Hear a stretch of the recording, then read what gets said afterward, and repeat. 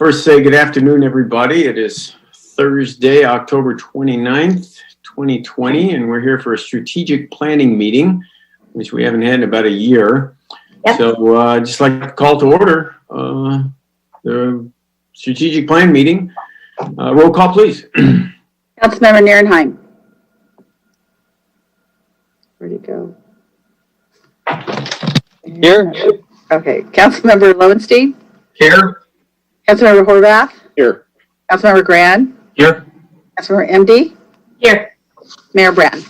Here. Eleanor, do we have a flag we can salute? Or there you go. Okay, great. Let's all rise and salute the flag and take a moment of silence. Ready? Begin.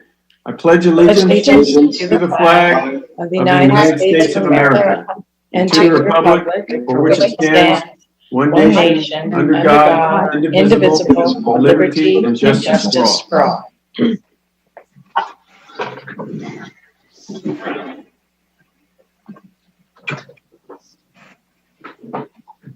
Okay, thank you, folks. And with that, we'll move through the agenda. Let's see, any presentations or announcements? I'll start with Councilmember Nierenheim. Do you have any announcements? Yeah, I just would like to announce that, right now is voting, and I want everyone to get out there and vote. There's absolutely no excuse to vote. There's so many different ways to vote. You can go online, create yourself a poll pass. So you can go down to a voting center, an 11-day voting center that's open right now, or a 5-day voting center that's open in tomorrow, I believe. And, you can do your vote by mail. You can vote in person. There's so many opportunities and choices. It's your right to come out there and express your opinion and do what you need to do. So really excited to see what's going on out there right now. I myself am working a voting center right now. So it's really, really cool. It's a great opportunity to meet people at these voting centers, and people are really happy to be out there. So even if you haven't voted in 10 years, you should be going out there and going down to a voting center, get yourself looked up or registered to vote at the voting center itself and vote. A lot of new first-time voters. So other than that, I don't have anything else. Thank you. Great. Voting has begun. Get out there, folks. Don't wait till the last minute. It's going to be long lines. Okay, Councilmember Lowenstein. Yeah, Mayor Brand, thank you. Two things. One is we had a great community meeting last night, discussed a lot of things from what people wanted to see on the strategic plan to skate parks, to homeless shelter, to you name it. So it was great, small but good. The second thing is one of the planning commissioners contacted me and asked me to make an announcement, not only to my community, but also during a council meeting, that the planning commission has already had one hearing in October. They're going to have another hearing November 19th, I believe. They're taking recommendations from residents on two things. One is municipal code updates related to zoning and planning, and the second is residential design guidelines. So if anybody wanted to see some updating, which I think we all would like to see this in terms of residential design guidelines, please contact one of the planning commissioners or whoever it is that actually heads that. I forgot who it is.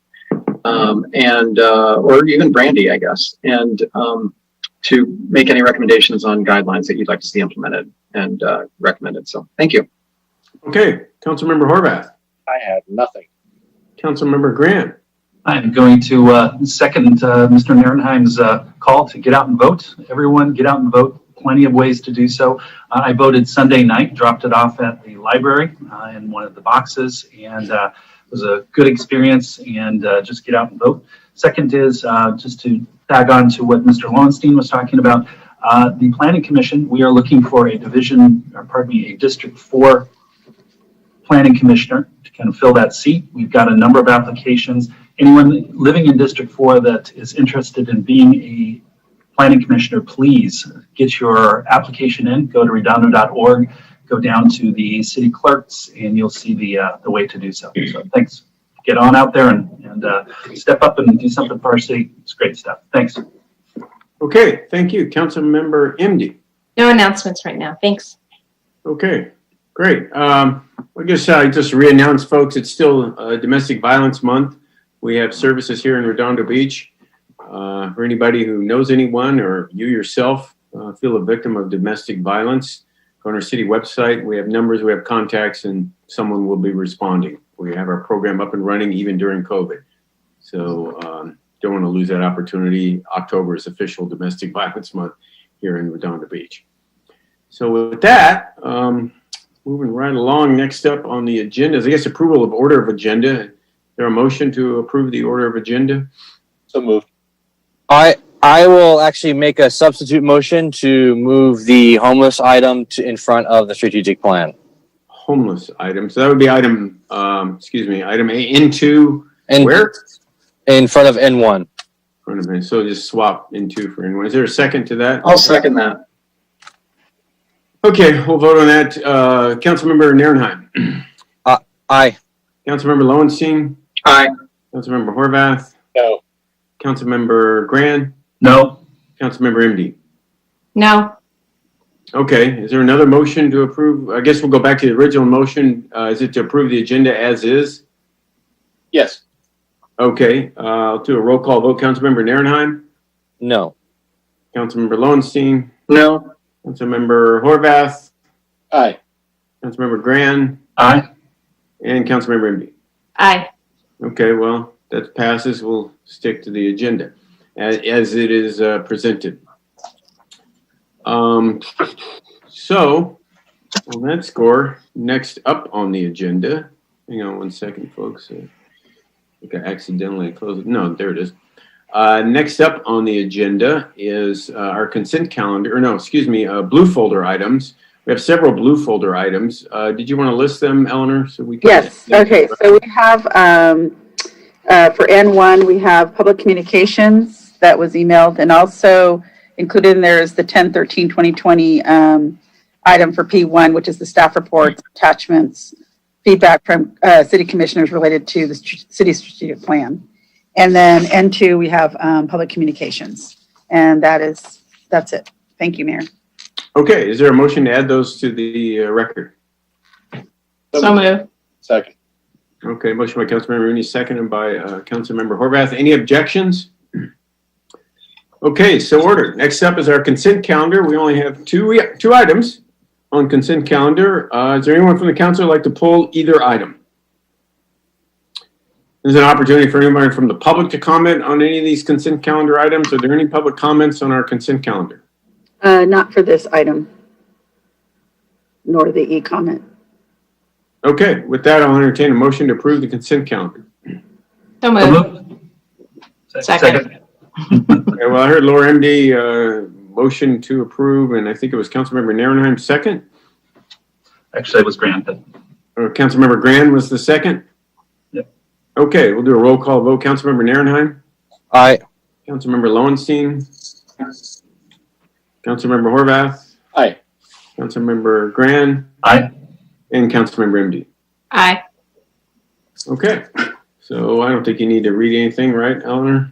No, not in this area. Okay, next up is public participation on non-agenda items. So this is the opportunity for the public to comment on any items that are not on the agenda. So if you got strategic items to comment on, those will be coming up. Don't really show on the agenda, but we'll hear those before we go into strategic planning.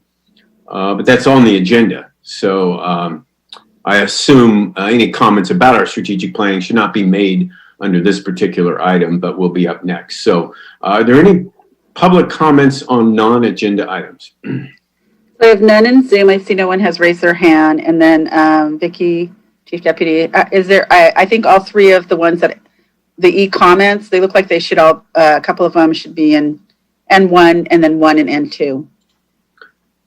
Okay, so we'll read those public comments when we come to those items. If you're certain of that, there's no other public participation on non-agenda items? Nope, that I see. Okay. Correct, Vicky? Based on, We had a hand raised, Eleanor. okay, so we have a hand raised for this item. Great. So I didn't see that on. Okay, go ahead, Mara Lang. Hi, Council. I wanted to speak on non-agenda items And this is pertaining to the strategic plan, so I hope I'm speaking in the right. Well, no, not really, Mara. no, Just wait okay. a second, Mara, because okay. that is on the agenda, and you can speak very shortly about that. Oh, okay. I'm sorry. Yeah, no worries. Okay. So any other, I guess an example of a non-agenda item would be, I don't know, a tree fell down, will you please come cut it down, or some other concern unrelated to strategic planning. There are none. Anything else? No more? Nope. Okay, great. So moving right along, we have two items. The first one is our discussion and possible action regarding our strategic plan, mission, vision, values, goals, and objectives. And after that will be a discussion and possible action to direct staff to evaluate the C-Lab property at Harbor Drive. So first up is N1, our strategic planning. And I guess, Kathleen Turner has been our facilitator for strategic planning, but probably before we get into that, it would be best to take comments on this item from the public and then turn it over to Joe and Kathleen to run strategic planning. And then maybe at the end of strategic planning, get further public comments that had come in during our strategic planning, or maybe somewhere in the middle. It's just good to get public comment as they come in. But for now, I guess we have 3 or 4 people who are already ready to speak on strategic planning. Eleanor, Vicki? Yes, and I just want to make sure they can only speak one time, and it's for 3 minutes. So, Yeah, so everybody understands you can speak once, you can't speak twice on one particular item. So if you're going to speak on strategic planning and you speak now, you will not be allowed to speak later, so everybody knows. Thank you, Mayor Brown. Okay, then first is Jim Hannon. There you go. Okay, can you hear me okay? Yep. Okay. Good afternoon, Mayor Brand, City Council members and staff. My name is Jim Hannon. I'm a board member of the South Bay Bicycling Coalition and a 39-year resident of the city, Redondo Beach. I recently discovered that about 80% of the public space in U.S. cities are allocated to city roads or streets, and the average car trip is about 3 miles, and this is well within the reach of most walkers, bicyclists, and micromobility users. At this time, the cycling community is rapidly expanding, and with the e-devices growing more than 300% annually since 2017, and creating the need to accommodate these new modes of transportation in our public streets, I think that this is going to put a real strain on the city for sure. The South Bay Bicycling Coalition supports the city's multimodal objectives and feels this is a huge step in the right direction in making the city residents feel safe while they participate in one of these new forms of micromobility and hopefully reduce their reliance on personal automobiles for these 3-mile trips. We are asking the city to include the Bicycle Master Plan and the Beach City's Living Streets Design Manual into the micromobility objectives. Also, in addition, a couple of the projects within the Bicycle Master Plan are simply paint on the ground, and we're asking those to be accomplished within the city's reslurring or resurfacing at a nominal cost to the city, where hopefully they can be accomplished within the next 1 to 3 years. On top of that, we've got bicycle parking, wayfinders, signage, and that might be a 1 to 5 year goal. CIP projects, most are already underway, hoping they complete within the next 1 to 5 years. And then we could look at maybe some large class 1 bike lane projects, probably within a 10-year period. So we're hoping to see some goals attached to each one of these milestones. We are in hopes the new multimodal objectives will improve safe routes to school, add walking and bicycle routes that would connect the neighborhoods, and then reduce the auto traffic and congestion. The South Bay Bicycling Coalition would like to thank you all for your tireless effort in making our city a more healthy and active community and a great place to live. Thank you, Jim Hannon. Thank you, Jim. Appreciate those comments. Who's next? Okay, Sheila Lamb. Go ahead, Sheila. Unmute myself. I got a little sign there. Thank you. Can you hear me? Loud and clear. Oh, great. Okay, thank you so much. Good afternoon, Mayor and council members. Great communities are partnerships of the government, private sector, community-based organizations, and residents, all geographically connected. There are 9 facets that all 4 connect. Safety, mobility, natural environment, built environment, economy, recreation and wellness, education and enrichment, technology, and community engagement. For the next 6-month plan and the 10-year plan, I encourage you to include community engagement goals. The police department is leading the way. Our police department is leading the way by having established a community engagement committee. That alone could be number 1 for the community engagement goals. Surely there could be community engagement goals listed from other departments. IT, for example, the technology work group on engaging the community through the website. Community engagement is vital and provides opportunities for creative engagement and community improvement.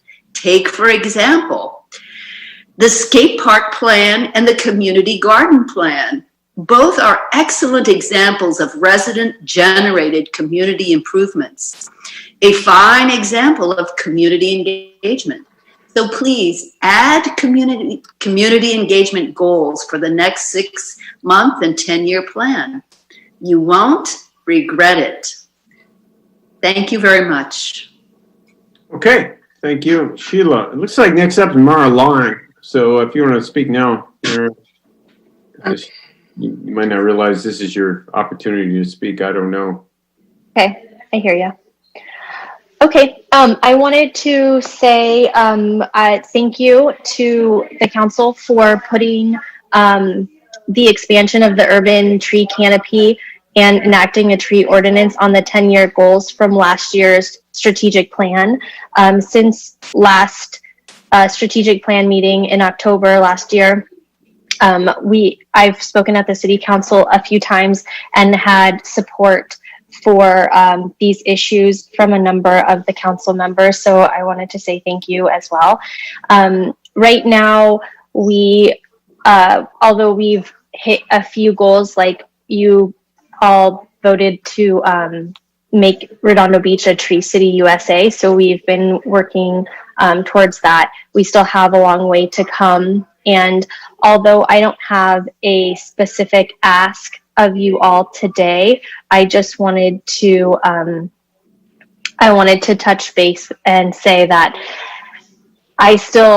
this issue is still very important to me and the community. And in the next 6 months, I would really like to move forward and have a tree canopy committee created, made up of a few community members that will then discuss the tree ordinance and other matters involving planting trees, community outreach, and so that is the next thing I would really like to work on is getting a tree canopy committee created. And then that committee will then have access to city staff to try and come up with solutions and protocols for dealing with tree planting, tree removals, and that's sort of, and that's basically it. Okay, great. Thank you, Mary. Who's Okay. next? Next person is Mark Hansen. He already spoke. Oh, no, I'm sorry. Apologies. That was Jim Hannon. Yeah. Okay, Mark. Well, Mark, we're both equally good looking. Hey, Jim. there you go. Good afternoon, City Council staff and our facilitator, Mark Hansen here, King Harbor Boater. Primary thing I want to do today is quite frankly just back up the phenomenal hard work of our harbor commissioners. Okay, they've done good jobs in past years, but they really rolled up their sleeves this time, and sent you a 5-page document which serves to make recommendations both short-term, mid-term, and long-term. And that's an impressive document. I don't have anything to add to it because I attended those meetings, made a few suggestions, and they graciously accepted the thoughts that I had for them. So I just kind of want to emphasize a couple high points. And by the way, the package I know is in your blue folder there, if you don't already have it in front of you. But under their 6-month goals, 2 that I want to highlight is they wrote to establish an interim location for the white sea bass grow out facility. And under boat ramp, they wrote to develop an updated set of options for a boat ramp and hold boat ramp public workshops. Those 2, I'm going to point out to you, were on your last set of 6-month strategic objectives you approved back in October of 2019 and ran through April 15th. Of course, we've had a strange, disjointed year, so no surprise we haven't been able to make all of our suspension dates. Those 2 had suspension dates of March and April of this year. So I think that'd be my number 1 recommendation is to carry over those 2 from your last 6 months objectives. Along with the recommendation of the Harbor Commission to do so. Jumping to the 3 to 5 year goals, which of course, isn't the huge focus today, but I just kind of want to keep some of these fresh in your mind, is they typed plan for Moleby, including Moonstone Park and Outrigger Canoe Clubs. I think all of you probably are well aware that we developed a really wonderful master plan for Moleby that includes a permanent home from the Outrigger Canoe Clubs, a home for the city sailing program, and some massed up dry storage for just small boats, 14 to 16 foot small sailboats that would be on hand dollies. That would have to be modified a little bit because we had huge support from King Harbor Marina, but along the way they decided it wasn't practical for them to try to build the big 2-story sailing center that they had once envisioned. So more or less all we have to do is erase that building and see if the current management of King Harbor Marina is willing to go forward with that. But would just be a huge asset to our harbor. So let's keep that one fresh in our minds. I know we've kind of got to wait till we clear up some of the legal issues going on. Another one I just want to point out is they type to include restroom, shower, and 0 depth entry. Yes. Is there a motion to extend? Motion to extend? Is there a second? Second. Okay, there's a motion and a second. Anyone opposed? Okay, so ordered. Go ahead, Mark. No, thank you very much. At any rate, it included 0 depth entry at the hand launch. And boy, that's one that, I think could sneak by us that we really should keep an eye on. You all know the paddlecraft have just exploded in the harbor. Our community is really enjoying that. And a 0 depth entry area would be just wonderful for them. They also typed in to provide massed up dry storage, including for large keelboats on trailers, potentially on the AES property. As I mentioned just a moment ago, the plan had been to put some massed up dry storage just for small centerboard boats that are hand movable over at Moleby. But the other thing our harbor, besides a boat ramp, is sorely missing is any dry storage. And there's 2 types. There's the small hand launch stuff, and then there's actually power boats and keel boats that we are going to need to accommodate once we get that boat ramp in. I think those, there was just one other, yes, important one to keep our eye on is to extend the southeastern breakwall, that's the short pier side breakwater, to reduce swell and surge in the harbor. We obviously have big plans for a boat ramp and potential big plans for a new sport fishing pier. And, hopefully that's something where we could, get funding from the Army Corps of Engineers and make that area safer and more efficient to use. Those are the last of my items. I think the only last thing I want to say is that this is a phenomenal document that the Harbor Commission has provided to you. And I think we really want to keep that history around, so, I don't know if there's a way to, kind of append that in some special way at the end of your meeting today so that, it's around and kind of ready for you next year, just in case anything happened and the Harbor Commission didn't have the time to redo this, because this is just a great document. Oh, well, thank you very much. Appreciate your attention. Okay, thanks for all your hard work, Mark. Really appreciate it. Any other public comments, Eleanor? Let's see, we might have one coming in from Zoom, but right now we can go to the e-comment. I think we have one that Vicki can read. Yes, thank you. Submitted by Deidre Brand. Dear Council, I am making this comment on behalf of the South Bay Parkland Conservancy. The SBPC understands that enacting a tree ordinance and improving the tree canopy of Redondo Beach are goals of the 10-year plan. But we are lobbying for a more immediate and renewed focus on these issues. A vigorous and appropriate tree canopy is vital toward beautification of the city, developing habitat for birds and other species, mitigating the effects of climate change through the absorption of carbon dioxide and the cooling effect of trees to what will increasingly be an urban heat island. The SBPC strongly support the adoption of a tree ordinance, a renewed assessment of the plant and tree species lists utilized by the city, and an ongoing effort to install and properly maintain drought-tolerant and habitat-rich vegetation throughout the city. The SBPC requests that the City Council consider forming a subcommittee to develop and negotiate a path toward greening the city of Redondo Beach. The SBPC has a number of experts on our board that would be happy to serve on this committee. A collaborative and focused approach on this issue would serve all of the residents of Redondo Beach. A greener city will be beneficial to property values, quality of life, climate adaptation measures, and a healthy urban ecosystem. Again, we respectfully request that the council move for renewed focus on this important issue and the development of a greening committee. Thank you for your time. And that concludes comments from e-comment. Okay, any other comments, Eleanor? Okay, Mayor, no, that's it for right now. I'm sure we'll have a couple more later. Okay, well, let's move on then to item N1. This is usually our biannual strategic planning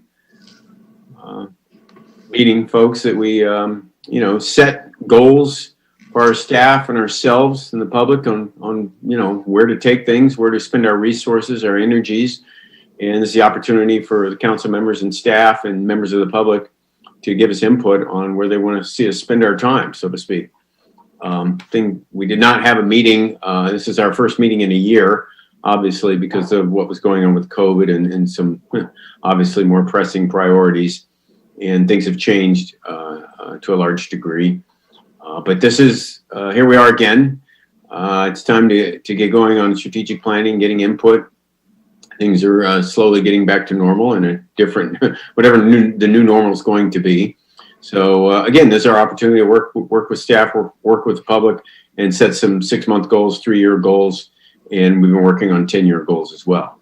So with that, I don't know, Joe, should I just turn it over to you to follow up and introduce Kathleen, or why don't we just do that? Yeah, certainly. Kathleen Terry is our facilitator. I think this is the third time that she's been with us for strategic planning. The materials in your packet include an updated copy of the plan that was last before you a year ago. We've done some updates in terms of comments, where things stand. A lot of those items, again, are somewhat outdated because the objectives were set a year ago for the 6-month period that ended in April. As the mayor has indicated, a lot has happened since then. We're still in a local state of emergency from a COVID-19 standpoint, as well as a local state of emergency related to the potential for civil unrest. We have a structural budget deficit that we dealt with as part of our last budget process. We still have a structural budget deficit. We'll have updated budget information for you in December as part of the year-end report. With that, I know Kathleen has a kind of a full day plan for us. So she will cover a lot of the information that's in the report. And the focus today really is based on the council's prior action to solicit input and adopt 10-year goals, which took place at your October 13th meeting. The focus today really is the 3-year goals that fit within the 10-year goals. There's lots of different ways to do that. I know that Ms. Terry has asked for your input in advance, and I think she'll probably share that as part of her presentation. So myself, you've got all the department heads and key staff here. We are certainly available to help and assist, but this is your meeting. But don't hesitate to call on any of us. So, Kathleen? Well, let me see. I see Councilmember Imdy's got her hand up. Did you want to speak, Laura?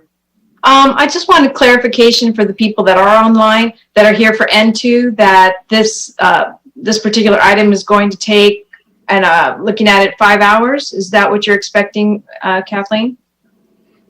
It's up to us. Okay. So, but I expect it to be a long time. So if anybody, just to let everybody that's online know that it's going to be at a minimum of 4 hours before we get to N2. So just know that. Well, I think that was the point of trying to move that item up so they didn't have to guess on when that was going to happen, but now they're going to have to sit around for the entire thing and hope that they're here for when that item comes up. So it's a shame we didn't move that up, but that's well, the reasoning is, I'm sure, is that there's a lot of people who knew it was going to be later in the day, and there's more people that we expect to show up. So that's what that reasoning was, and I'm sure, at least it was mine. And then, so anyway, just to give everybody online a heads up on that. Thank you. Okay, Kathleen, take it away. Okay, wonderful. Well, I'm so glad to be back with you all. I think that is it possible, Ellen, do you want to not get rid of yourself, but get rid of your video so that we only have the city council here?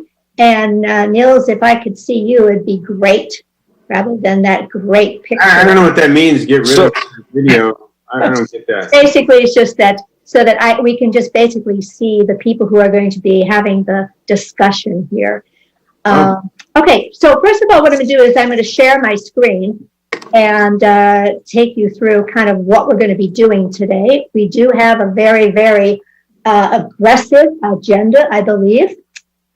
This is, as we've said, is what we used to do twice a year, only we didn't do this for a year because of COVID. And this is really all about shaping your future.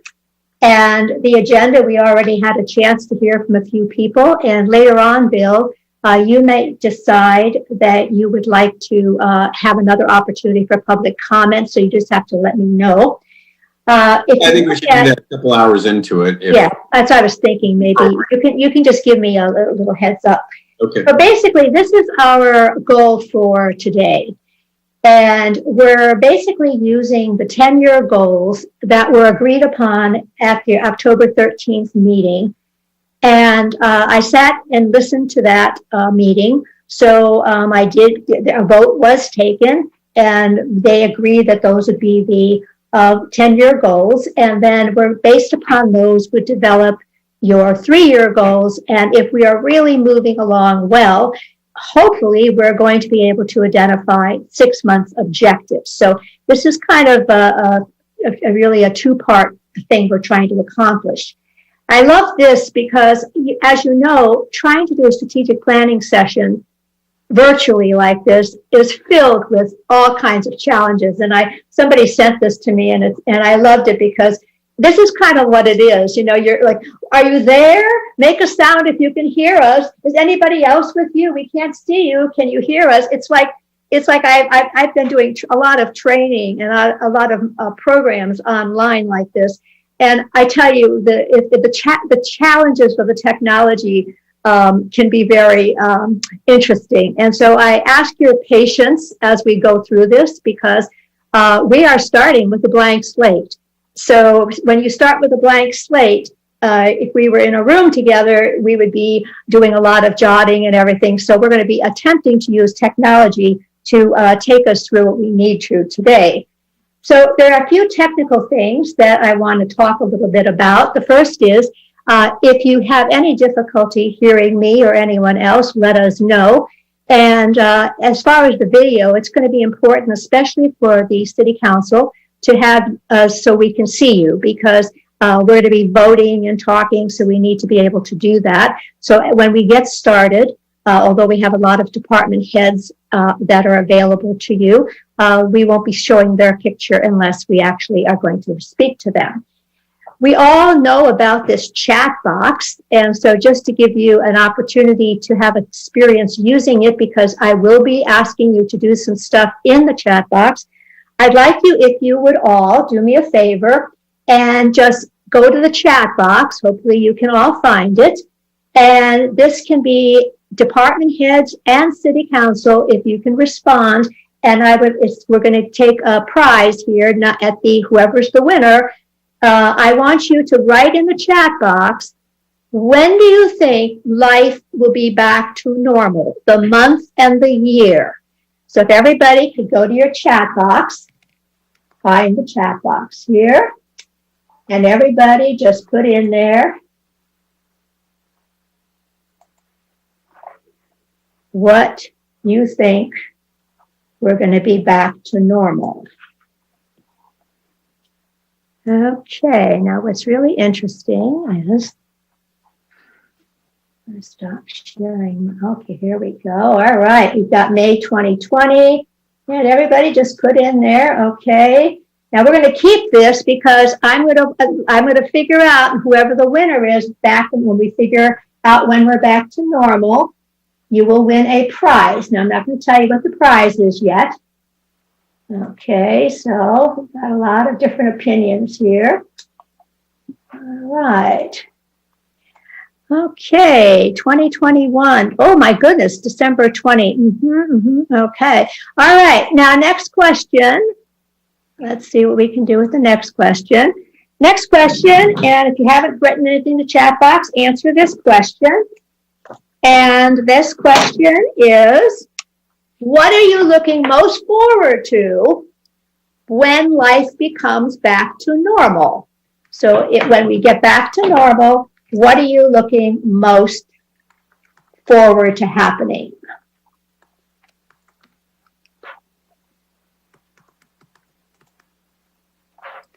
Okay, yeah, I can't get to my gym. Yes, hugging. Got a lot of hugging here. Socializing.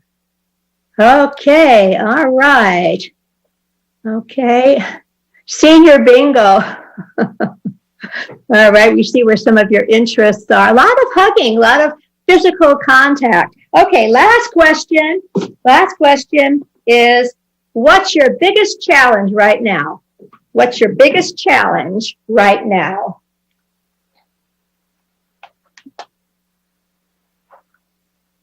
Biggest challenge.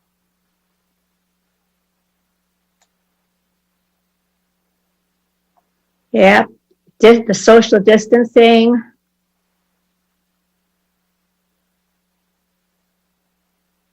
Yes, for me, travel, because I'm a big traveler. I've had 2 trips that are canceled.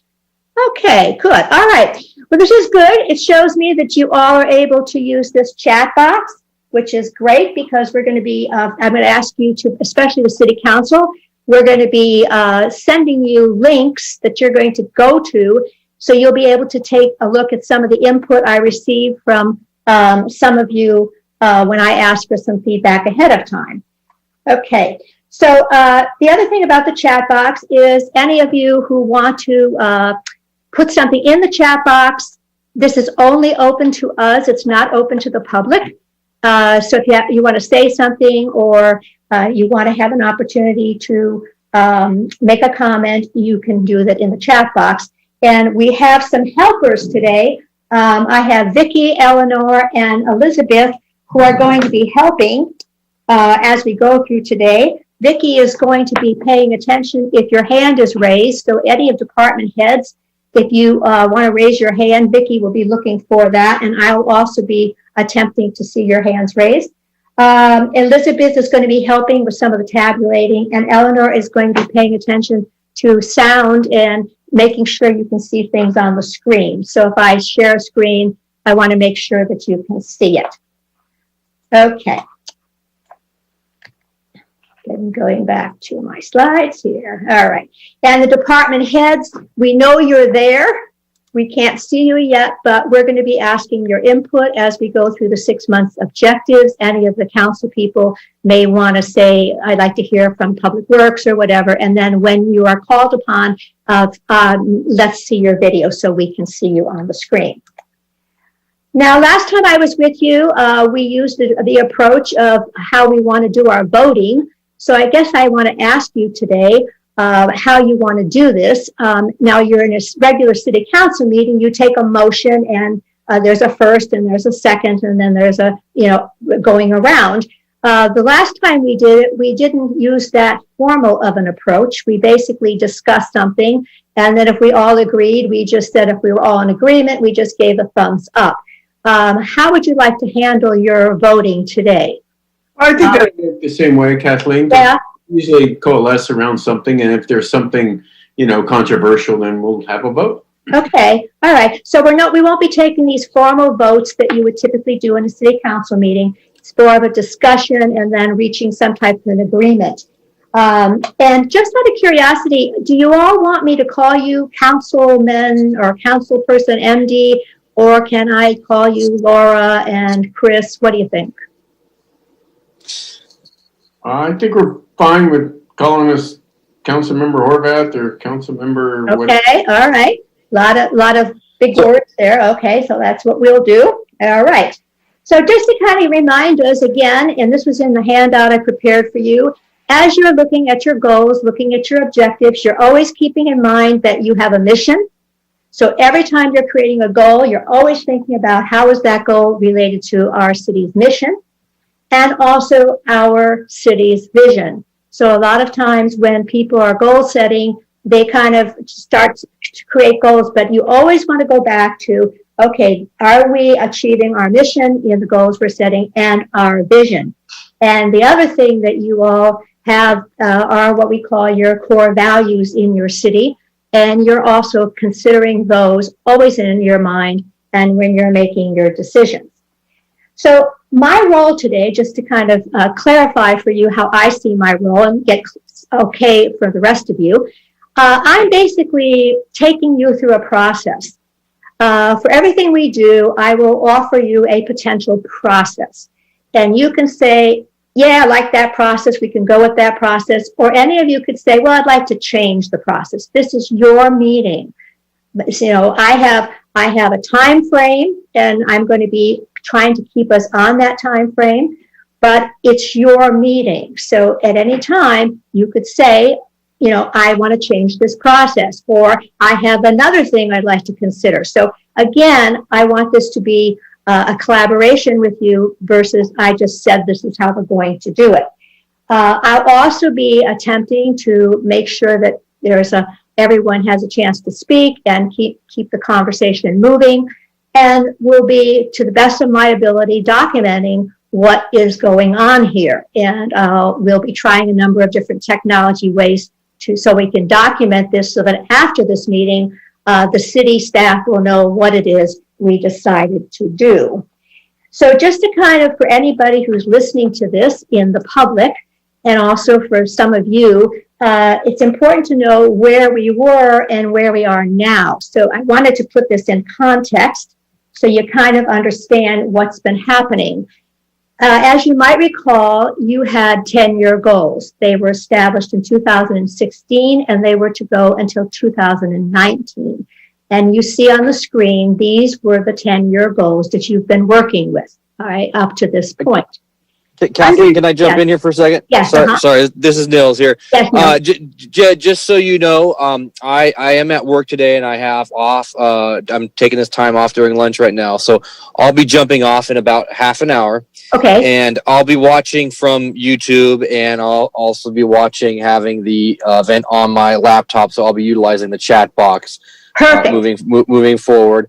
And then when the homeless item comes back, I know it's not regarding you won't be there for that, but I'll be jumping back on for that as well. So Okay, I'll be available, great. just might not be available via voice. All right, thank you so much. And I got your input, so I will be including that in our conversation today. Perfect. All right, so the 10-year goals are basically what you've been working with. Based upon those 10-year goals, you then created 3-year goals. And these 3-year goals went from 2016 to 2019.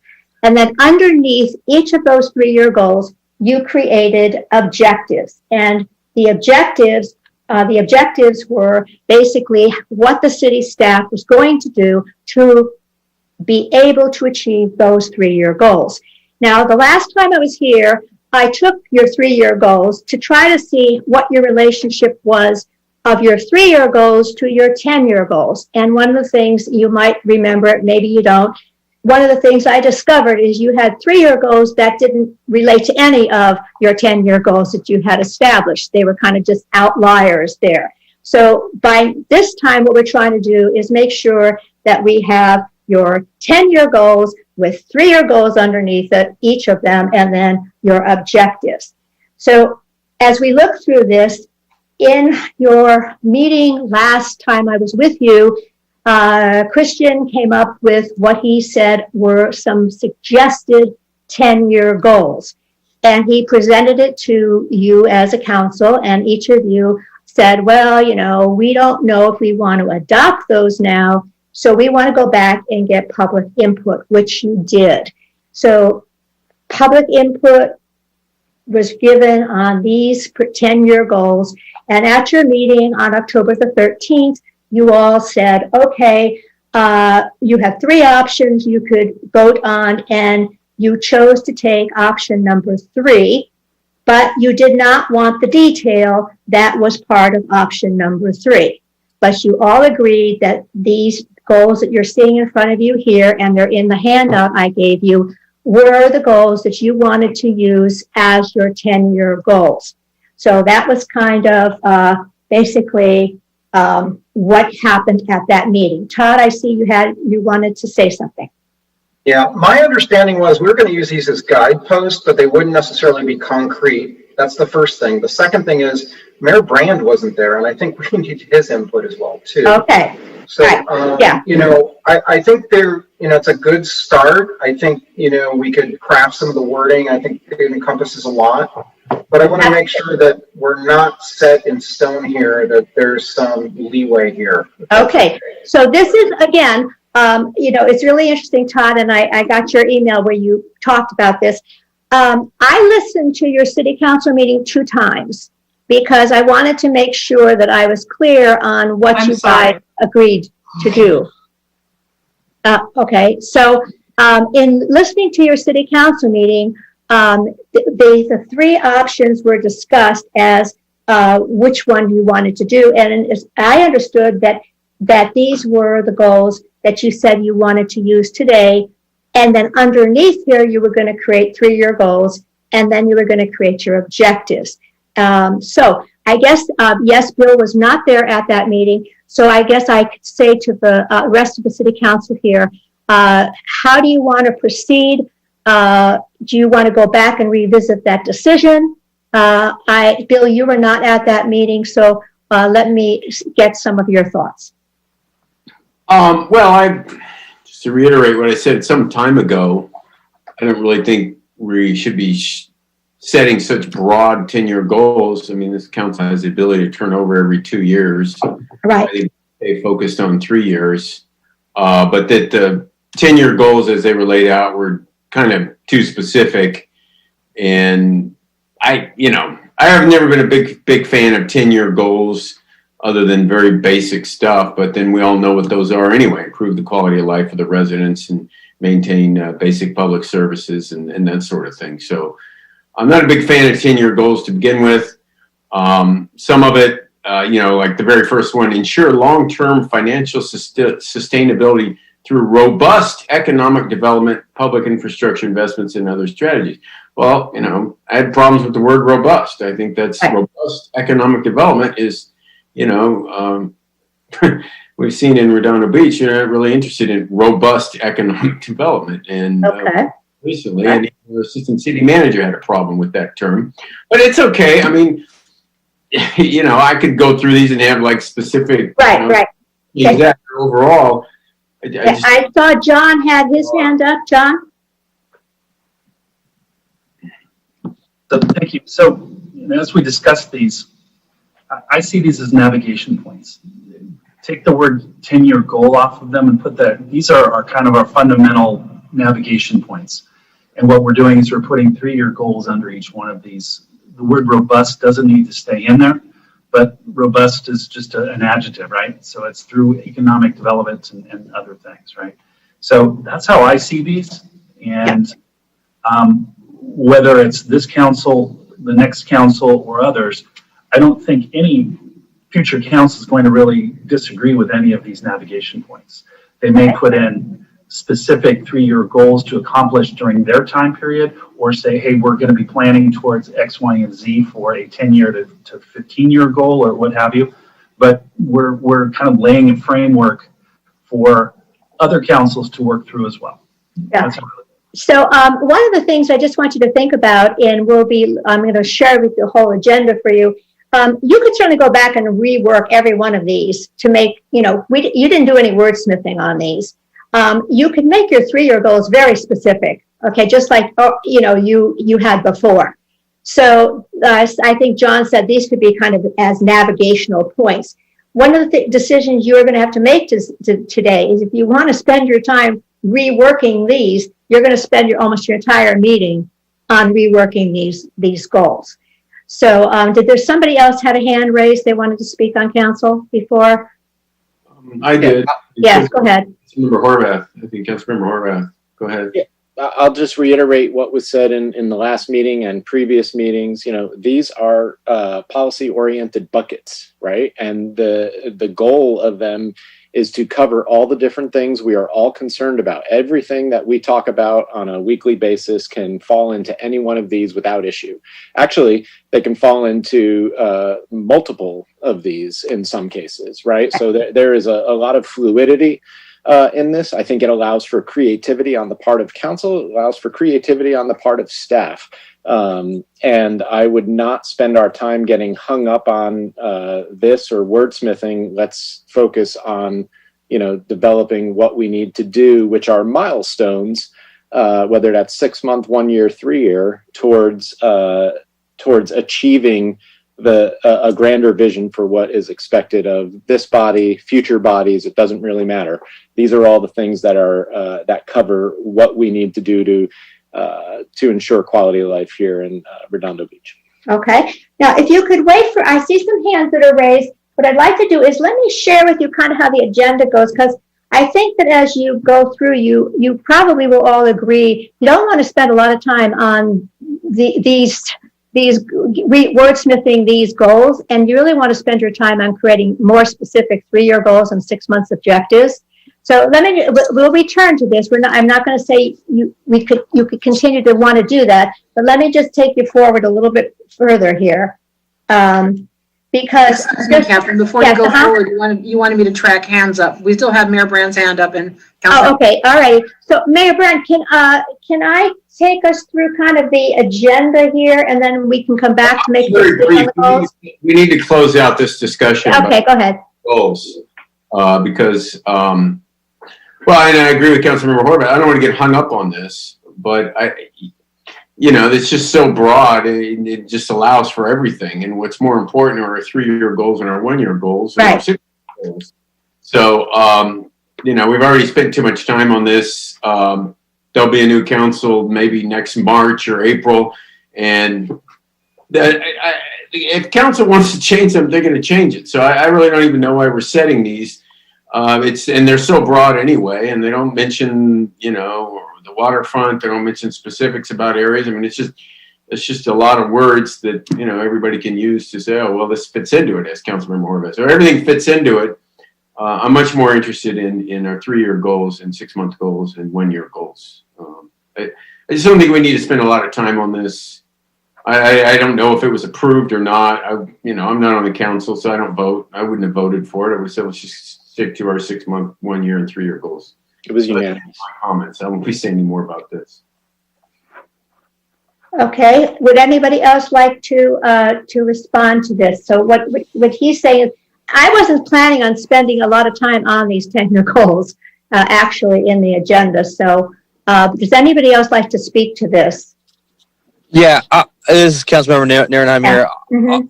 I'm just going to echo kind of what Mayor Brand said. I didn't vote for these. These were introduced as a shotgun tsunami during a year ago, completely unapproved, not part of the agenda. Yeah. And they're so broad. And the most important aspect here of our city is the harbor and waterfront. And there's not even a bucket, so to speak, for the harbor and waterfront. It's a major jewel, important piece of our waterfront. And we're just shoehorning of our city, and we're just shoehorning the waterfront and harbor into a small little portion of this. So the point here is to create, as Mayor Brand said, 6 months, 1 year, and 3 year goals that we should agree on, and have the staff execute towards those ideas, and kind of go from there. Okay. Anyone else? Okay, so then I think I'm in agreement with what we're planning on doing. So let's look at our agenda, because if you look at our agenda, yeah, who? Before you proceed, Councilman Grand would like to speak. Okay, Councilman Grand, go ahead. So while I appreciate what was just said, that's exactly what we just agreed to, is that we were going to take these and then put 3 year and 1 year goals under each one of these. Am I missing something? Because we keep objecting to these, what I call position points. Mr. Horvath calls buckets. It doesn't really matter. We're going to be putting those in there, and I didn't really see any shoehorning or anything else going on. This was mostly kind of setting the skeleton so that we can start putting some goals in between there. Yes. Did I miss something, or am I missing that point? I hear basically the same thing. I mean, I think I don't think we're in disagreement here. I think that we can use those as like big bucket lists, if you will, because actually, technically, you'd have to talk to them in more detail if you really wanted to say, do we all agree every one of those goals that are identified? If you look at the agenda I've created for this session today, you'll notice that what we're basically going to do is, first of all, we have to do a little bit of an update on what has been done in the last 6 months to a year. We want to make sure that everything is that the city council has been doing, you're aware of and you have anything to say about. But then I want you to notice that where we're spending our bulk of our time is developing goals for the next year, 3-year plan. And those 3-year goals will support those other I guess you could say 10-year goals that were established, and then based upon that, we'll establish our 6 months objectives. So, and then that'll set the council for what the city for what they're going to do. So, if you look at this agenda, is this agenda in agreement with everybody here? So, all of the city council, is this an agenda something that you are agreeing to? That first of all, we're going to do a status review of where we are.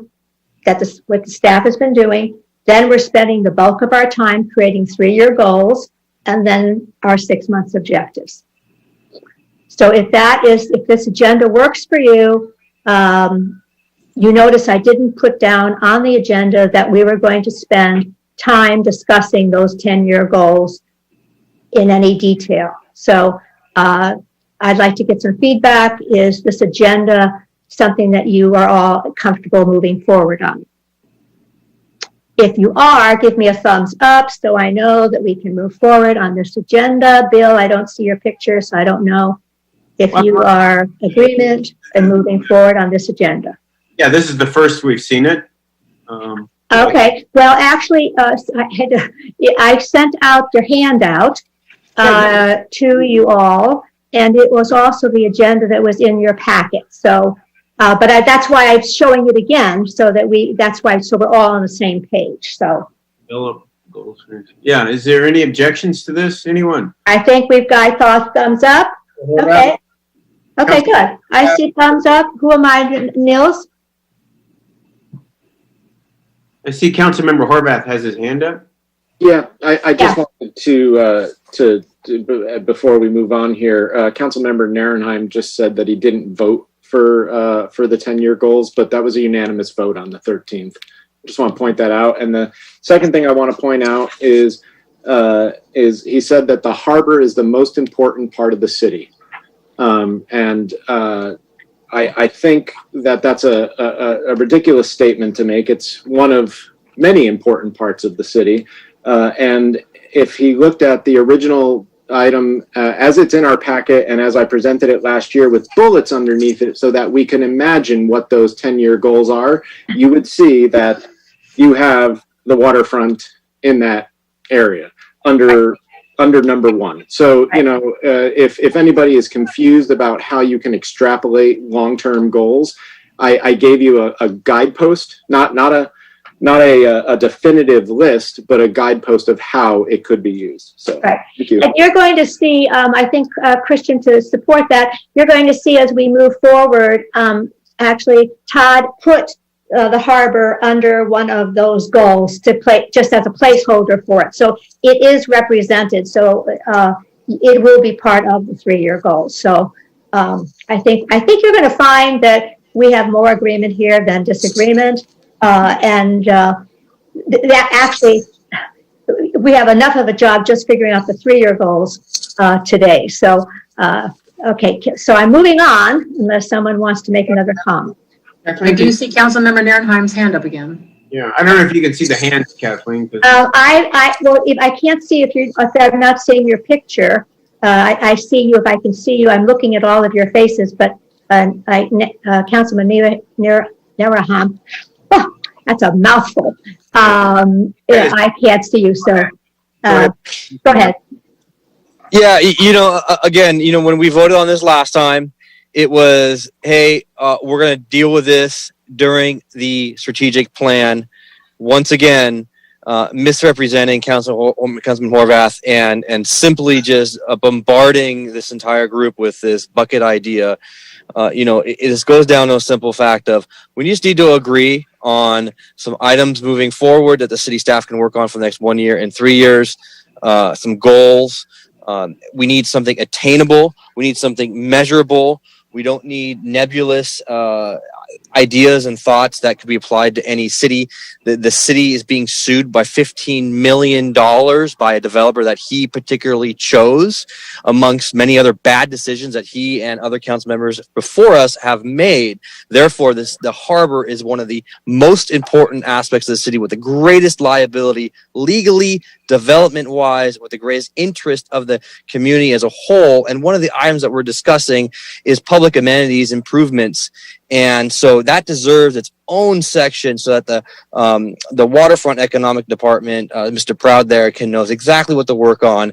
And if everyone watched the Harbor Commission meeting just the other day, they would realize that the harbor is an extremely vital portion of our city. So it is, once again, we just need to concentrate on the 1 year and 3 year goals that each individual council member has as a whole, agree on those and move forward on. Okay, I think that is exactly what we're going to do. And just hang in there, and I guarantee you that's exactly what we're going to do. We're going to come up with very tangible things that the city can work on, and every one of you as council people will have your high priorities identified. So hang in there. We will get there. So I'm moving on, and we have to spend a little time in looking at what has happened in the city between the time we met the last time and now. And you're going to also see on the agenda, I'm not spending a huge amount of time on this, but I'm going to, again, leave it to you on how much detail you want to get. But just to make it simple, this is the process I'd like to use. You were all given, sent out to you in your packet, this document. You've seen it before. We've used it before. Hopefully you've had a chance to look at it. We are not going to go item by item. What we're going to do is we're going to review each of the 3 year goals and the 6 months objectives that are on there. What I am going to be showing you on the slide is what has been done We don't need to talk about it if we want, unless you want to. It's been done. Then we're going to look at anything that's been revised and on target, and you all can decide which of the revised or on target objectives you want to discuss. Okay, so we're going to go through this if you want to spend a lot of time discussing something, fine. If not, I'm going to highlight it, and anything that is revised or on target will be moved to the next 6 months if you want to do that, and we'll be documenting that so that city council, city staff can work on it. So this is the process I'm proposing. And so just to get a clarification from all of you, are you in agreement with the process on how we're going to go through this document? I'm not going through line by line. If I see thumbs up, Bill, if you show me your picture, I know you have your thumbs up. Good. And Niels, you have your hand up. Good. All right. Good. So this is where our city staff may want to say something. And this is also a great opportunity for any of you on council who think, I just want to give a real applaud or hands up or shout out for some of the things that have been accomplished. So if you look at this first 3-year goal, and the first 3-year goal was to modernize city communication systems. Now, you can think about when you set your goals for the next 3 years, you can use these same goals if you wanted. I mean, you could decide, or you can elaborate or even add more, but if you look at modernized city systems, these are the 3 that were done. So is there any of this is again, success. You have done them. Again, you stop me if you want to talk about any of these. These are completed. But now let's look at the second list, and I kept the numbers that are the same numbers that are in the document so that you can kind of see. And what we'll be looking at is, are any of these items 4 through 10 under here, any of them that you as city council would like to discuss or ask any questions about or make any comments on?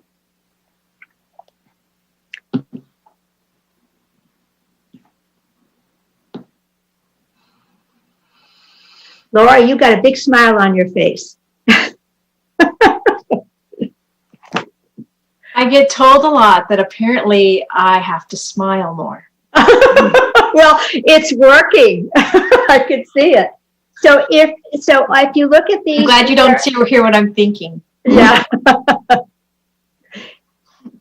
So what do you want? Are there any of these? This is up to you. If you say, I don't need any more clarification, I can read what's happening on this document, I don't need to have any comments on these, we can move on. Well, Kathleen, I will say I don't see comments from the council, but I'd be curious if staff has some comments. Okay, good point. Regarding these. All right. So if we look at these items, this is on the modern communication system. So we have a lot of people working on this. We've got the Joe. We have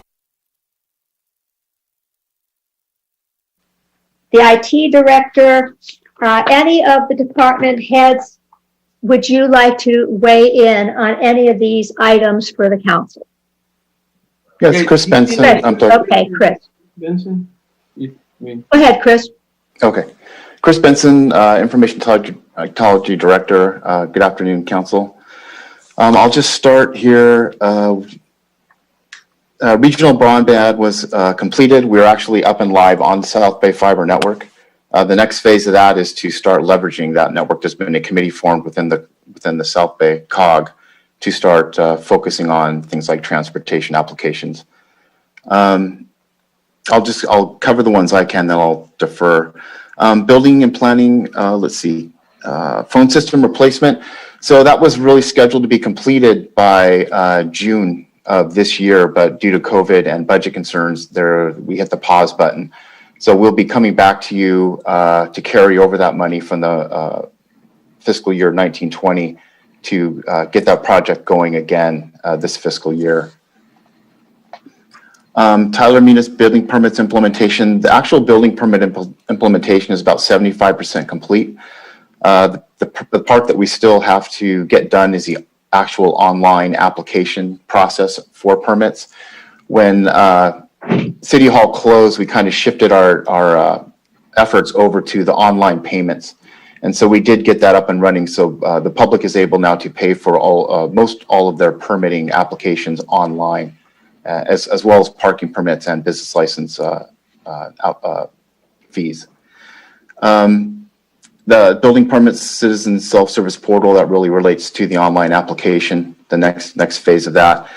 Building inspector real-time remote access to building permit system. That's a functional. I'll defer to Brandy. Maybe she wants to comment. I believe we're working on funding for those actual devices for that remote access. The engineering electronic permit forms, that's going to go hand in hand with the building permit online applications. Integration with City GIS, we have training scheduled for that. It's actually installed. We have training set up for staff in November.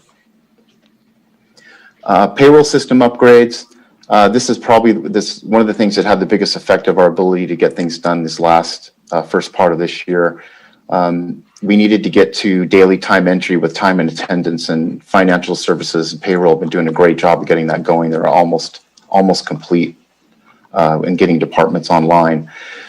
We had to do a required upgrade from our version of Munis to the current version. We completed that in July, but we've had post-upgrade issues that have affected our customer service self-service portal with post-backup payments back into the Munis database. And so that actually was in development. I think it's been solved, but now we're scheduling to get that installed into a test environment, test it, and then get it into live. So there are still some things going on with that, and I'll let Marnie comment on that after I'm done. Employee self-service, that is up, installed, functional. It's been tested. We were holding off on implementation, a phased implementation of releasing this to employees until we solved an issue with how to get employees access who don't actually log into the system or log into Munis ever. We think we found a cure for that, or a cure. We found a solve for that, and also a solve for a multi-factor authentication for security. Munis business license. I believe business license is going to be our first effort in online application process, the actual applying for a permit online. And there's going to be some training on that starting in November. And that'll be our first foray into the online application. And once that is done, then we would move to permits. So everything is moving. It's with, staffing has been an issue this last 6-7 months from March forward, but it is in motion. It's just taking us a little longer. Okay. So you're basically going to carry these over into the next 6 months, correct? And put new dates to them? Yes, I believe the dates have already are on here. So we will just be continuing this effort. Okay. City Council, do you have anything you want to say to this, or any questions before we move on to the next one, or any other comments? Yeah. There we go. Thank you. Thank you. Yeah, Chris, you just said staffing has been an issue. What's the current situation regarding retirements and staffing levels, and looking forward? As you know, IT is something you can't just change over from week to week. It takes multiple months sometimes. So what's the issue there? The staffing issue wasn't really IT related. It was in more the planning building side of the house with the budget and staff reductions and this new budget year. Employees needing to take time off for various reasons and being out of work for periods of time, it hindered the ability to keep on track and get things done. It wasn't a failure of anything. It's just the way it worked out. Okay, so it's nothing in the IT department regarding retirements and people leaving, coming and going, and planning, or anything for us to be concerned about long-term planning. No, not right now. No, I mean in the future we definitely have to address that, but not currently. Okay. Okay, Todd, I see your hand. Yeah, I think the regional broadband project was completed. I think that was part one. One of the things that I think Christian had mentioned, and I mentioned as well too, was investigating, and we can look at this later when we talk about future goals. citizens and residents being able to tap into the regional broadband network. Is that something also that we're going to look into future-wise, Chris? Yeah, I think that's something the city can definitely investigate. How that will happen is something that really has to be explored. The internet service provider for the South Bay Fiber Network, Race Communications, doesn't have any plans as a company to expand residential service based off the South Bay Fiber Network themselves, right? So it's going to be the city kind of having to be creative on how to make that happen. We connect to the South Bay Fiber Network at City Hall, and we connect to it at North Branch Library, right on the Artesia corridor. So, extending tentacles out into the city from there is kind of where we start. How we do that, again, is, has to be explored. Yeah, whether it be a mesh Wi-Fi network or whatever it might be. But yeah, that's something that I know I put, Kathleen, you had mentioned one of my goals, and that was one of the goals going forward. So I didn't know whether to bring this up now or later. So Yeah, just put that jot that down for yourself so you can remember to add that as we move forward in future goals. Yeah, and you may have already put it on your list also, Todd. I think you did, by the way. Okay, all right. Vicki, did you want to say anything? Did anybody else want to speak in this first one? I do see that Mr. Hefkin's hand is raised. Okay, go ahead. Yes. What I wanted to, hi, this is Joe. What I wanted to say is that for the things in the current plan, we did do a recent update, so that far right-hand column in the document has a lot of the things that Chris shared. So, in order for us to get through these, we're happy to answer questions, but we're really not planning to go through each of these in the same level of detail. So I just wanted to just draw your attention to that right-hand column that was just recently updated. Yeah, thank you, Joe, because again, we really want to spend our time on our 3-year goals. So again, we do want to hear, because these people have been working on these things for a while, and I do want to hear if you have opinions and things. Bill, you wanted to say something? Bill? Sorry, yeah, you mentioned to Todd to jot these down, and so it seemed like what Todd was talking about was this might be the place to add to the 3-year goal, what he was talking about. Well, you could, except we're going to have a whole category where we're going to talk about 3-year goals, and I'm going to share what he already gave me some input for goals. So we'll be creating 3-year goals. So right now, this is the past. So this is like a review and an update of the past. And we'll come, all of these that are not finished will be added to the 6 months objectives. Okay. So we won't lose them. We won't lose his ideas. Okay. All right. So now let's go to the second one. And this was the second goal, vitalize the waterfront, Artesia, etc. And I want you to see that on this, items numbers 1, 3, and 5 were done, were completed. And a number of them were revised. So numbers 2, 4, and 6 are revised. Like Joe said, if you look at the end column, it tells you a little bit more detail on what's happened with those, where they are, the status of them. But if any of you would like to ask the Public Works Director or the WED Director or anybody a question, this is the time to do it, or even make a compliment if you want at this point.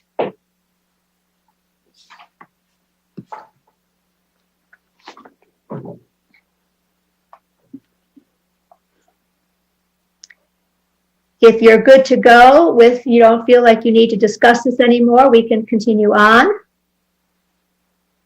Okay, yes, Todd. Yeah, so number 3, which is the water filling stations. So it was only the grant, but it wasn't the actual installation. It's a possible installation, but those have not been completed.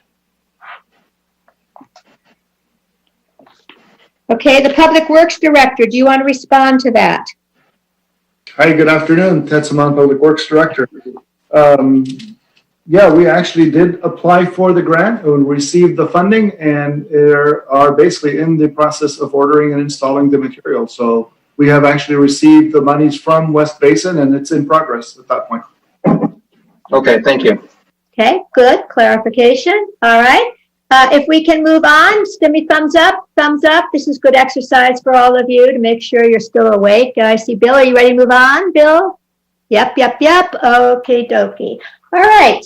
Moving forward, this was your next goal, your third one, having to do with, wait a minute. This is assess, prioritize. Which one is this? Oh, I'm sorry. Yeah, so I'm jumped ahead. This is assess, prioritize. This is actually go one page on. Again, skate park 2 done, park conditions done, and here you have items 1 and 3 and 5 are revised. Are there any of these that you would like to comment on or have information on? Yes, Bill. Excuse me, I don't know what Wayland mural archiving is. Wyland. Okay, it's spelled, I don't think that A should be there, but whatever, the Wyland mural. Yeah, you're right. It's in the spelling, you caught it. No worries, I just don't know what that is. It's the Wyland. So with the CS director, please speak to Good what afternoon, Mayor and Council. John LaRock, Community Services Director. When we proposed this objective, Mayor, it was with the anticipation that at some point the AES power plant, as it's constructed now, would be altered in new development. And because relocation of the physical mural is not possible, we wanted to work with the Public Art Commission to explore technologies that would allow us to essentially digitize the existing mural so that it could live on virtually after it potentially comes down. So we'll be discussing that with the Public Art Commission in January. Okay, sounds good to me. Okay. All right, can we move on? Thumbs up, people. Let me know. Yes. Can we move on? Yep. Okay. And Niels, I'm assuming unless you raise your hand, we're good to go. And Kathleen, you did go one. If you go one back, you'll catch the one before. Yeah, here we go. There we go. Thank you very much. I skipped ahead. This was the one I missed. This one, as you can notice, we've got items number 1 and 4 done, and the rest of them are 1 and 4 are done. Rest of them are revised, and the number 7 is on target. So take a look at these. Any comments or people that you'd like to hear from?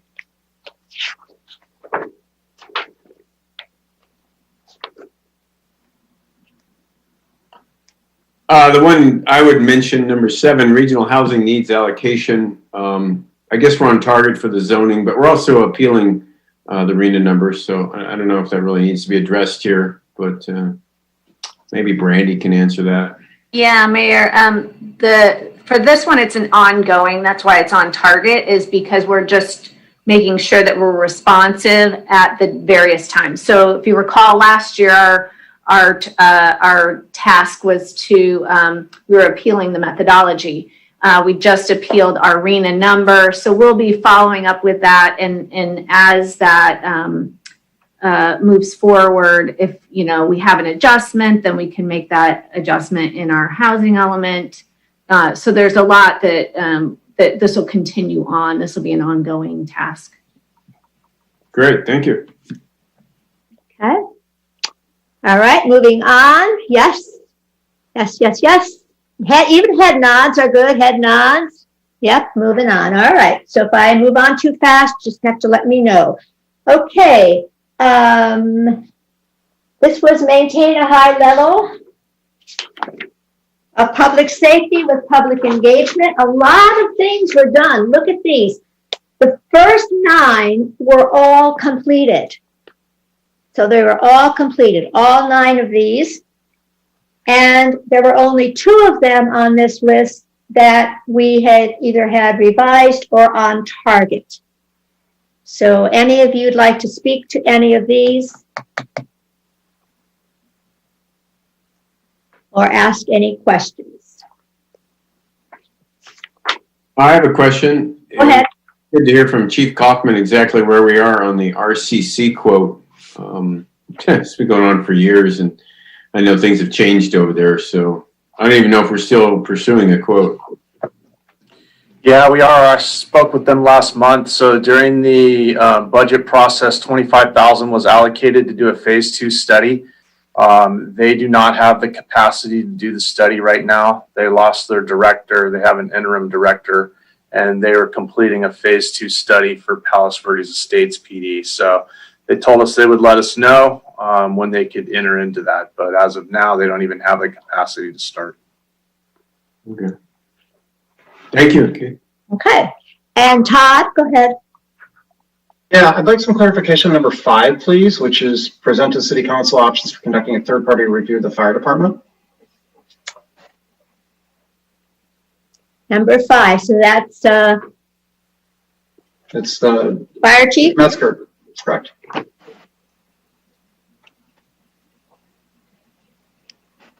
Fire Chief, are you there?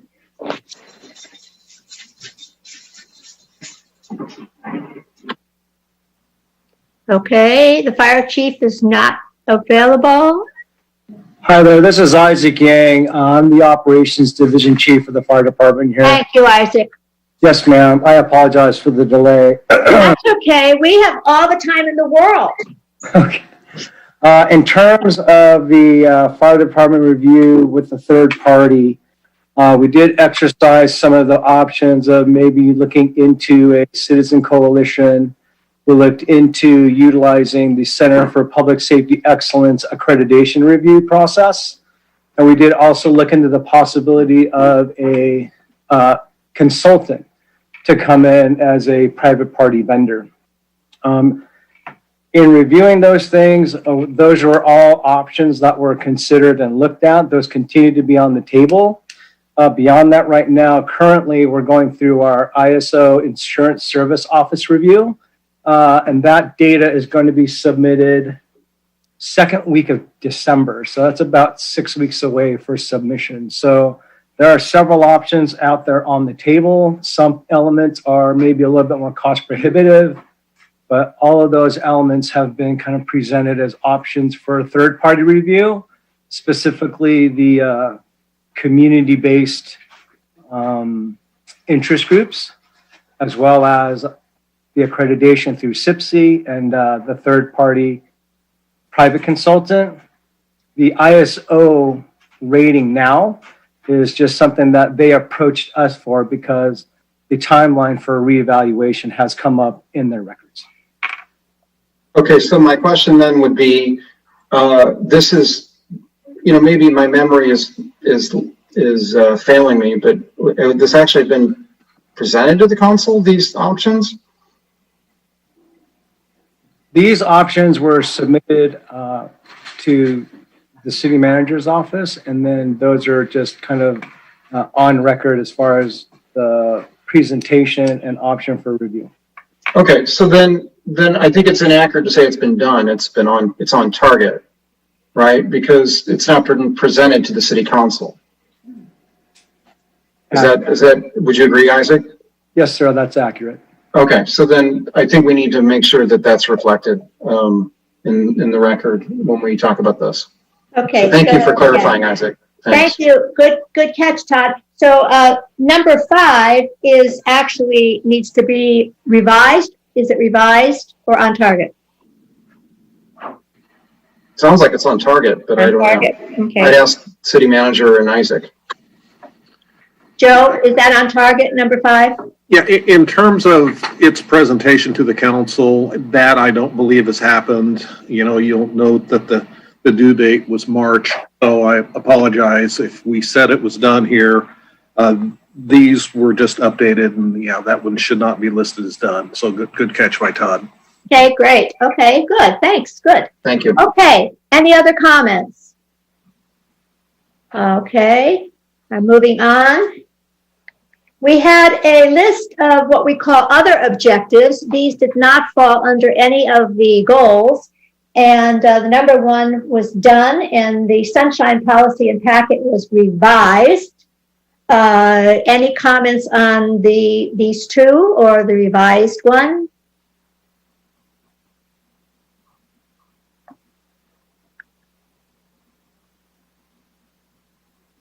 All right. You also had a whole bunch of follow-up on Moss Adams. A number of them were done, but there were numbers 5 was revised and 6 was done and revised. Not quite sure, but any comments on the Moss Adams objectives?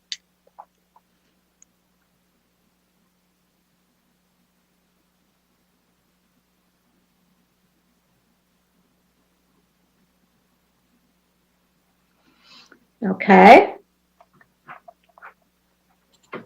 All right. Now, how come, oh, there you are. I lost Laura for a second. I went, where'd she go on my screen? Okay, so what we have just accomplished, you guys, is we have gone through the 6 months objectives in relationship to the 3-year goals. And I want you to know we are making great progress so far. We're actually way ahead of schedule. And I know you have this issue at the end of today that you really want to get to. So as we make good progress, that's positive.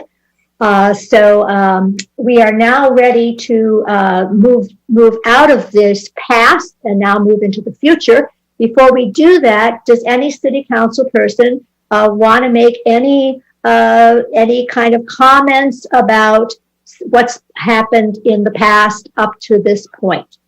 This is give you a chance if you want to give a shout out or something to anyone.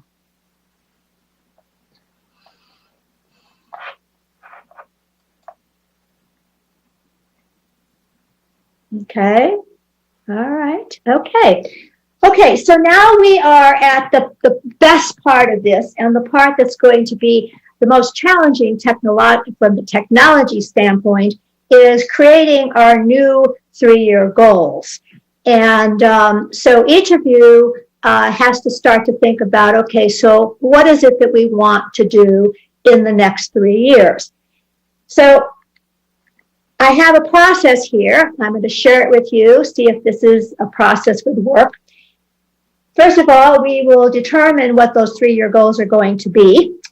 And then under that, each of the 3-year goals, we are going to attempt to identify some of our objectives. They may not be perfectly wordsmithed, but it will give the staff enough so that they can put the who, what, the when, and the time frame to them that identify the objectives. And then any of the objectives from the last 6 months that we just went through that were revised, we will add to that plan. And then based upon that, we'll establish the objectives for the city staff for the next 6 months. Okay, so that's where we are now. Are we all in agreement with going forward? Yes, Leah Bill, yes, yes, yes. Heads, nods, good. Okay, now we're using these because we have a lot of discussion on it. We can use these as kind of trigger points, if you will. We can do whatever you want in how you want to give me your 3-year goals.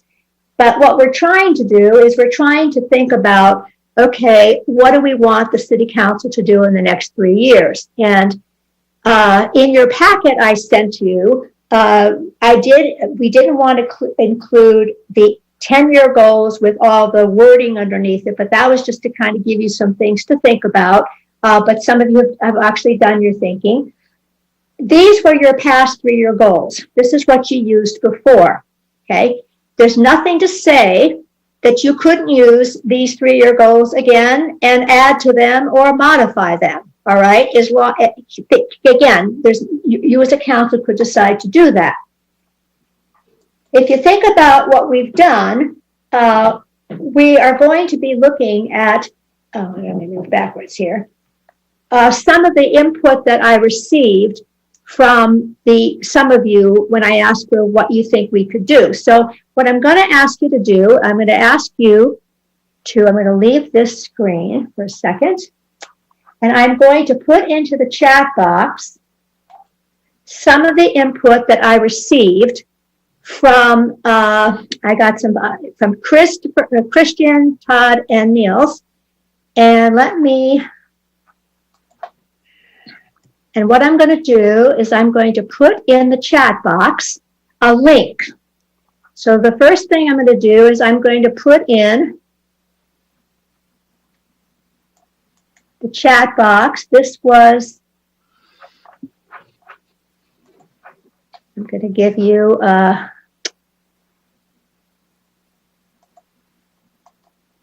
okay, get the chat box here. Now, when you go to the chat box, get rid of this, you're going to click on this link, and this is going to take you to what Neil sent me. So if you go to the chat box and you click on this, you're going to take a look at some of the input that he had. And he said these are kind of how he was looking at the goals.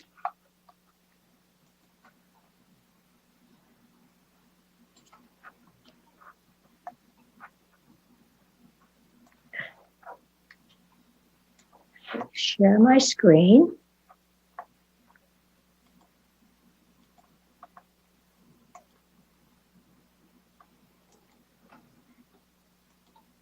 So if you're looking at this, you should have found a document. You see the document where it says modernized city recommendations, etc. You see this? When you click on the link, did everybody get to his? Yes, okay. All right. Now, I'm going to give you some more documents to look at, because this will be stuff. So again, this is the only way we can see what people are kind of saying, and then we'll have a conversation on it. All right. The next document I want you to take a look at is this was what I received. And this is just input. It doesn't mean we've decided anything. It's just what people have given me. Todd, what Todd did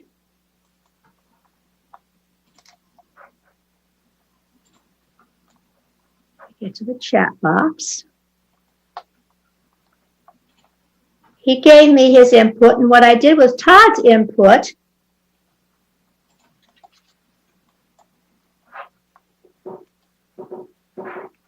Okay, so here's Todd's in the chat box.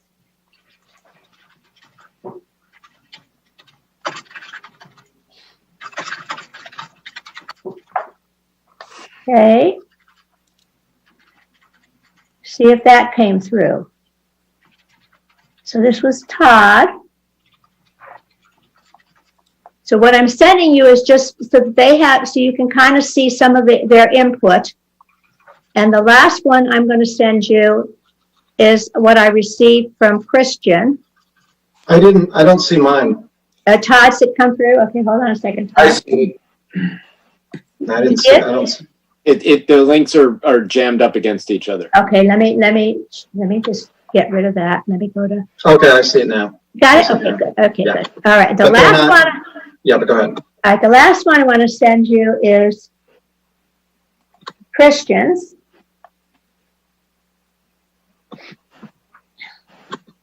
And this is just so you can, so it just saves us from having, then we can use this as kind of starter point. Okay, and then I received this from Christian.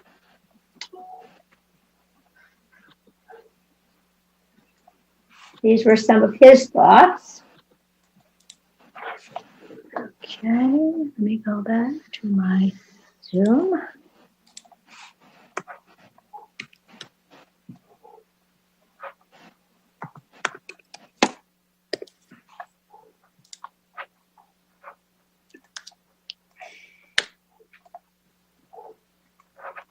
I gotta get.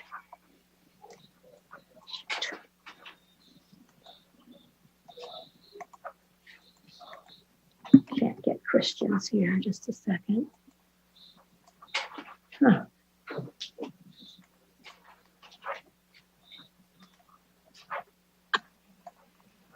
I got too many links going here.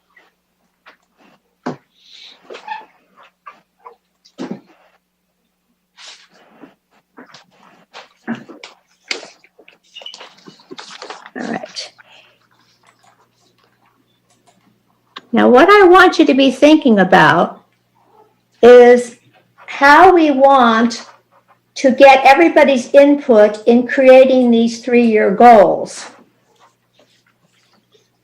So I'm going to start, while I'm getting Christian's input to you, I want to start with Todd. And Todd, give us some of your thoughts on how you think we should create these 3-year goals.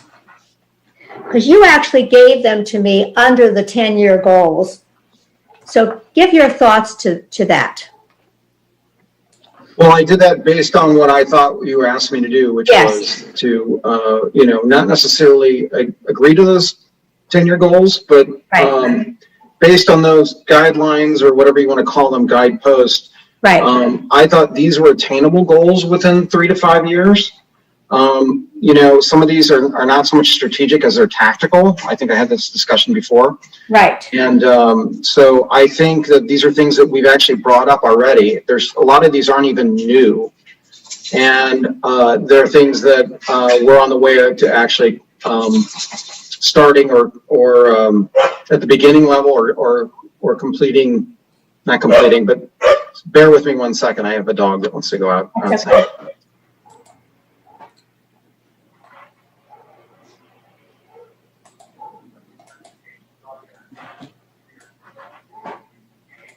The joys of doing it from home. I thought that they were attainable, and they were things that were measurable for the most part. 1 or 2 things did not have numbers that were assigned to them. For example, pedestrian safety was one that did not have a number assigned to it. But these are all things that, based on our discussions over the last 2 to 3 years, we've had, these are things that we're all considering. They're all things that seem to be priorities for, nearly all of us. But, whether or not we can come to agreement on them and to make them measurable is another thing, Okay. Yeah. Okay. And I actually, as soon as I can find my Zoom thing again, you actually took them and you took the 10-year goals that I gave you as suggestion. And you said these would be how I would where I could put the different things that I was interested in. So that's how you approached it. Okay. All right. Nils, would you like to, I don't know. Nils, are you still there? I think he is not. Okay. So Nils, if you look at what Nils did, he actually, when he looked at this, and let me show you, I took his stuff. Kathleen, can you actually share it so that way it I am goes to the going public to also? show you what Nils did. Okay, so Nils, what he did is he decided to tell me here were the areas that he thought were most important, right? And then he took each of those, like modernized city communications, and then he basically said underneath there, he would put digitize Redondo Beach, and then under it become more environmentally friendly, and then this is what he did. So what he did is he took each of the goal, he put them under these headings. He didn't put them under the 10 goal headings. He put them under these headings. And then he put, again, what his priorities were under each of those. So that's how he did his. And now I'm looking for Christian's. So Christian, while I'm looking for yours, tell them what your thought was on this. Interestingly enough, my thought was you could use the same 10-year goals as 3-year goals, kind of in the way Todd, laid his out here.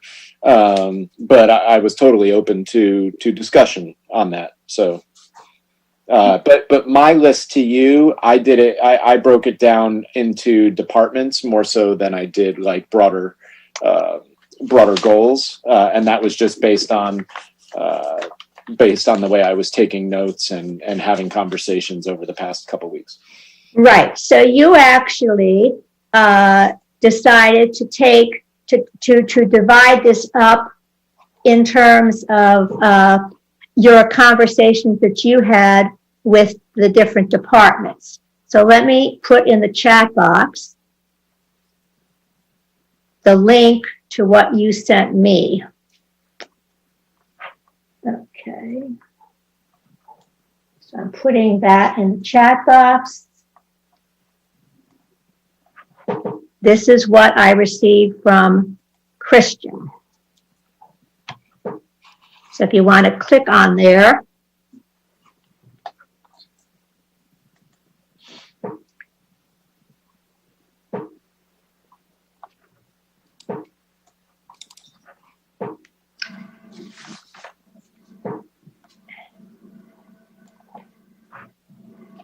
And so let me know if you get it so I can. I got it.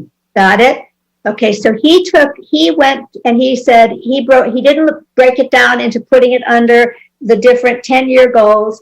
He basically said, okay, these are the things that were important to the different departments. And so that's kind of how he was looking at all of this. So let me see if I can share, just so you can have the same screen here. So what you have, basically, let me see if I can find Christian's. We have it up already. Here's Christian's thoughts.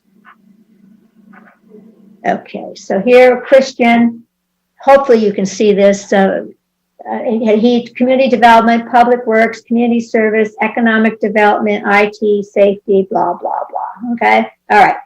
So what we have here, guys, is we have basically a variety of things that you all want to accomplish, but now the question is, how do we want to go about identifying this and creating 3-year goals? Okay, so I'd like to hear from some of you what your options are. You know, one option is we take the 10-year goals and we brainstorm underneath the 10-year goals what you want to accomplish under each of those 10-year goals. We look at the 5-year goal, the goals we had in the past. So let's hear from you. How do you want to? I guess I'll go first, Kathleen. I put my hand up. But it just seems like everybody's on board with kind of going through the 3-year goals. Right. We go through them. We can incorporate, because there's some great input here from everybody and some overlap as well. Right. I think as we go through the 3-year goals, we can try to insert some of these goals, you know, that are distilled out by the people who authored them, so that, you know, because they're pretty detailed and broad, but I think by going through the 3-year goals, it'll force us to narrow down. We'll identify the overlaps and okay, help us come up with a final product instead of pouring through each person's input. Right, right. So what do you want to use as your 3-year goals? Do you want to use, do you want to start with? We've always done, we go through the different overall objectives that we've had that we kind of went through already in terms of what we had completed and what we had revised. So, I mean, that's what we've done in the past, and it's great. We got this head start, but that's just my opinion. It seems like that would be the most organized way and the way for everybody to get in what they want to do. Okay, let's hear from someone else. What about you, John? I'd like to kind of put some 3-year goals and some 1-year goals out there under the different, as we call them, buckets, just so that we're starting to put them in there. Okay. I have a couple to add as well. So, but we'll do that at due time. Okay. So do you want to start with we can do some brainstorming here, and let me just get a sheet so we can have something to work with here. Do you want to throw out, one way we can do this is each of you, or whoever wants to, could put in the chat box what you think is a few of the goals you'd like to start with. So you can you have to start with something. So you can decide we could use the goals we had in the past, or we could create a brand new goal. I would recommend maybe we look at where there's overlap. Mm-hmm. And then start with that. And then beyond that, if we can all come to an agreement on where the overlap is and see if we're happy with those, then that's helping to build consensus. And then beyond that, if we wanted to add new, which I would imagine we want to, new goals, short-term goals underneath that, then that's what I would do. So again, look at the ones that have been submitted, add the ones that John wants to put in, or Laura or Bill, and then see where there's overlap, agree on it, and then go to other ones where we can add new short-term 3-year or 5-year goals underneath the 10-year goals. Does that make sense? Okay, so does somebody want to give me, I'm going to get a blank page here so I can start to document this. Let me just get the page so we can see what we're doing, and I can, okay, okay, let's see. Councilmember Horvath would like to speak. Yes, go ahead. Yeah, I was going to offer up a 1 3-year goal, which based on something that Todd mentioned before and something I've been focused on.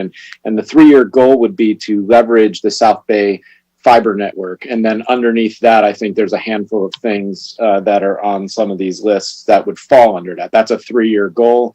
And then we could put in more 6-month, 1 year, or, multi-year objectives.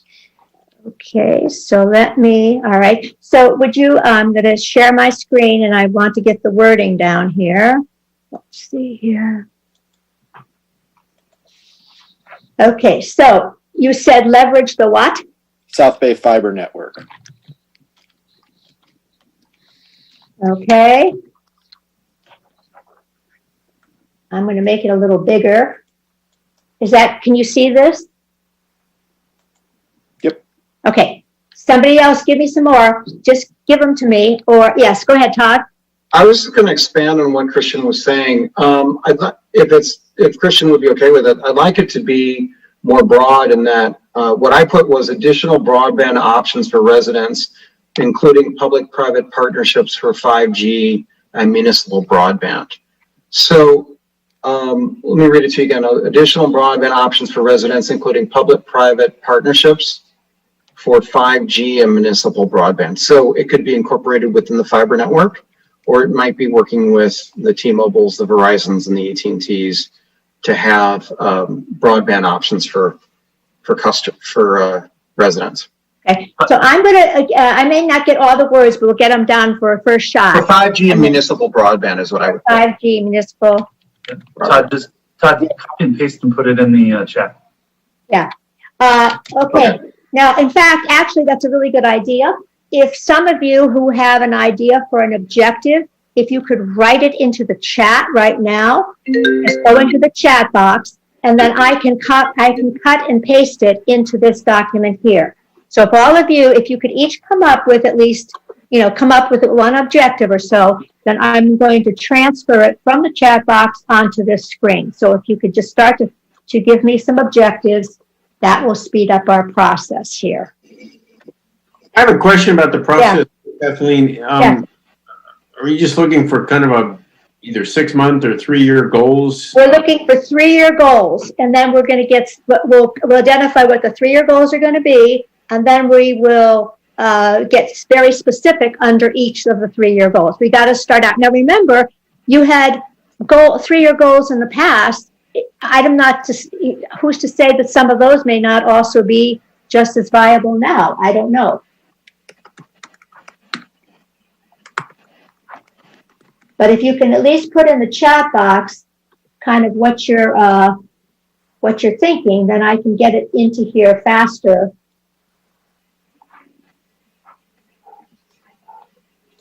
Are we doing this in any particular order? Right now, you're just now see again, if we decided to go through the 10-year goals, if we were saying we wanted to use those, I would be taking them one at a time.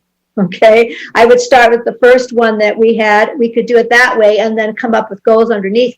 That's another way you could do it. But some of you didn't want to use those 10-year goals as a starter point. So I guess we have to decide.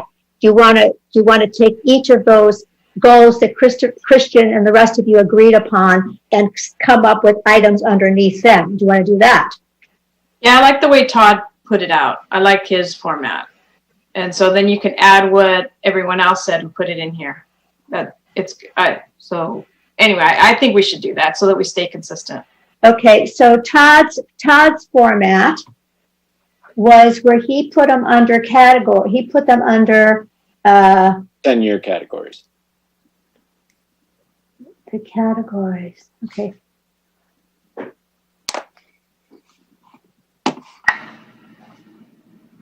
So I'm trying to get to the chat box.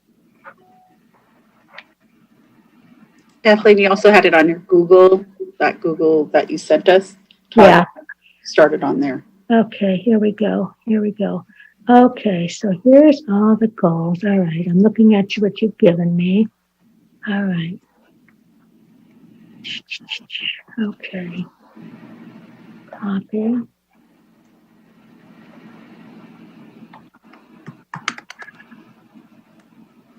So the first one would be long-term financial sustainability. Okay, so what I have here, this is, if you look at what I've got on the thing.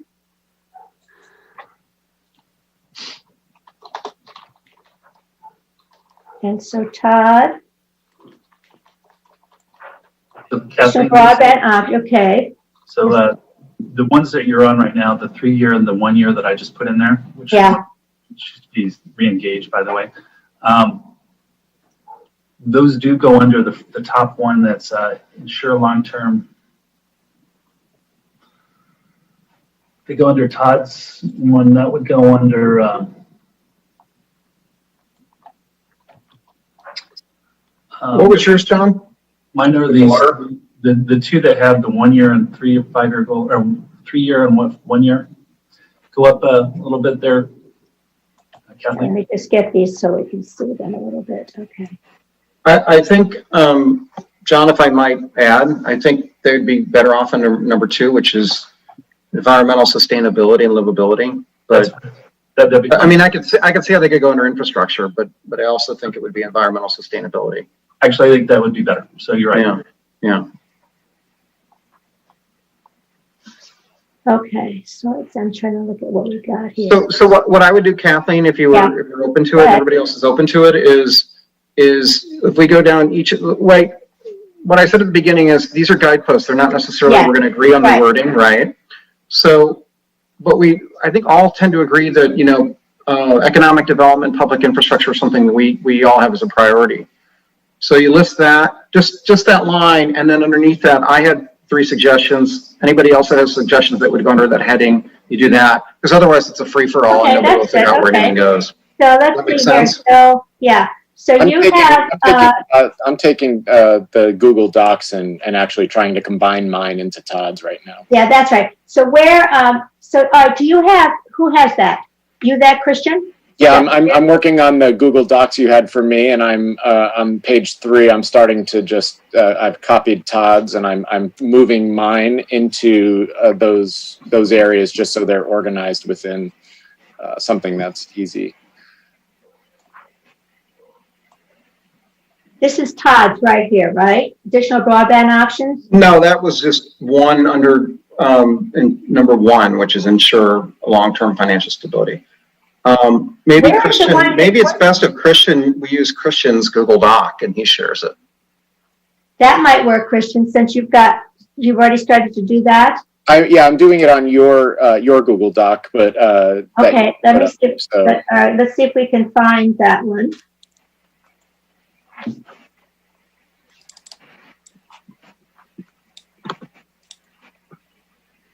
Okay, here's the.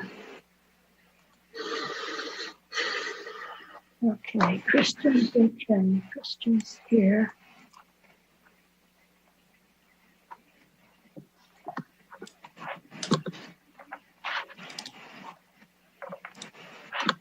Okay.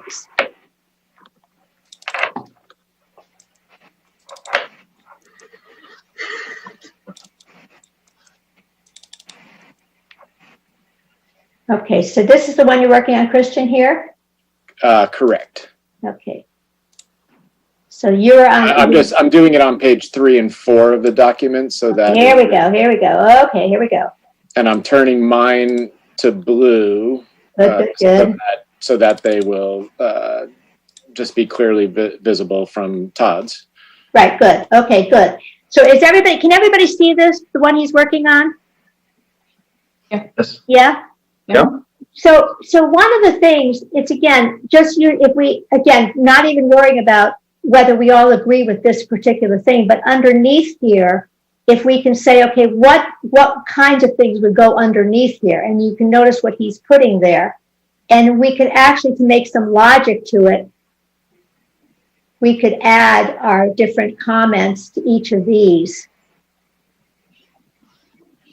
So let's stay with the first one for a while. Okay, Christian? Yeah, go ahead. Yeah, I'm just going to listen while I copy. Okay, so if everybody could just look at the first one. We all can agree that you want to have long-term financial sustainability. Is that correct? That would be something you'd want for the city. So underneath there, let's look at the different things that we have here. And Todd, you gave me some other things that might go under here. Do you see yours reflected here? Under Just number under one. this ensure long-term financial. No, I mean, mine are there. They are there? Yeah. Yeah. Christian, I just put in the chat some ones that go under number one, which is the ensure long-term financial stability. So there's John, you can actually you can put them right into the document. You can actually, if you have that document, you are all editors.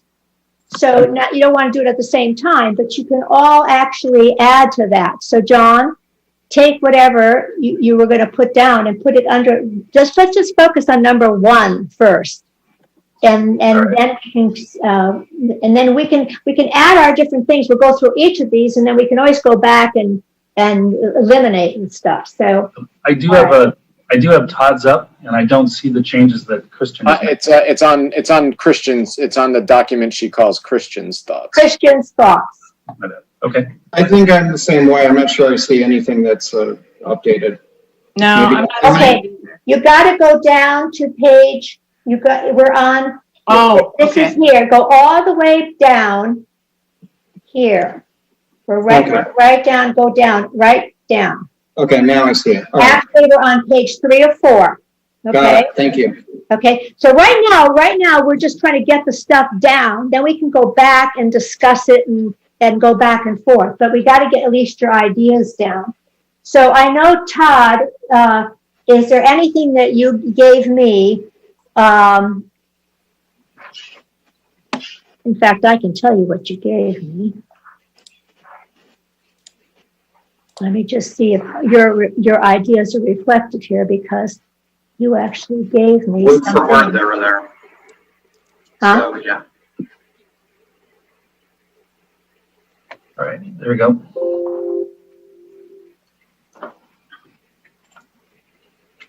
This is one of the challenges of technology, learning to work in this mode.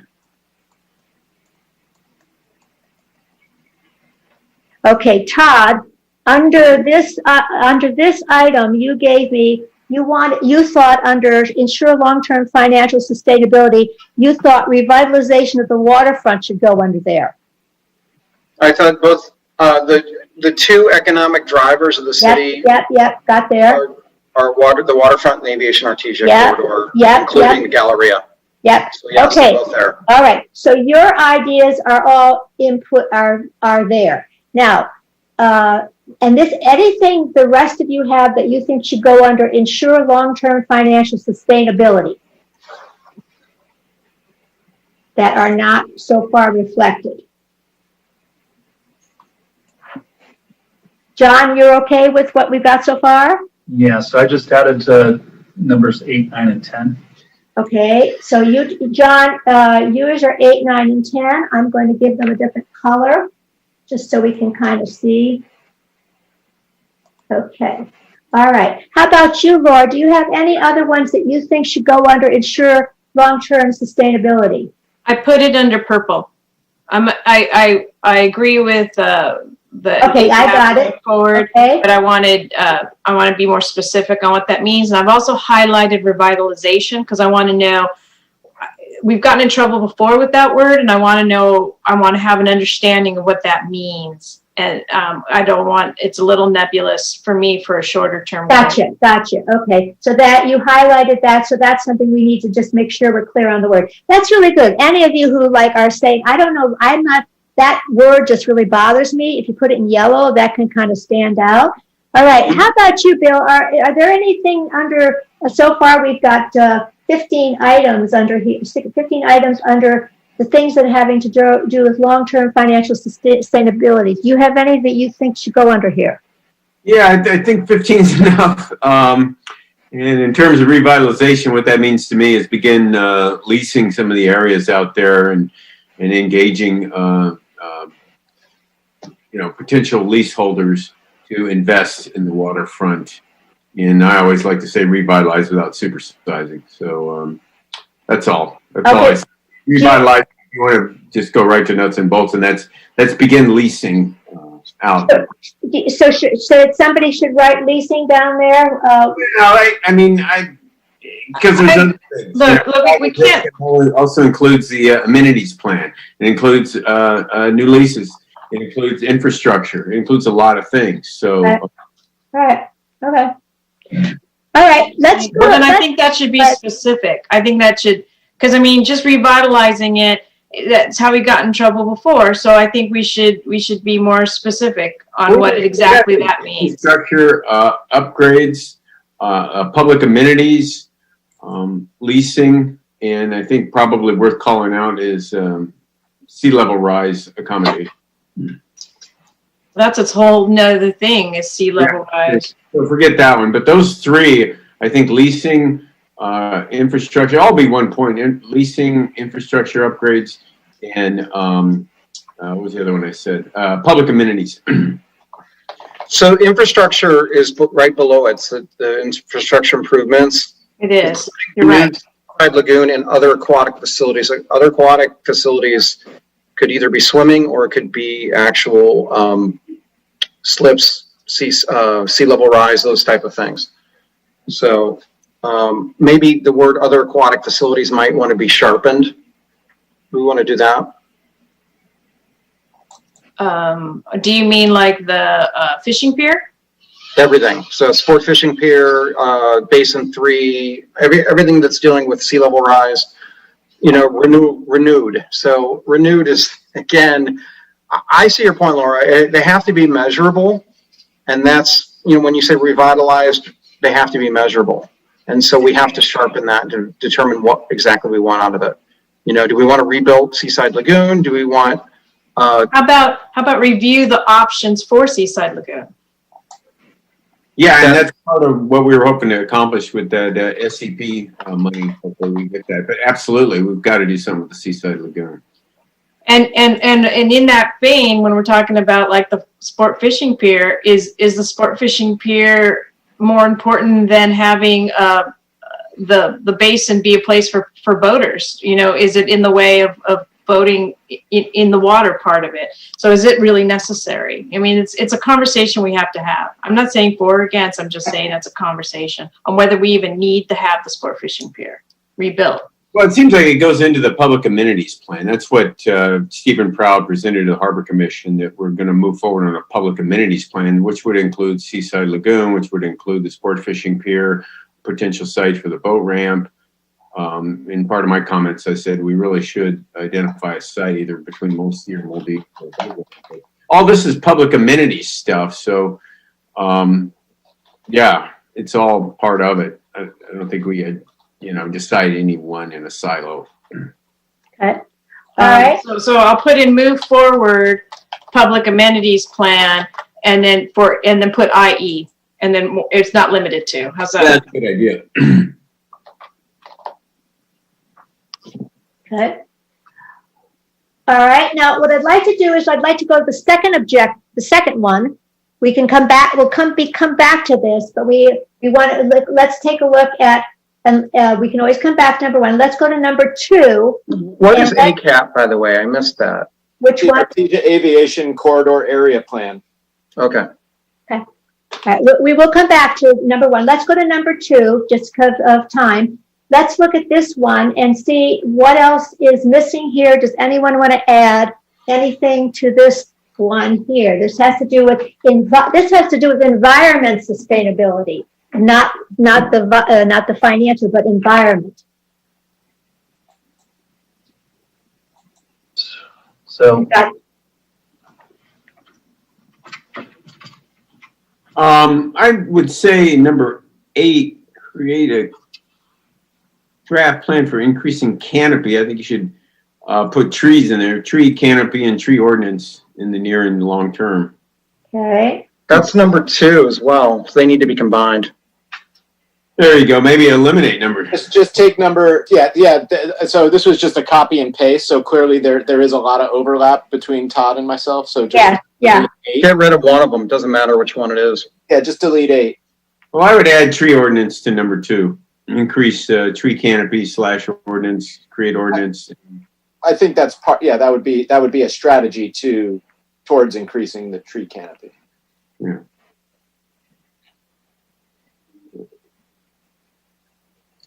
Good. All right. And as the rest of you, you're looking at item number 2, you're looking to see, is there anything that you have a priority about that has to do with environmental sustainability, livability, with this group? Yeah. We can, again, we're going to go back and look at these, but this is a first go through. Okay, I'm going to number 3, enhanced multi-mobility connectivity plan. This is where the bicycle plan comes in. That'll make Hannon very happy. Anything you want to add to number 3? And I'm sorry, but just so you guys know that 1 and 10 are the same thing. In number 2? Yeah. Okay, let's look at number 1. That's correct. And you can also combine 3, 11, and 12. Get rid of 10. You're saying I can get rid of 10 then, right? Correct. Okay. 3, 11, and 12 are all part of the same. Okay. You deleted something. Let's leave. Well, it's really there's 2 that got in there. So leave number 12 and get rid of what was the other one? 3. Oh yeah, 11. 11's a repeat too. Yeah, you're right. That was 10, but I think something got accidentally deleted. No, not accidentally. What it was is 3-year got combined with number 10, so I just made it its whole separate thing. So so let's get rid of number 3. Okay, before we do that, I want to make sure that we make sure that it's not just at the Galleria and North. It should be the citywide. Don't you agree? Todd's a little bit more comprehensive, and John's is more specific. So if anything, I would take 10 and 11 and make them sub bullet points under his 3. Just exactly, and then we can go back and re-explore that. Right. Okay. Okay. Good. I agree. You want me to do it? I got it. Come on, MD. I got it. I wonder if 5 should be related to number 5, which is the bike path, should be under multimodal rather than under. I can see why it's there, but I wonder if they should be combined.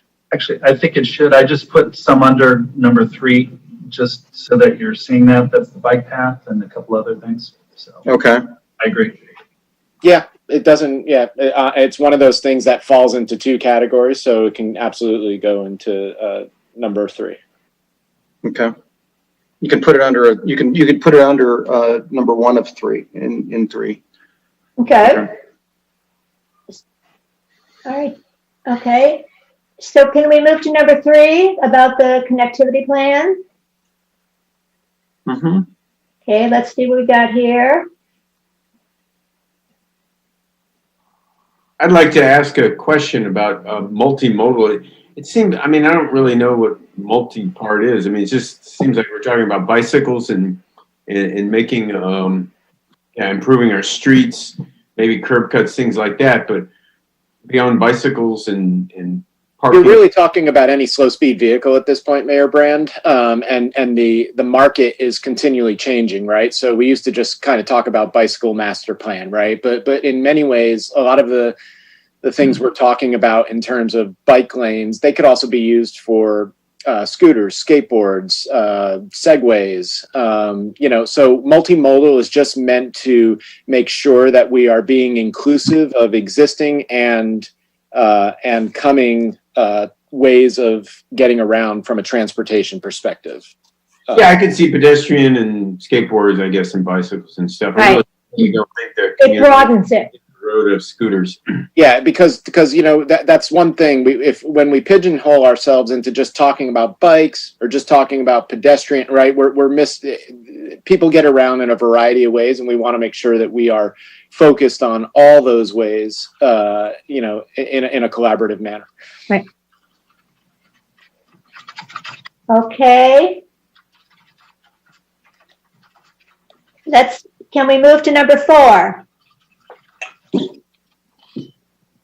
Yeah.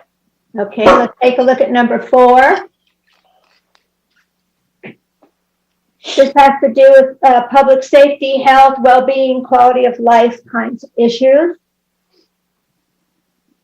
Do you have a comment, Councilman Horvath? Did you want me to make a comment? Well, you got your hand up, that's all. Yeah. I'm sorry. That was from before. I got a comment. I still want to go back to the fire quote. The LA County Fire is offering so many more services now. They've got a stroke unit. They've now got a mental health unit, which we're not privy to. They have many, many efficiencies that we should be exploring.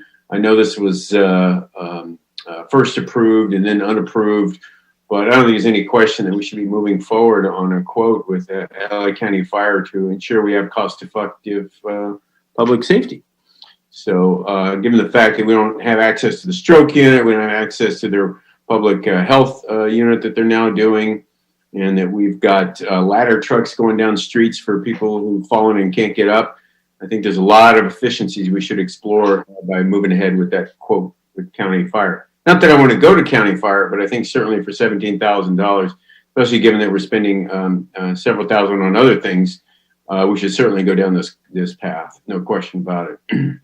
That's number 1 under 4. That's what I put. So does number 1 work for you, Bill, for that, what you just said? Yeah. Yes. Yeah, okay. I see Joe's hand up. Yes, I wanted to also clarify something that I mentioned earlier, that we talked about earlier related to the third-party review of the fire department. I went back to my notes. We actually did a budget response report, March of 2020, where we brought back kind of options. It's basically there's budget impacts of retaining a firm to do a third-party review. We identified some potential firms. We included a budget of $35,000 to $50,000. There were other options presented as part of that budget response report. So while we didn't have a standalone report to council, we did bring the information back. So that check mark of done really is, it wasn't completely inaccurate. It was done in the form of a budget response report. If there's still continuing interest in moving that direction, certainly it's something we can add to the plan. But I just wanted to clarify that now that we're on public safety as an issue. Okay. Are you saying, Joe, to engage a third-party consultant to look at the operation of our fire services? Right, that was the subject of a budget response report.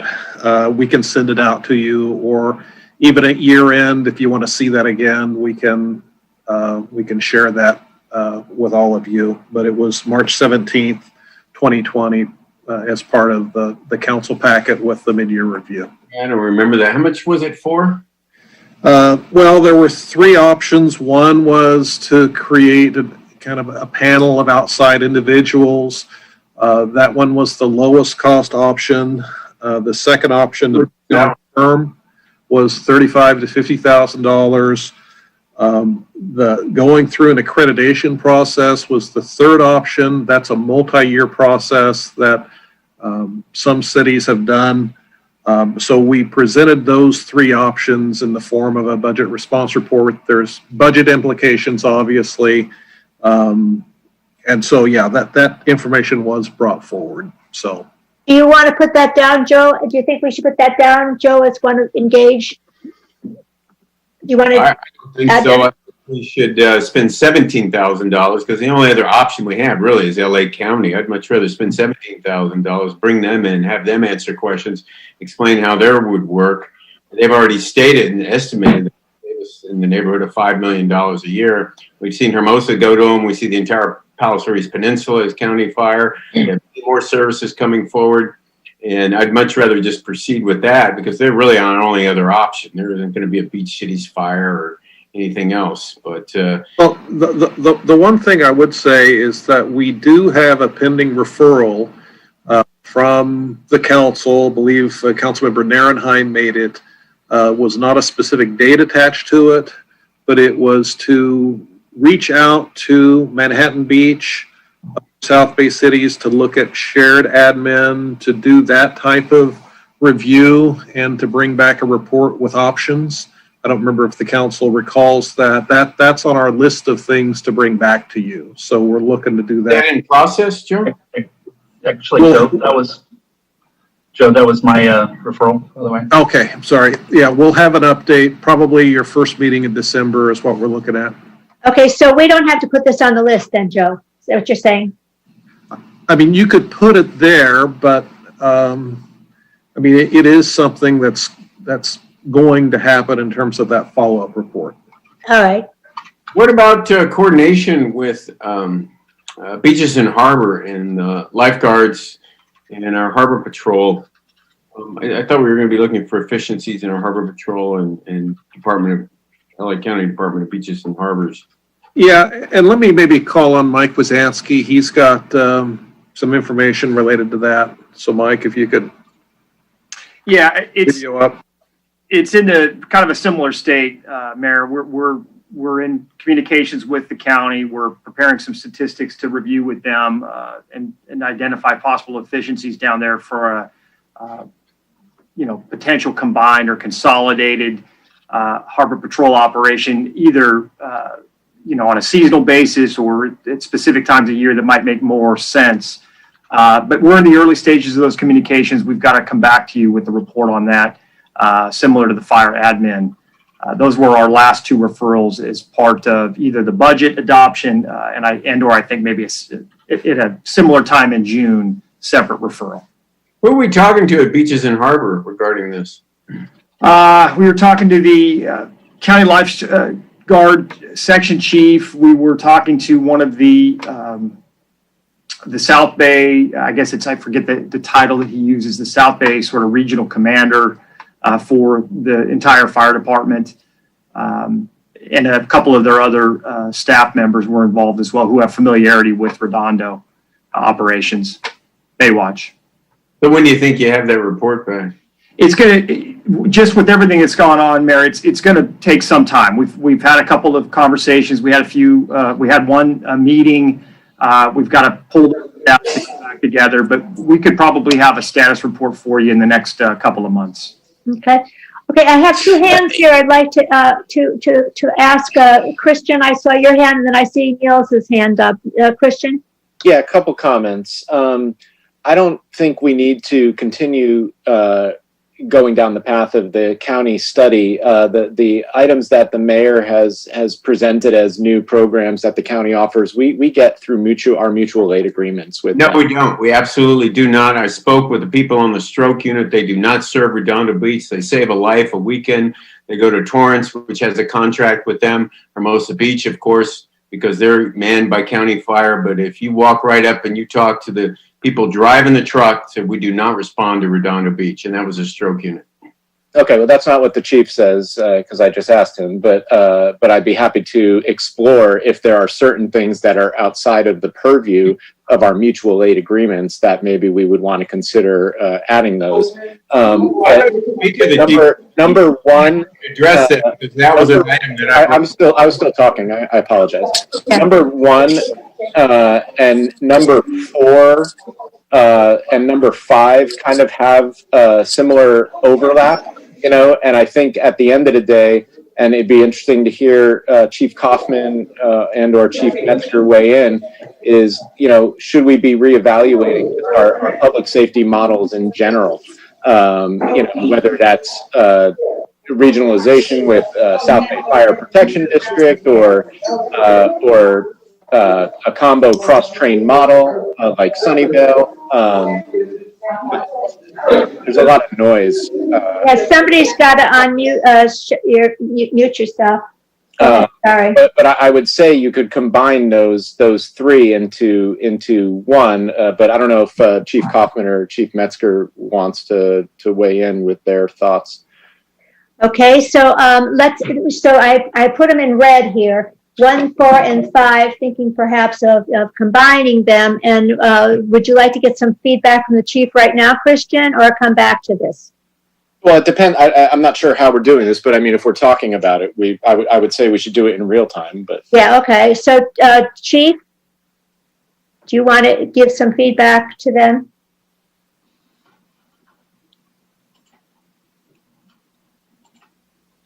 There you go. So they're looking at 1, 4, and 5, Chief. So item 1 obviously is a council choice. That item was vetted, I thought, fairly thoroughly, except for the fact that there were questions about whether or not there was a substantive additional information that the county could provide to the city, and that's a council-related query if they choose to pursue that. Public safety, the future of public safety services. We're always happy to sit down and look at whatever the models are that are out there. But to date, I haven't seen a model that suggests that it is a compelling model for a beach city such as ours.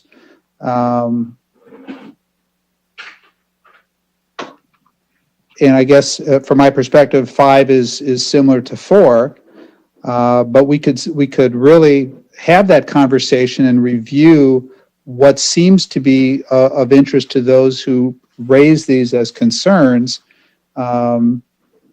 I'm a big believer in looking at anything that has merit. I don't believe in continuing to do the same old thing the same old way. And in fact, both law enforcement and fire have transitioned over the years to include additional services that had not historically previously been provided. So taking a look at the newer ways of delivering these services, sure, we should do that. Okay. Nils, I noticed you had your hand up. Is it related to what we're talking about now? Because you had it up for a while. If not, just let me know. Yeah, no, I'm here. I'm waiting for you guys to finish up there. Yes. So if you're done. So okay. So yeah, I just wanted to say, Christian, you are 100% completely incorrect on what you said. We are not a part of that model. We can't just simply go through and get these services with a change on the model. We actually have to become a part of it, sign certain contracts with them. Regardless of the situation, it was a part of this fire portion is a big issue in our city because our fire department is being literally picked apart at the bone right now. We're taking apart people on the fire engines. It's a vital issue. The fact that we don't have the numbers and statistics back and ready to go, we haven't been engaged properly with the harbor patrol and the LA County lifeguards. It's now November, and we don't have much time left. We're bleeding money in the harbor. We need to do this as soon as possible. It's not a situation where we want to lollygag, and which we're doing right now.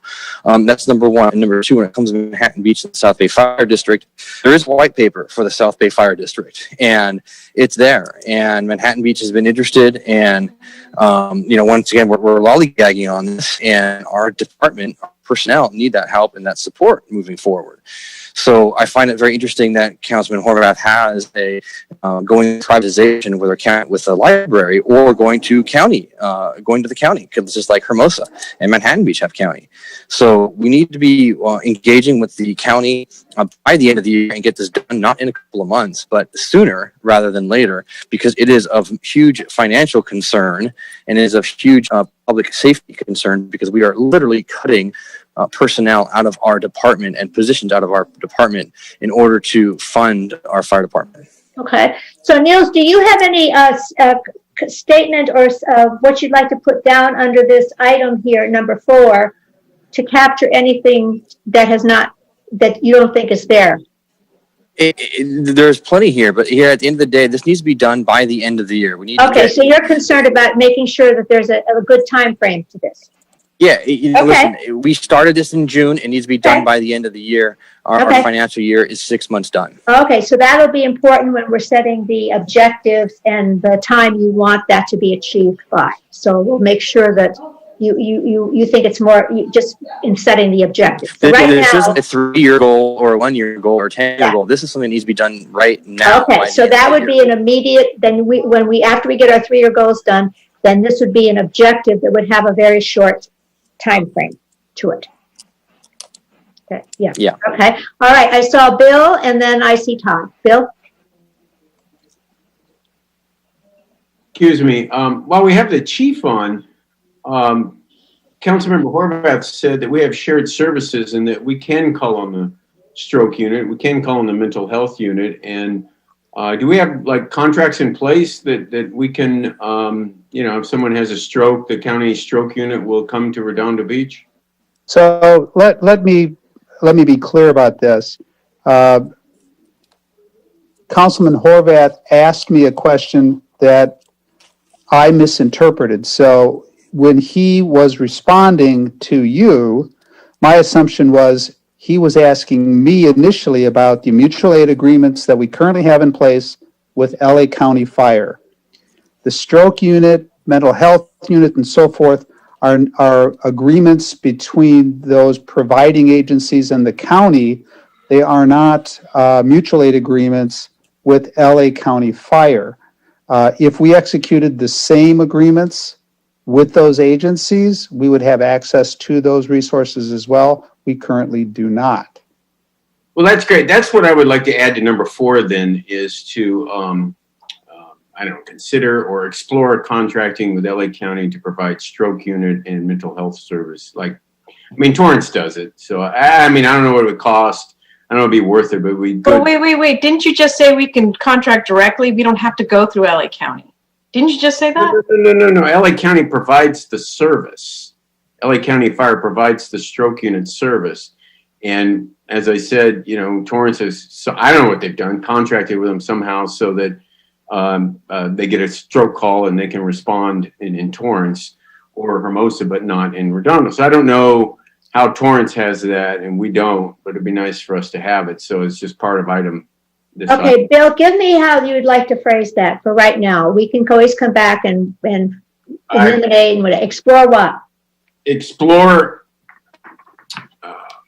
ability to contract with, it's LA County Fire to provide stroke unit and mental health services to on an emergency basis to Redondo Beach. Can we just take out explore contracting to provide stroke and mental health services and you're limiting it to only LA County the way you've written it. And so if there's other services that could be provided or gotten to, then I'd be willing to go with that. But just do I say other services? I don't know of any other agency out there that has a stroke unit with a CAT scan in it. And in that case, we'll end up with it'll be back to LA County. The point is the way you've written it, it can only go with LA County. There is no one else doing it. Well, then that'll be what will come back. The agency has a stroke unit with a CAT scan in it with a neurosurgeon on the line to address a stroke victim who's in the middle of a stroke, to be told exactly what to administer while they're there. There's no one else providing it. It's LA County. All right. Well, I'm just going to, for right now, we can go back and eliminate but we're capturing, is it explore the ability to contract with LA County or others to provide other services, i.e. stroke and mental health services. Is that for now? Is that okay? We're going to have to go back here and fine tune all of these. So, but does that at least capture your point, Bill? Yeah, that sounds good. Or others. Okay, all right. We can go back. We have to go back. This is like the first shot at this. All right. So I see Todd. You've been very patient, Todd. What do you want to add to this item number 4? No, I just want to address one thing, and that is when you had asked me what my priorities are, and I listed them, I did put number 1, and I based it on what was written for the title heading on the 10-year goals, and that is create and execute innovative and cost-effective public safety. We're not following that goal if we're not at least looking at the fire department and completing the study. The fire department and the police department are our two biggest cost drivers in the city right now. And they are increasing. They're eating a gigantic hole in our budget, a structural deficit. So that's why I put it in there. If we're just going to say, well, we've already done it, then we're not truly, then we need to change the wording of 4, because you're not living up to the cost-effective public safety part of it. You're not looking at it. And so that's why I'm clearly confused why that would be in there, and then you not even look at it. You just blow it off. Not you, Kathleen, but us. Yeah, right. So, it's the elephant in the room. It's the third rail nobody wants to touch, apparently. So, we've looked at it, but we clearly haven't completed it. So that's why I'm mystified. We'd have cost-effective public safety, yet we're not even looking at one of the clear ways to actually make it a cost-effective public safety. So that's my comment on that. If we whittle it down and we craft it into something else, it's one thing, but to completely ignore it would be probably not living to the goal. Basically. Okay. So are there any of these that you want to change the wording on? You said number 1 is what you liked, right? Personally, I like it. Yeah. Okay. There's a variation on it. We can do it. Okay. But to ignore it would not be providing cost-effective public safety. Okay. So right now we're not just eliminating anything. We're just trying to get the ideas down. So let's leave it there. We'll come back to it. Okay. I have to move you on. I'd like to now look at remember what we have to do here. These are all things you want to do. Then we got to go back and we have to create these into something that looks like a goal, right? So that, and then the details are going to go underneath it. So we're just trying to make sure that everybody's priorities at least are identified. All right, let's look at Before you move on, Councilmember MD had her hand up. Yes, go ahead. Sorry, Laura. Yeah. I'm happy to move on, and then we'll revisit it. But just so you know, number 1, the way it is, I won't be voting for that. Right. Okay. We're not voting right now. We're not saying we. I hear you, but I'm willing to move on. But okay. Going to completing the zoning studies is not okay. Laura, not excited about this one. All right. So we got it. No. Laura's adamant about this. Okay. Well, just so that we don't lose that thought, it's heard. All right, number 5. We are making progress here. I'd like to get through all 6 of these and then take a stretch break. Again to kind of recalibrate. So, all right. So number 5. Now we're looking at what kind of potential goals, priorities go under streamlining governmental processes, whatever that means to you. And you all might have different ideas of what it means. Are we missing anything here? Anything that you think is a priority for you that you don't see or doesn't make sense?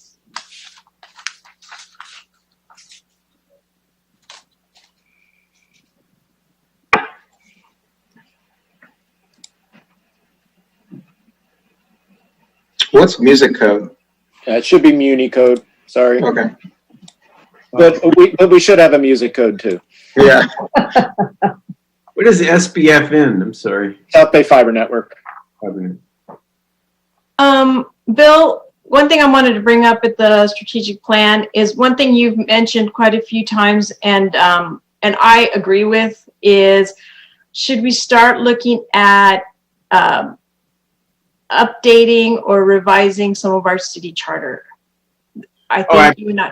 I think the best way to approach that is have a commission, frankly, and everybody appoints somebody and have them look through it and get some input from us and then get back to us. But, amendment to a charter would require a public vote, of course, which would probably have to be held during a regularly scheduled municipal election, which ain't going to happen by the next one, but could happen by 2023. I'm not sure I'm not sure it would be a municipal. I thought can we get clarification on that? I thought it had to be during a regular election. Well, you might be right. Our charter has to be during a general. Yeah, I So thought, that would be 2 years from now, which makes me think that if we want to amend the charter, we'd have to do it. We have to start somewhere, and I'm okay with that. I totally agree. I think it's worth putting on there. There's a lot of cleanup to be done and maybe some additions, but I would ask Mike Webb, if he knows offhand, could we do this on a regularly scheduled election, or does it have to be a municipal election? If you're on, Mike. So Mike, do you want to comment on this? And Laura, do you want to write down the number 9, what your thought is on this to get, just so we don't lose it? Mm-hmm. And Mike, are you there? That's like this, remember that seance thing? Are you there, Mike? We can come back to it if he's not here. Okay, all right, just Laura, capture it again. And like she said, something like this, you could begin, it's a long-term thing. So, but let's get it down here. Okay, all right. Now, as I recall, I'm moving on to number 6. As I recall from sitting at the city, listening to your city council meeting, number 6 was one that had some conversation on some people. I mean, so again, what do you want to do with number 6? There was a. Yeah, boy. I've only got 2 things on it, so. This is, from what you said, is something you're discussing. It's always been brought up.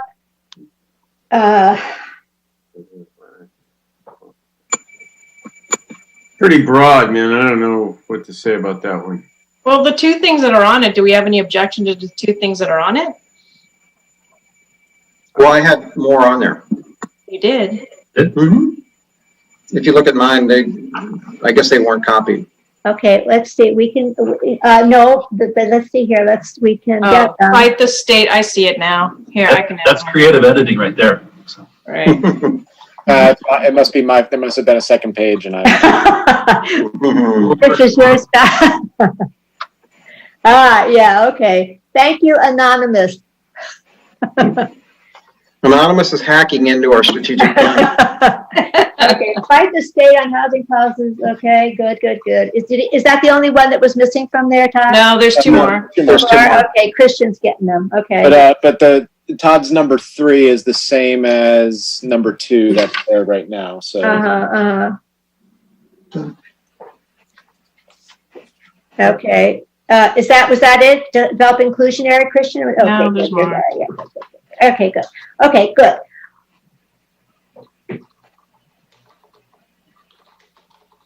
All right. Okay.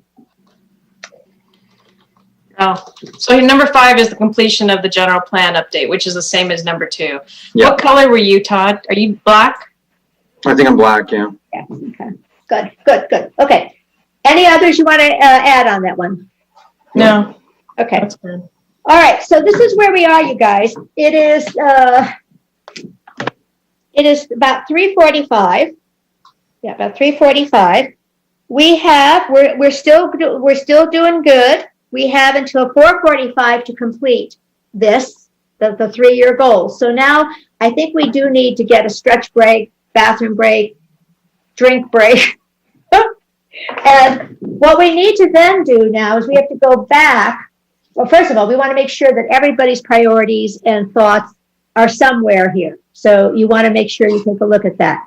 But what we want to do is, if you kind of remember when we created our 5-year goals, they were just a sentence. They were a simple sentence, right? So again, if you refer back to our document, the 5-year goals were very simple. Modernize city communication system.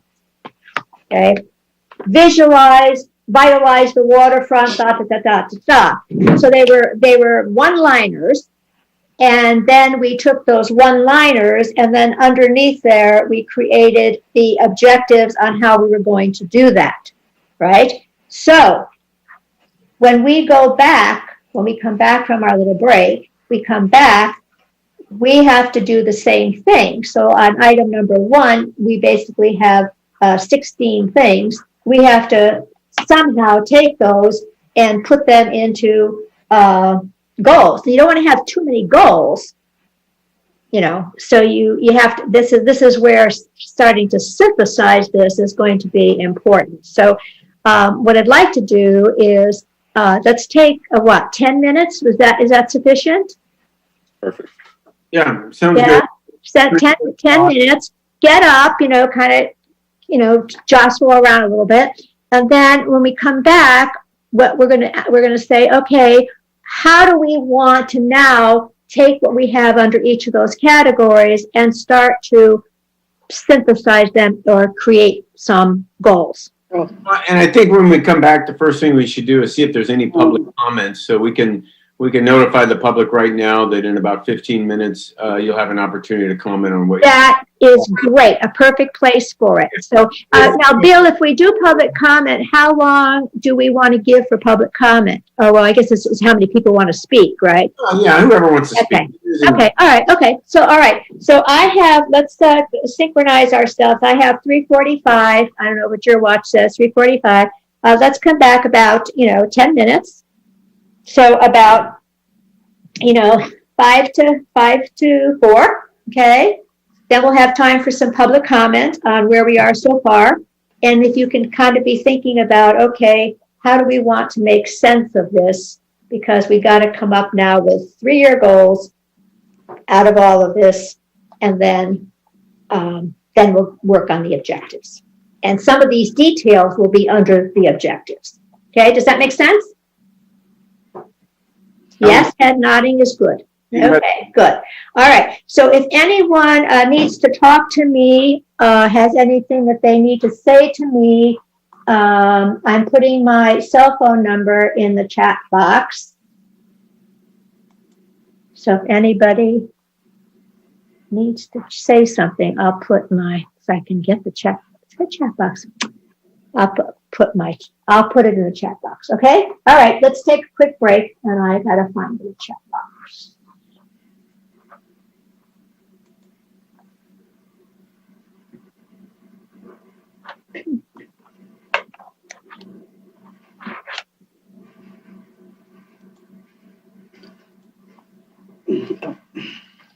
Hello? Hello, who's that? Oops.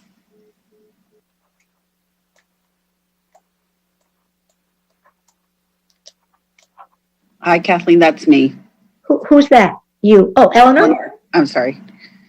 Is it Eleanor? Yes. Yeah, I'm trying to find the chat box on my. Might have to stop sharing to find it. Okay, here's my phone. Yeah, go to the bottom. Yeah, I got it. Okay.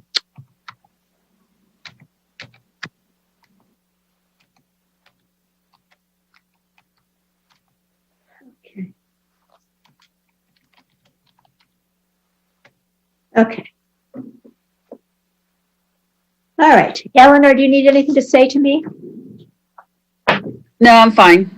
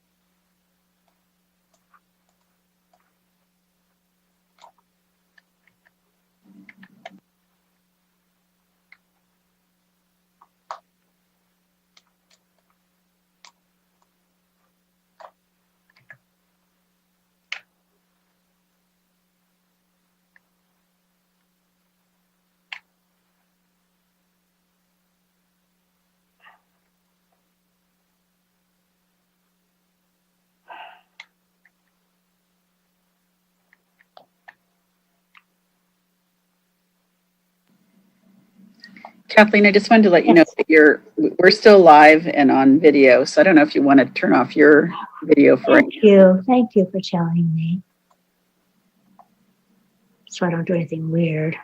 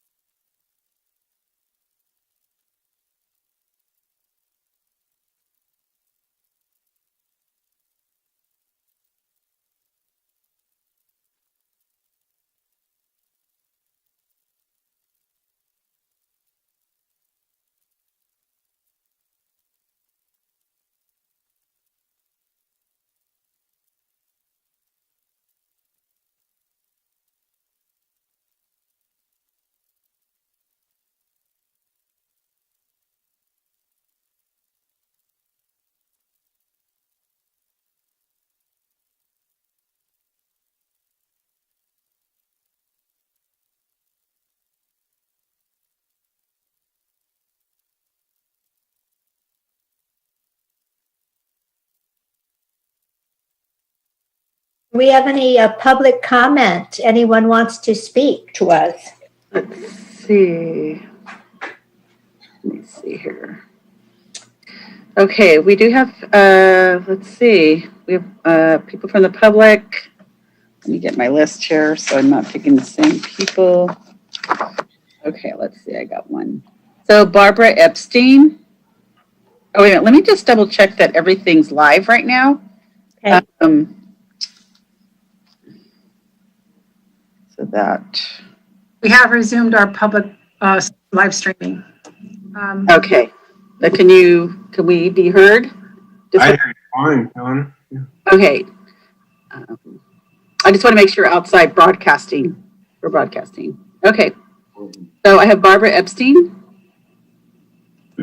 Barbara, you're muted. You can unmute yourself if you're there. Be there. Okay. Okay, if anyone needs to speak, they can raise their hand.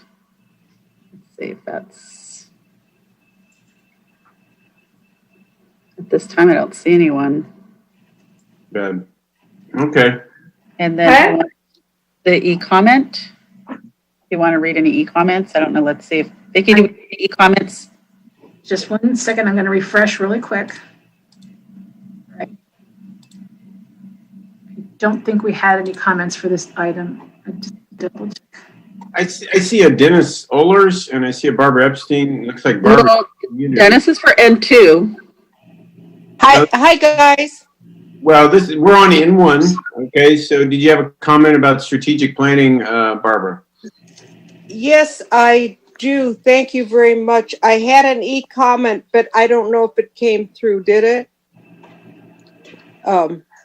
No. Anyway, I know you've got a lot to do. So, for the N1, there are actually 3 items that I was looking at. I wanted to follow up on my previous requests for community gardens to be included for the next 6 months strategic planning.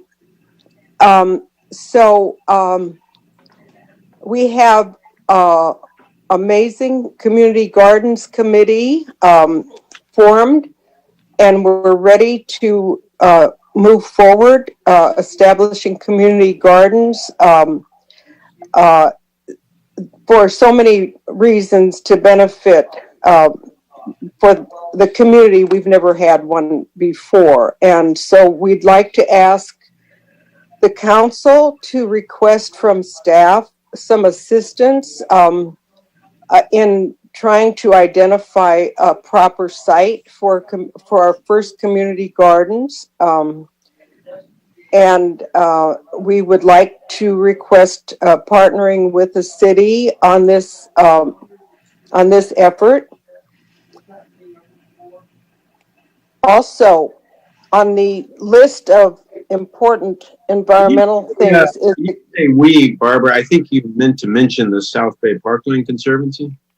Yes, the Community Gardens Committee, as I emailed everybody, so you should have the background, is under the umbrella of the South Bay Parkland Conservancy. And so this is one aspect of our efforts to green up the South Bay and Redondo Beach. Also, the tree canopy item was very important as well. Thanks to Councilman Lowenstein at his meeting last night and previously suggested that we view a marvelous documentary. It's called Kiss the Ground. So Jack and I watched that last night, and it made all of these greening up efforts in our city so much more important to understand how very important it is to have more green and less cement. I suggest that that you guys try to view that at your leisure. Time. So the tree canopy item. Is there a motion to extend? Motion to extend. Oh, thank you. Or a second? I'll second. I'll second. Okay, any objections? Okay, go ahead, Barbara. Okay, sorry. And then the number 3 for the mobility item, you might check with South Bay Parkland Conservancy President Jacob Barbarigas has a marvelous map about connectivity for bike paths and urban trails. So I want to thank you guys. Thanks for your time. And I'm waiting to see how you respond. Thank you, Barbara. Kathleen, let me ask you, did we talk about community gardens? Is that in? It was not, we can add that to our list here when we come back. We did not have that on the list. I thought we missed that. Okay. Anybody else? That's it, Mayor. I don't have anybody else, and we don't have anything else on Zoom. Any comments? Okay, thank you. Okay, good. All right, let me just put a little bit of perspective here on our next step. Okay, so if you remember, these were your 3-year goals, okay, that we have been working with. And prior to this meeting, I took each of the 10-year goals and I tried to see how the 3-year goals that we did in the past could correlate with that list of 6 goals that we've been working with. So you can see, and I'm not suggesting you have to do this, but I'm just trying to simplify that when you're creating your 3-year goals, you may not have to work as hard. I thought these 2 possibly could go under that one. This one here could go under the environmental sustainability. This one under the, I don't know, that one I wasn't sure, but could possibly, I don't know. It depends on what you're defining as communications. This one had to do with public safety. There was nothing that we had done in the past of our goals that went under this. And there was, and there was nothing that went under the last one, the 6th one. So given that, what we need to do now is consider how we want to go about writing the 3-year goals. So I'm going to go back to the document we were working on here. And say this is what we were working on. And I want to add the community gardens. I guess it goes under here, number 2. Yeah. Kathleen, I believe it's already on there. Is it there? Do you see it?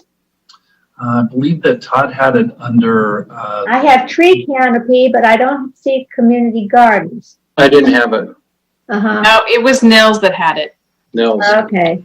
Community gardens. Okay. All right. So we got You might add on there, identify sites for community gardens. I don't think it was like go build them or something. We just one step at a time. Let's have staff identify some sites that might work. Shoot. Can't type. Wait a second. Ah!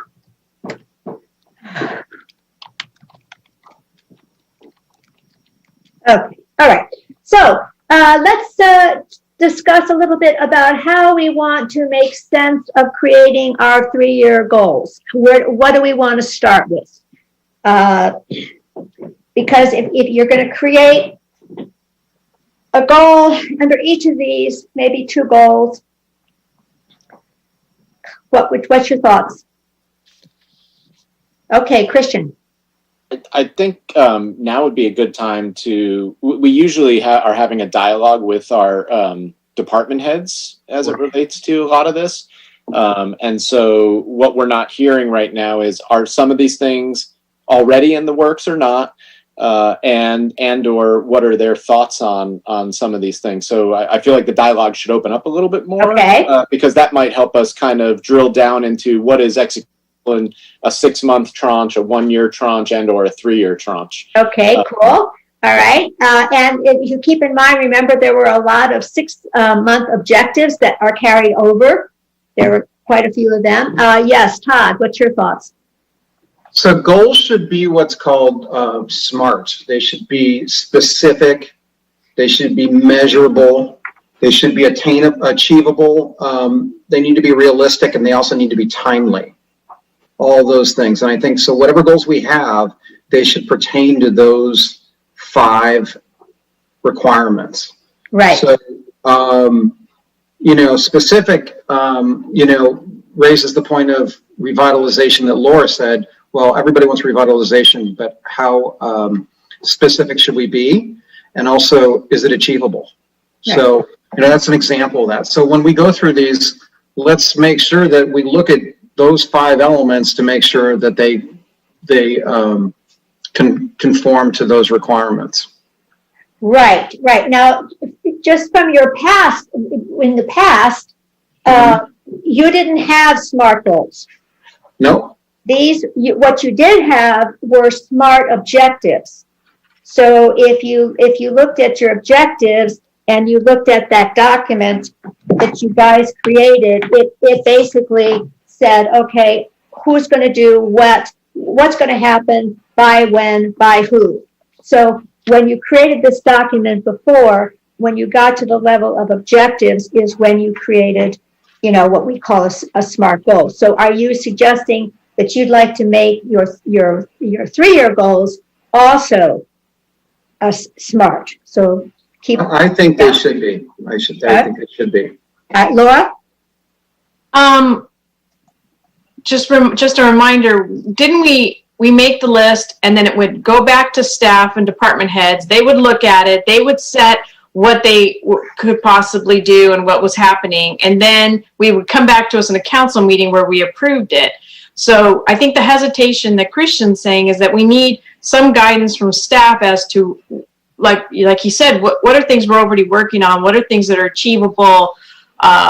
What are things that are happening? I think we need to review these, and whether these are 6 months or 3 years kind of depends on how. For example, there's no way we're going to get. Are we really going to get the additional broadband options for residents, including public-private partnerships, in 6 months? Sure. Yeah. Okay. Yeah. Okay. But I think we need some kind of staff input on what those could be, and so I think we need to kind of walk through it again and see, because there are some things in here that I'm not sure we agree on. Okay, good. And then I see John's hand, and then we'll see if there's any other comments. And so far, I'm hearing that we'd like to hear from some staff on some of the things we've identified so far. Yes, John. So I agree with Todd that these need to be, he's using the acronym SMART. I would say that these need to have some timeframes put on them. And I think that's also what Mr. Horvath was talking about. Doing something like lease of the waterfront, 90% occupancy by year end, or by 1 year. That is actually a goal that has a measurable piece, and it's got a time frame. Okay, and those are the kind of things. And if we can kind of go down and say, is this possible? We can then kind of do is this possible? Staff can kind of come and say, there's no way we can attain that, but we can do that in 2 years, or we can do that in 1 year. I'm just using that as an example. So that might be a way to go about it, and just saying, what are some tangible things that we can accomplish and work at it that way. That, to me, that seems like an ideal way to go, mostly because we're working on one document. We set out this is what we'd like, and staff can come back and say, I'm sorry, that's physically impossible, or here's some issues, or we need to set some 3 and 1 year goals. For instance, broadband, if we're saying we want to have broadband out to 30% usage in 3 years. Okay, how do we get there? And you set 1 year goals under that to be able to say, we need to get the advertising out in the first year. We need to get the usage up in year 2, and then by year 3, we're actually there. Something like that. Those are attainable goals that I think are the way we need to be kind of working at this. Okay, all right. So you want to hear some staff input here. So do you want to have the staff input take each of these goals that you have, these 10-year goals, or these list of 6 of these? Do you want to have input on each of the 6, or just general input, Christian? What's your thoughts? Well, we have a lot of stuff listed, so I think we might as well just start looking at it as, number 1, and then what's underneath it, and then we can move to number 2. Okay. Just kind of like the way we look at, our 6-month objectives. There's a whole list of things typically that we're looking at underneath those 3-year objectives. So Right. Now, just from a time perspective, so you know that we have designated till 4:45 for the creation of the 3-year goals, and then the rest of the time is to get down into the objectives. So just be aware that time goes very fast. So, but I definitely hear that input from the staff is wanted at this point. Joe, I see your hand there. Yeah, what I would say is, we have had different processes in the past in terms of the staff involvement. We have had past strategic planning sessions where we basically start with a blank slate, and out of this process, we wind up with the SMART objectives and the 3-year goals. We've had other processes where basically a draft plan is created with objectives by staff. It almost seems like we're talking about something in between that, because you want staff involvement, but at the same time, you don't want this to become a staff work product. You want councils to, this is a council work product. As a general remark, what I would say is there is so much on this list now, which is not a criticism, but there's probably 15 years worth of work on this list now. And what's going to be key is identifying what are the priorities. So what would be, I think, most helpful to us is, rather than us try and figure out what's the most important things on this goal, and I know everything's important, but if under each of those buckets we can identify, if there's consensus on the council's part, what are the most or the highest priorities, whether we can get them into SMART objectives or goals during this time, I guess we'll figure out later, but it seems like we need to set some priorities. Can I make a comment? Yes, Bill. It seems, I hear what you're saying, Joe. I totally agree, but it just seems like we've been giving so much input now. It would be good to have you or Mike walk through and go, okay, we can do that one. That one's easy. That one's whatever. And just kind of briefly go through them, because you might give us an idea instead of us continuing to brainstorm on something that's not realistic. We want to set goals, but we don't want to set unrealistic ones. It would just be good to get staff input, because in the past, in all these strategic plannings, we've already had a lot of staff input at this point, and I don't feel like we've had hardly any. So it just seems like, without calling on every single staff person on every single item, that maybe between you and Mike, you could just go through them and explain to us, okay, well, that could work, or that we can do that one. That's an easy one. Maybe that's not even a strategic plan, or this is where we are with it. So that then when we go to the next step, we can say, okay, here are our priorities based on what we just heard from you guys. So one of the things we considered when we put this together was that you, in the past, you have said, council has said, they really want to be the drivers of this. And that's why we did start this time with a blank slate, which of course is much more difficult, right? Because you're starting with nothing. So again, we think we get staff input. Yeah. I think it's going well. I just think we need input. Yeah. Okay. All right. We're going to get input. Let me hear just from John. He got his hand there, and then we'll get some staff input. Then we'll have to decide how we want to do that. John? One section after we hear from both Joe and Mike and whatever staff that chimes in, might be good for us to just get a rank of 1 to 5 from each city council member as to what they think is most important. Okay.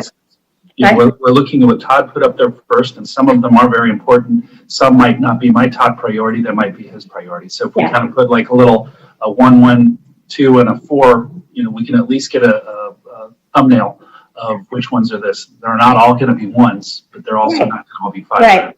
So do you think it would be helpful for us to do that quick rating before we have staff input? Because there's no sense in if there's not even the council interested.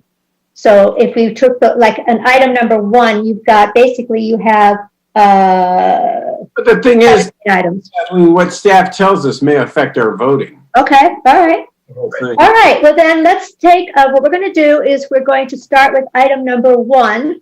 And Joe, what do you think is the best way to provide staff input here? Because again, as much as I'd like to, I'm here forever, but you do have a time frame that you have to be aware of. So how do you recommend getting the staff input on item number 1? Yeah, I think what we do is you put the screen back up, that everyone sees it, and then maybe Mike Wazansky, who manages most of our capital projects, if he could kind of run point and walk through, and we could go down the list. And Mike, if you want to call on people, sort of handle it that way. So okay. Yeah, I'm happy to do that. Okay, so here we have, so what we're doing is, Mike, we're going to focus on item number 1, and then we'll continue on. And my only suggestion is be as succinct as you can be. Right. So I think what's important to try to do is differentiate between whether or not each of the items is a potential 6-month objective or falls more into the category of a multi-year goal, right? So, and then the council can decide, okay, what are our kind of goal and objective priorities? I think leasing of the waterfront is, and we've got a lot here, right? We've got the AS site, we've got aviation strategic corridor, and we've got like leasing in our waterfront specific area. We don't really control leasing at the AES site. So the AES site itself is almost its own category about future land use or working with the property owner or not. So I don't know how that would fit in. Leasing in the waterfront can both be an immediate thing and it can be a long-term thing. And there is another issue with that in that we have other ongoing discussions that are occurring in closed session that factor in there. So if the council as a priority wants to continue to pursue leasing, we can do that. Most of those conversations will happen in closed session. So I'm not so sure that is necessarily a document or something we want to put into the strategic plan. Aviation strategic corridor in terms of economic development, we talked about it. The most pressing next step there relates to kind of number 4. It's us coming back with the costing and the environmental studies that are needed for us to advance potential changes to the Muni Code and potential public improvements. We just had this discussion a couple of weeks ago at the council level. So I think that's where you'd focus your short-term objectives and your 3-year goals. So I think 1 and 4 are strongly related there as it relates to aviation Artesia. The infrastructure improvements on 2, that is a multi-year goal. I mean, you could pick any one of those and come up with a strategic plan objective within the next 6 months to execute, but not all of these things can be done in 6 months. This is clearly a multi-year goal, and I don't know if we want to phrase that as a broader infrastructure improvement goal, and then you can list in there objectives that we think we can accomplish. I mean, you look at Seaside Lagoon as an example. You all mentioned that. Our next step there is to probably come back with options. We've already discussed performing the public amenities plan and working through that. We've got a report I think we're bringing back to you in early December to sort of package all of that. That public amenities plan will include the lagoon. It'll include the boat launch ramp. It'll include the waterfront promenade. It'll include Basin 3, as well as the International Boardwalk and seat wall and site amenity improvements. So I think you'll get a lot in that. We could easily come back with a 6-month objective that discusses that. You've already taken action on the skate park. That's going to be on the CIP. We could give you a 6-month objective that talks about next steps there. Really, it's soliciting that input for the design build effort that we had talked about. So some of those things just need to flow into next step objectives. And I think really the notion of capital improvements is a broader 3-year vision, right? 3-year goal. And then you could let us come back with objectives to kind of fill in for each of those areas. The broadband stuff, that's a challenge. I mean, if we're talking about expanding our municipal broadband, we could maybe come back with an objective that discusses our next steps to be able to do that. Implementing additional broadband options may not even, I mean, I don't know how much we could accomplish within the next 6 months in that regard. That might be a broader, again, longer term goal. I just want to add, Mike, sorry to interrupt you, that when I put these, I had 3 years in mind, not 6 months. Right. Which makes sense. And these flow that way. These flow as more longer term goals, and then we'd come back with the objectives. And what we may want to do tonight is get through what those goals are and then talk about your priority items. And then, as we've done, and Joe mentioned this in the past, is we come back with the SMART objectives for you to consider at a subsequent meeting. You give us kind of the topics, and then we kind of fill in the detail, and then you sort of confirm that later, rather than us try to sort through all of that today. But just maybe a suggestion for us to perhaps expedite things as we get through it. Right. Does that make sense to the rest of you? That again, and again, we were being very aggressive to think that we could get these 3-year goals and then all of the detail on it. But if you guys can agree at the top level goals, then the city could then come back, is what Mike is saying, with the SMART objectives underneath them. So what I might suggest then is put in, so for right now, if we just kind of go to 1 through 14, and each city council member puts in there 1 through 5, top priority 1, 5 priority, not low priority. The lower the number, the higher the priority. And Nils can actually chime in at another time, so he can kind of go down his list as well, so we can get his input as well, get the mayor's as well. So like, for instance, if we're looking at this, we go down and we have here, this one's a 1 for me. Kristen, it's a 2. It's a 2 for Laura, a 1 for Todd, and Nils, it's a 3. And Bill's a 5. I'm just using these. Yeah, right. So what we can then have is then everybody looks at this, and now the staff knows that this is a priority for, what the priority level is. And we can then rank them that way, so that we're now starting to kind of at least combine them. They can now sort them and then go through and say, well, this is a 3-year, this is a 1-year, this is a 6-month.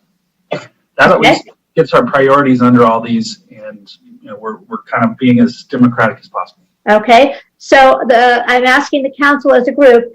He's proposing that we all go through this list, and 1 is your highest, and then 5 is your lowest, right? Is that what you're saying? Right?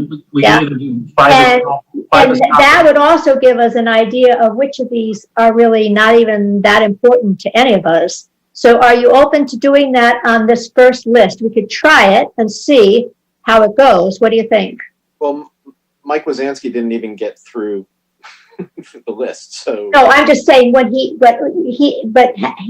gets through all of these items. That idea, Mike, is that going to be helpful, or should we do it later, or what? I think it would be helpful to know which of these, because this is the challenge. I mean, I'm thinking about this. You could have another 15 3-year goals out of this comprehensive list when we get to all these different items, or you can kind of get back to, and Bill, you had suggested this, do we go back to kind of using the 3-year goals that we had used before, and then you're telling us which of the work efforts, which items within there we want to focus on as we come back with 6-month objectives. You can do it either way. It's really your call. But we need to be clear about what some of these efforts are. I mean, again, leasing the waterfront site and aviation Artesia corridor are just completely different things. I mean, those are subjects all on their own and really shouldn't be used that shouldn't be one. Those things have to be completely unpacked. Yep. And getting down below, finalizing. So to me, we've got Artesia covered under number 5 conceptually, or you could leave it. Well, no, we're not aviation of aviation Artesia corridor. We don't do that. So you get down to numbers like 5, the ACAP. We can just, to me, aviation Artesia is all about ACAP. It's all about moving forward on next steps there. I think the ACAP is our goal. That is our 3-year goal for aviation Artesia. I mean, that's really the document that we want to work on on your behalf. Number 6, finalize allowances and limits regulations for cannabis. I think that's probably more of an objective, a next step objective than it is a 3-year goal. We could probably write that up. We do owe you a report on the work of the task force that's coming. So I think that we can probably write an objective for that. I had a suggestion, and I don't know if it's right. Sorry to interrupt. Go ahead. Rather than go through all these, which would take forever, Yes. why don't we have somebody put this into a spreadsheet where you list all these things. There's a column with all these things listed. There's a column that's listed that says priorities 1 through 5, like John suggested. And then a column that says 6 months or 3 year. And everybody does a little bit of homework on this. We take a couple weeks to sort through this. Then once we come up with some kind of conclusion, we rank them based on the score totals. Then we take it to staff. Staff says, is this attainable or not? And then they come back to us in a future meeting, because to go through these would not take 15 minutes, it would take 15 hours. Right. And I think it's the best way to be most effective here. And we can all put a lot of thought into it. And then staff has measurable things to go through and say, hey, this is a priority for the council. And then they'll come back and say, is this doable? I mean, I think that's the best way to do this, because if you go through each of these, we will get forever.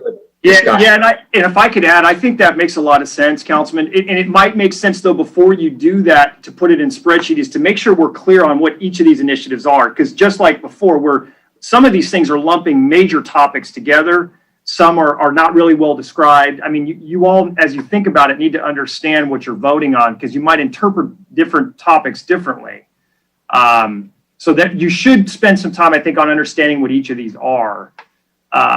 But I think that's a great suggestion. I think to take this away and come back would help us, because we could better, as staff, evaluate the timeliness of these different initiatives and tell you better what we can and can't perform. Because, you know, the strategic planning document, and you've heard us say this before, this isn't our only work plan, right? We've got a series of council referrals that you've all mentioned. We've got budget motion follow-ups that we're still working on. We're going to have year end here before too long. We've got all the natural course of work. We're still dealing with all of the effects of COVID. So, our staff resources right now are fairly well taxed. We've got to be reasonable, and we don't want to shoot from the hip and promise you something in these documents that we're not going to be able to deliver. So I think it would be good for us to take maybe a working draft away, like a spreadsheet, and you guys think through ultimately what you want to see prioritized.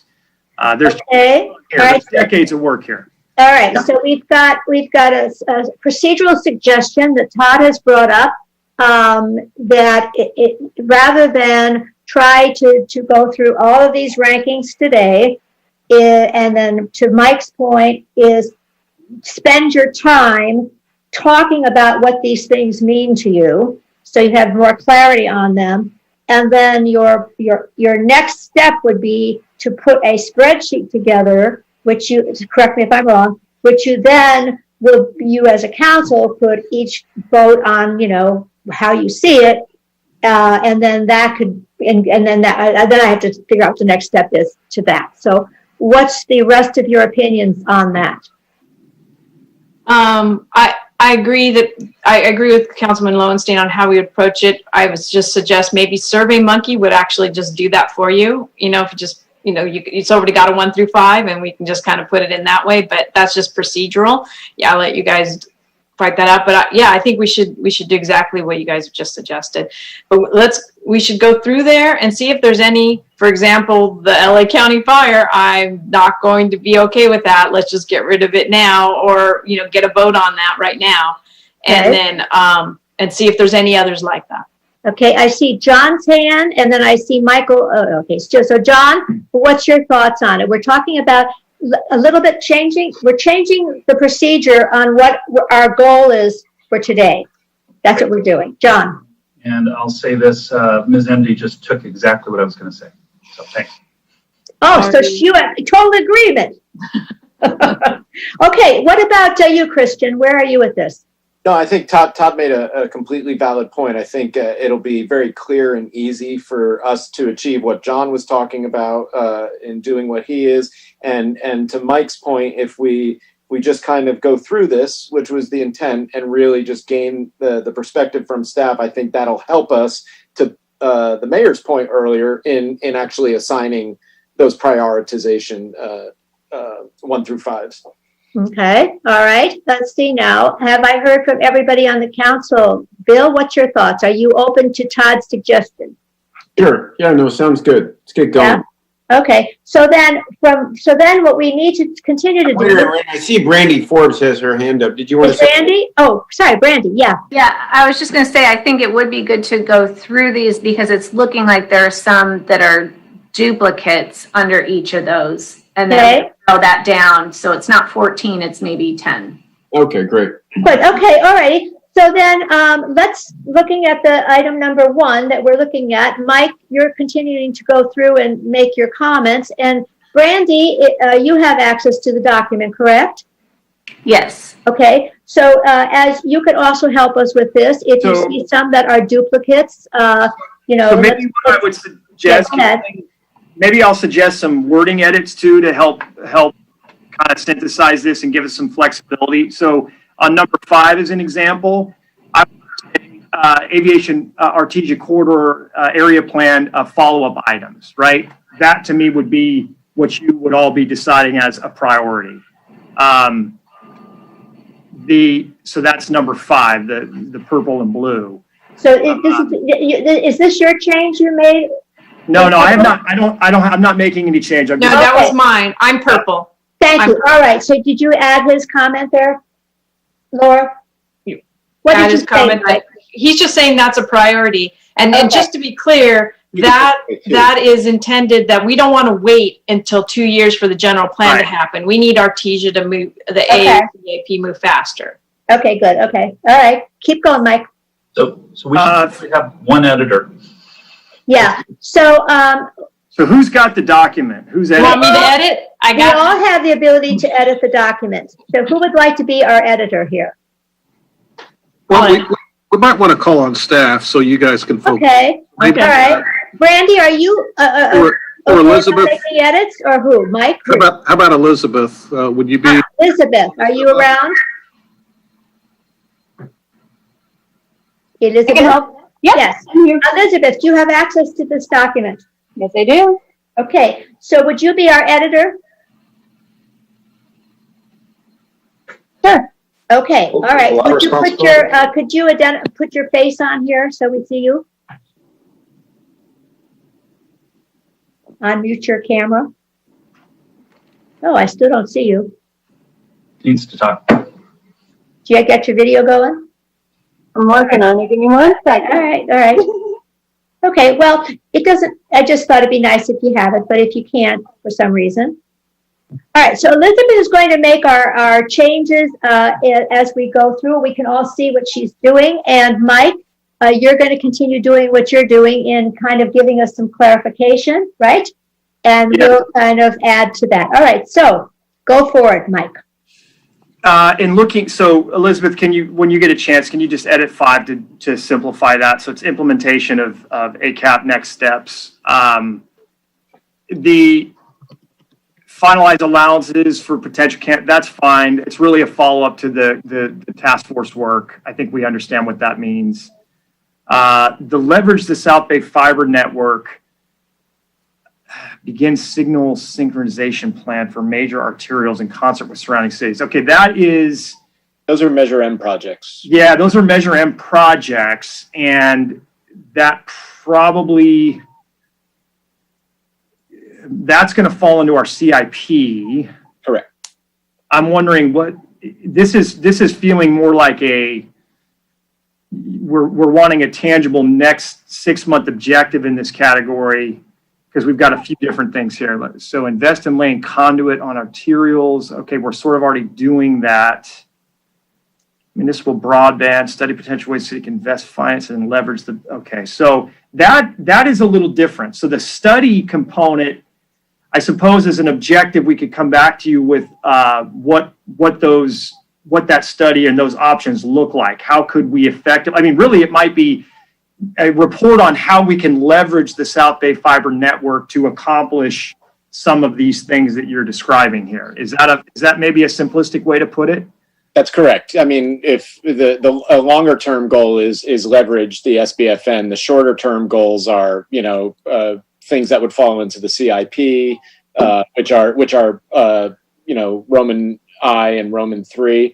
Municipal broadband is clearly a longer approach because there's so many steps that need to go into getting to that. But the first steps would be studying what does that process look like, and how would we, if we did want to do it. So doesn't it make some sense to maybe think about bringing a report back on that, particularly because you understand this topic quite well. Chris Benson understands it quite well, and some of the council might, but it might behoove us to come back with just an admin report that describes what the network is, how it can be leveraged, kind of what our role is on a go-forward basis.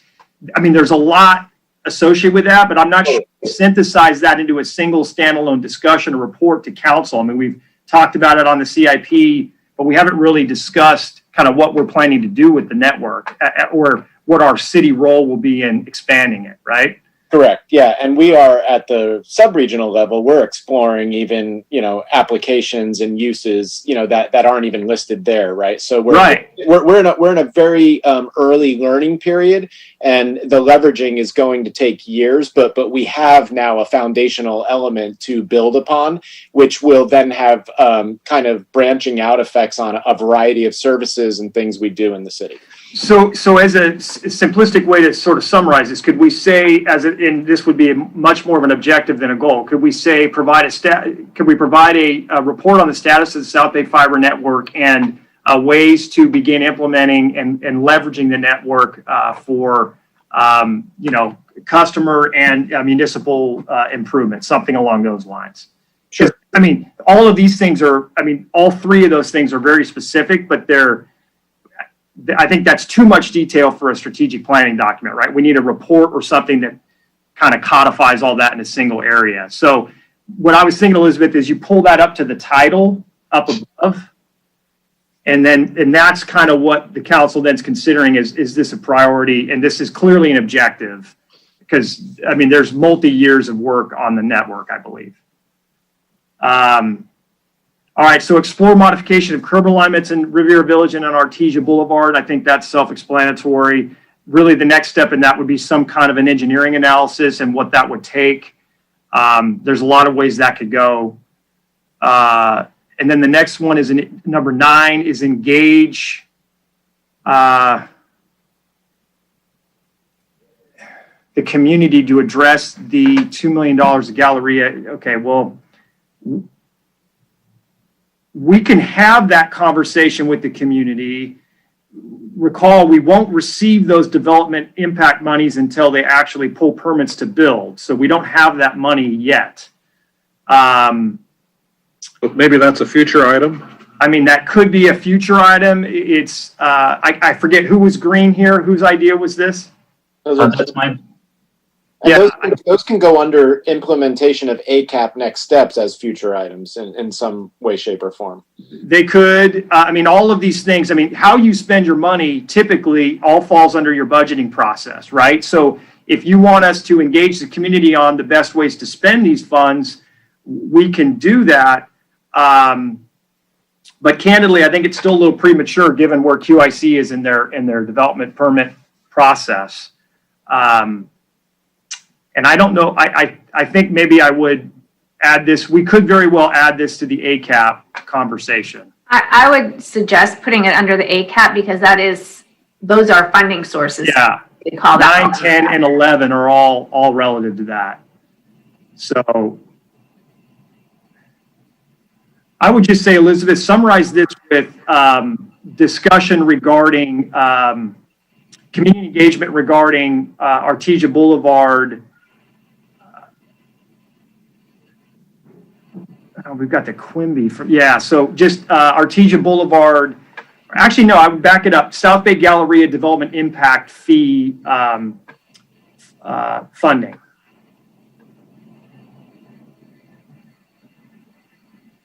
And it would be community engagement regarding the use of South Bay Galleria impact fee funding.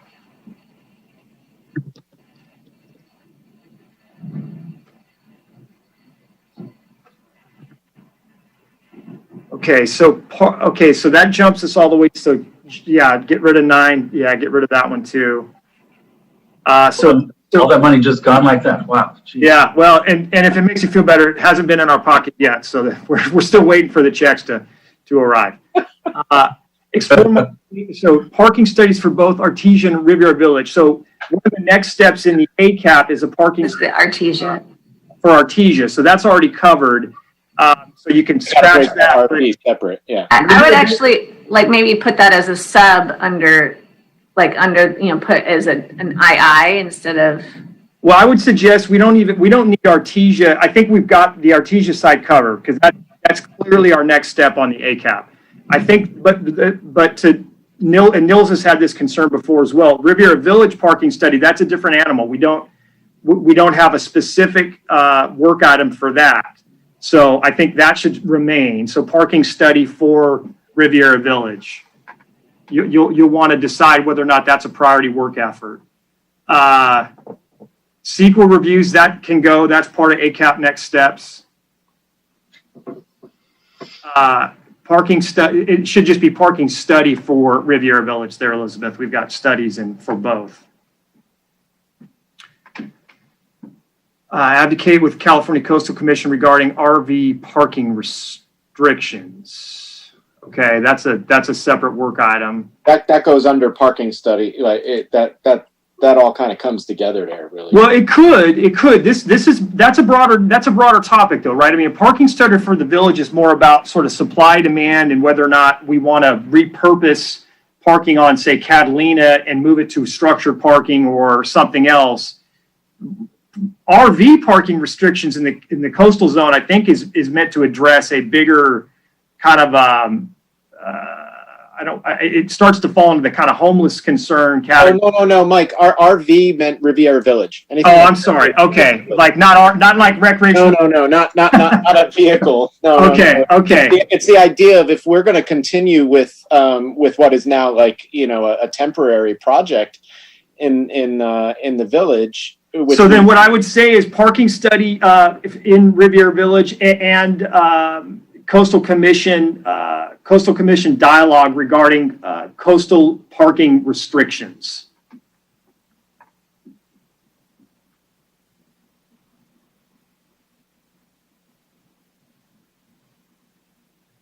And then cannabis sales tax. So that I think flows into. That goes into the one above. Yeah, that goes into number 6. So I would say, back up to number 6, Elizabeth, I would say finalize allowances, limits, regulations for potential cannabis retail operation and explore options regarding local cannabis sales tax.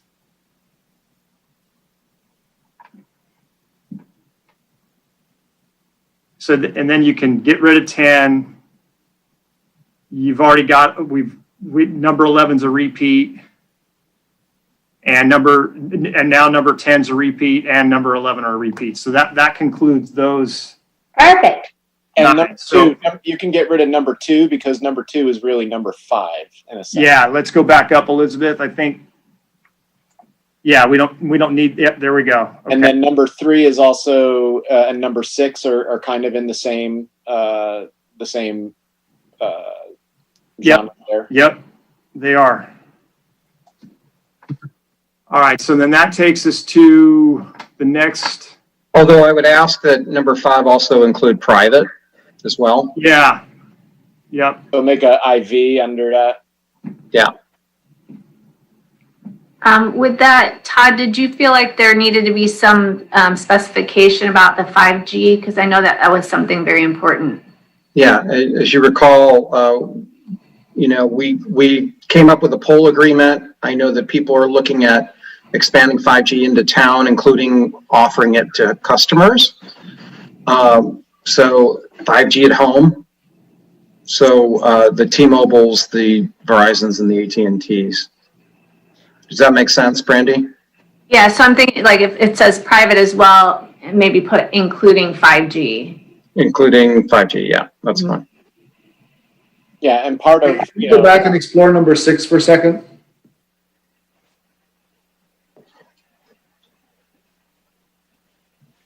Yeah, go ahead. Number 6, go ahead. Yeah, I mean, we say explore modifications of curb alignments in Riviera Village and on Artesia.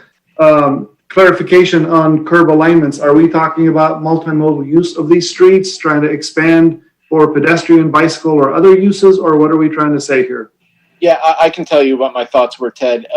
They were, as it relates to Riviera Village, if we were to make a permanent walk street or even a permanent outdoor dining scenario based on what we have now, that's clearly going to require an enormous amount of realignments from the perspective of, stormwater runoff, whatnot, so if it's something we're going to explore, we've got to talk about that. And the reason why I put Artesia was because as part of the ACAP, we have the ability to potentially expand sidewalks, even if it's just in a pilot section of Artesia, like we discussed a few weeks back. So those, we need to start talking about what does that look like, because there are major infrastructure costs that would be a part of any of that work. Right, and I do think, Christian, that work is definitely next step ACAP, right? I mean, we've already explored the right-of-way realignments. That was a component of the ACAP. You saw the right-of-way descriptions that were provided in the report a couple weeks ago. Do you wanting that to be a standalone item associated with the village, or should we just bury that in the or not bury, but include that in the list of ACAP next steps? Well, I think you could easily, I think we all have at least an underlying understanding that that's part of, what we would do for ACAP. So you could take out the Artesia element, and then your number 7 could kind of include what needs to be studied as a result of any dialogue we're having related to the Riviera Village and what's happening there now and what we want to continue to happen or not. Yeah, those are related. There's no question the parking study and the curb alignment are related in the event that maybe what I would do, Elizabeth, I wouldn't go that far yet. I'd leave 6 and 7 as separate items. I'd just pull the Artesia reference out. So I'd explore modification, and then you've got example permanent outdoor dining, and then I'd hit period. Because we can tackle those two. They're in parallel, but they can diverge too, because if you don't choose to cannibalize parking, then you don't necessarily have the parking study issue. There are other ways to pull the sidewalk area out without necessarily losing parking. So they're related, but not necessarily mutually exclusive. So yeah, I think that's a little cleaner. Much cleaner. Okay, so go ahead, Todd. Sorry, could we go up to 5 one more second? Not to pick on 5, but it says leverage SBFN. I would recommend something along the lines of expand usage of broadband for both government and residents. And that because the reason I say that is number 2 under 5 is almost the same thing. Study potential ways the city can invest, finance, and then leverage SBFN. So for government and residents, let's say. Well, and commerce. And commerce too, right. Yeah. Businesses and commerce, businesses and residents, right. And then under that is, things like infrastructure, like signal sync plan, municipal broadband, maybe number 3, I don't know. And then you've got private usage, like by businesses and by consumers. So I just wanted to be clear that when we read it, we understand it. Yep. Is that okay with you, Christian? Yeah, I mean, it's just wordsmithing it all. I think the intent is there regardless of how you write it. So yes. Yeah, okay, cool. All right, I'm going to have you move to number 2. Okay. All right, so the first one, city facilities powered by renewable energy, either through investment, solar, clean power allowance. I think that's understandable, so you can tell us if that's a priority. That's a short and long-term initiative. I mean, there are probably some measurable objectives that we could accomplish to advance that in the next 6 months. Clearly, that could be a multi-year effort as well. Increased tree canopy and tree planting. Certainly, that's a very demonstrable objective. we did, and ironically, and it's interesting because in looking back at the mid-year budget of 1920 in March, I was commenting to Joe that is also when we were confirming our first declaration of COVID emergency. So that mid-year presentation got a little bit lost in the shuffle, but in that package was a number of these strategic plan items, including the fire study, and that was the night we laid out for you the Tree City approach, what has to be done for the Tree City. So we there's a budget response report on that in that packet. We could probably bring that back too, but increasing tree canopy is something clearly we can come back to you with a measurable objective on.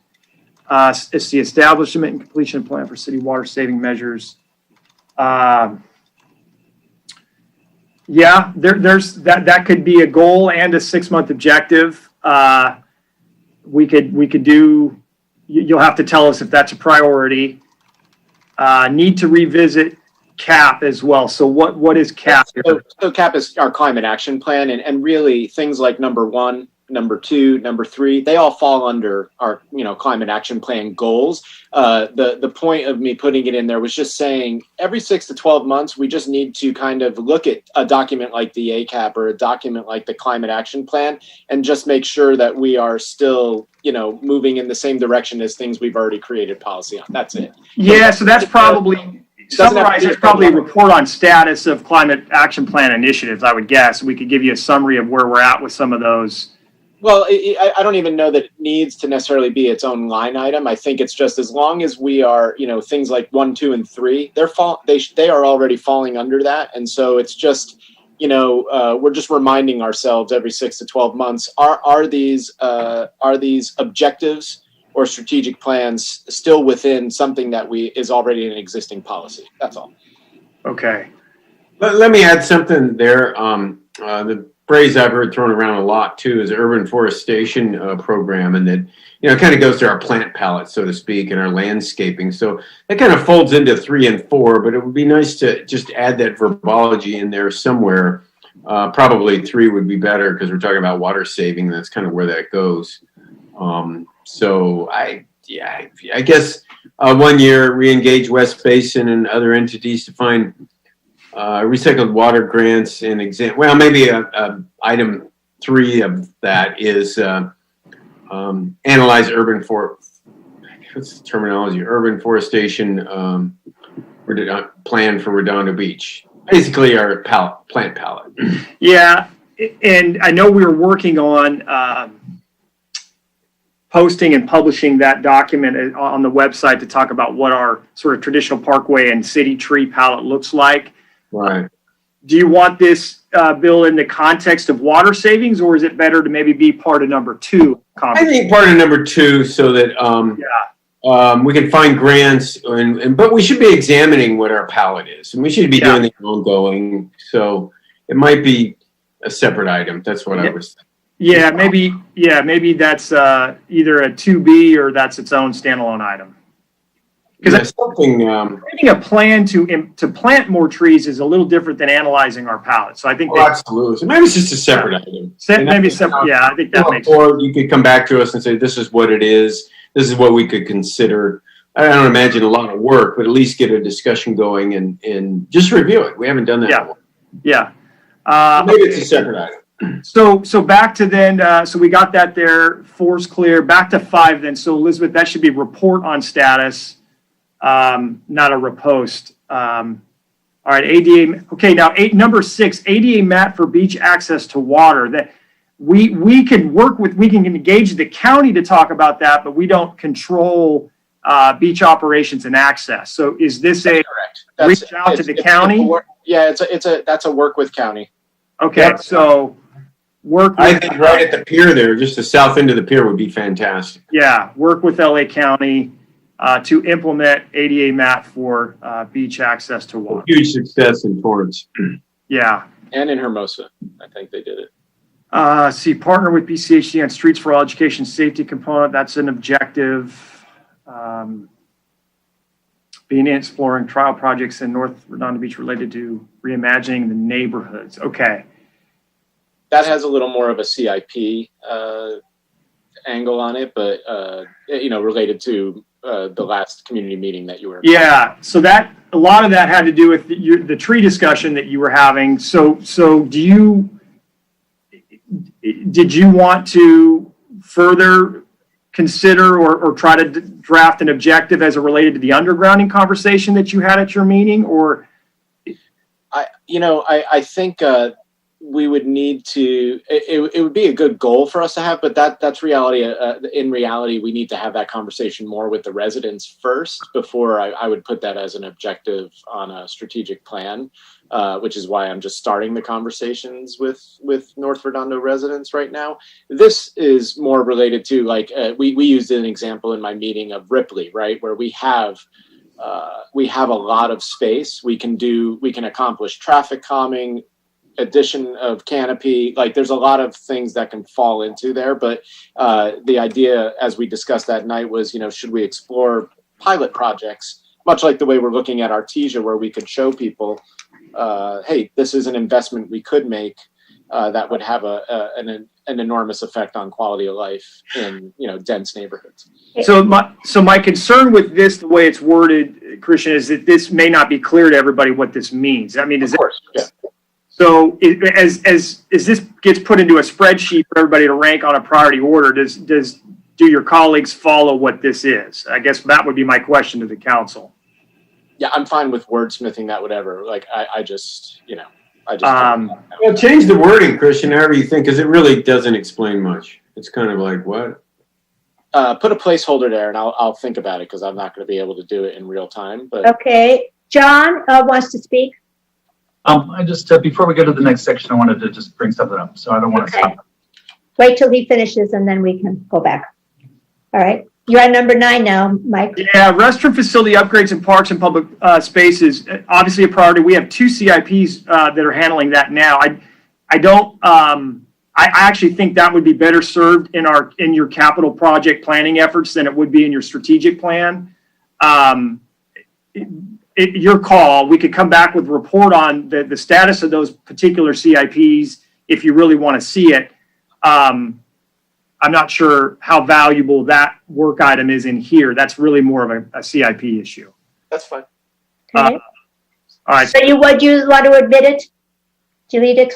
If we feel like it's already a CIP priority, then absolutely we can. Yeah, it's in there. We've got 2 capital projects now that, in fact, you're going to, I think, plans and specs for some of the pier restrooms are coming next week. Or 2 weeks. Identify sites for community gardens. That's an objective. We could certainly do that. You'll have to tell us if that's a priority. Okay, so then that. Okay. Wait a second. Now, John, do you want to comment on what you were going to say? Sure. Sorry, everybody. I'd like to go back to section number 1.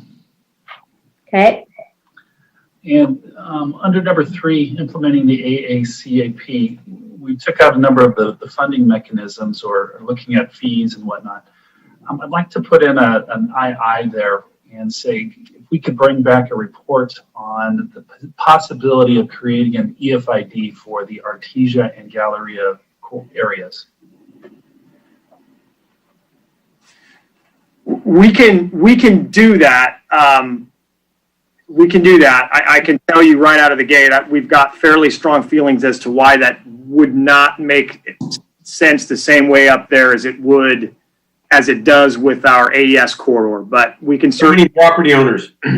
Yep. Yeah, too many property owners, I'm not. We could attract the real value in an EIFD is to leverage our resources against another municipal agencies like the counties, and grab a larger share of their tax increment. In this case, all you would be doing is sequestering money you already control and could choose to spend in the area regardless. So I don't see the benefit of an EIFD in that area. Now, a community facilities district or something else that discusses additional assessment is a different question. But an EIFD, yeah, like a bid or a CIFD. But an EIFD, I don't think makes sense in that area because we would be basically spending our own money. Right. And so if we can put in a report to find out what options or what funding options are available to us, and take out the word EFID if we need to. But Okay. looking at how you're going to pay for all these things, because we can talk about making changes to Artesia all we want.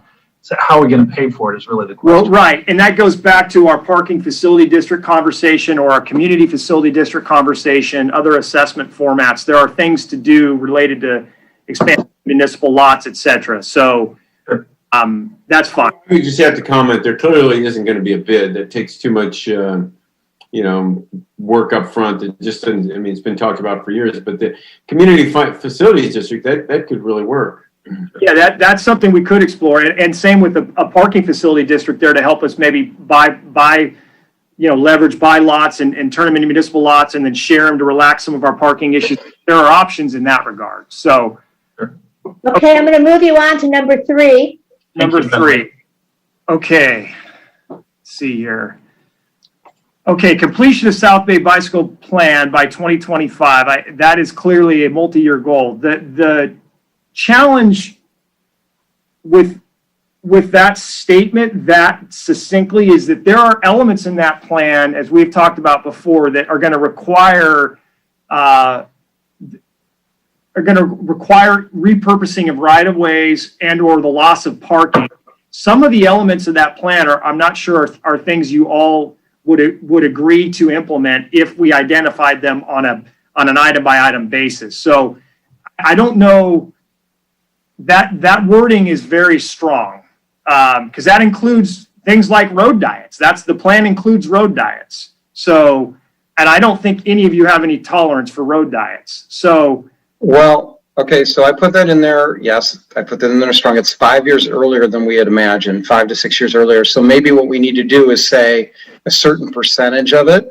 Right. And then we can exclude things that we know that we cannot attain in 5 years, let's say. Yeah. Does that make sense? Yeah, that would give us some flexibility, like words like where appropriate or, something to soften that. Because I just think there's some stuff in there on a granular level that you ultimately on a policy basis won't support. Okay, so then all I ask is that we're specific so that we all know. Yeah. So completion. Okay.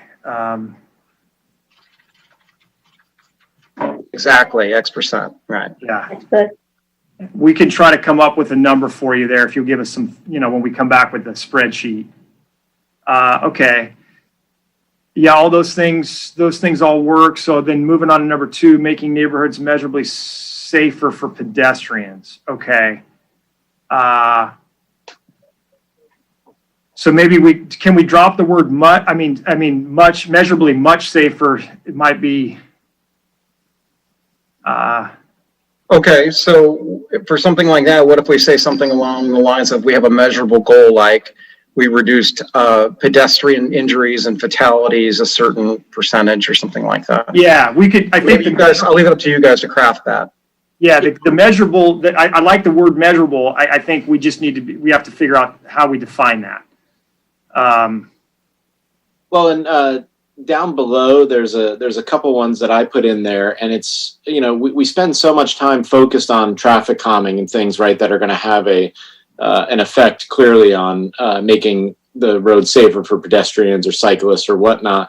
But we're approaching everything really granularly, right? Like it's, street by street, and maybe we need to just have more broad stroke, traffic calming policies, so like one of the things I have there is advocating at the state level for, 20 is plenty in a residential neighborhood. It's not something we can do right now. We would have to actually get things changed in Sacramento. But to number 6, right? If do we automatically put edgeline striping on certain roads to create narrower lanes? Do we automatically have policies that our lanes on arterials or collectors are going to be 10 feet, which is the minimum amount. So I don't know if we want to look at that like at a broader policy level to make it easier on staff. And then we just know, hey, that to Todd's point, if we're going to make it safer, we have these policies, and these are, as we pave our streets, as we do the work, this is what's going to be implemented. And we're not just going to look at it street by street by street, which takes up an enormous amount of staff time and council time. Yeah. What we do have, and you all passed this several years ago, was we do have a living streets policy that helps guide us in that way. Maybe we want to beef that up. It was a fairly generic set of statements when we first adopted it. It was a pretty new concept for us, but it relates in almost all of these areas to this. And it could be a stronger guide to how we prepare our plans and specifications for restriping, roadway enhancements, etc. Maybe the goal is on number 6, just jumping ahead briefly, is review the city's living streets policy and consider strengthening it to help alleviate traffic calming requests.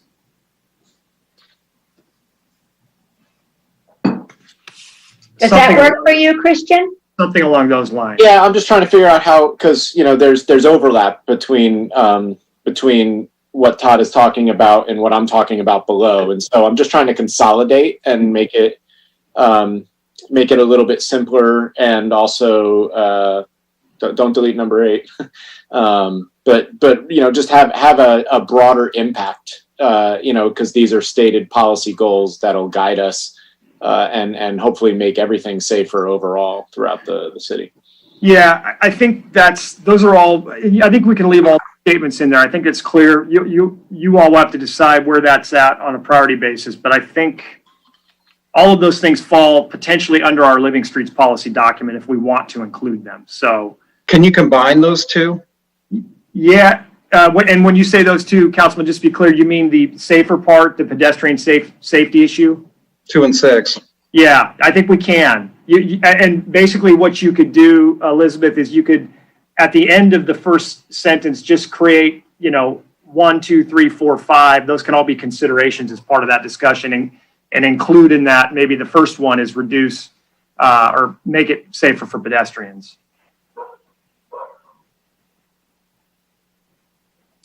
And then while she's doing that, so increase the number of charging stations for electric vehicle infrastructure grid by X%. We could do that.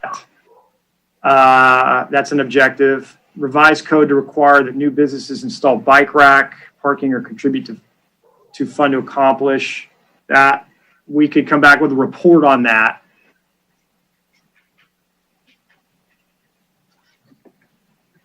As soon as Elizabeth's done, we'll.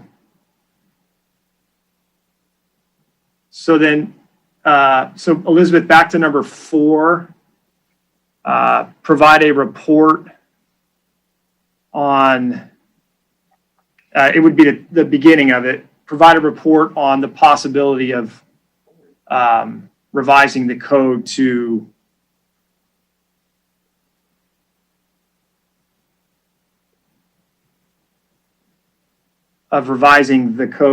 require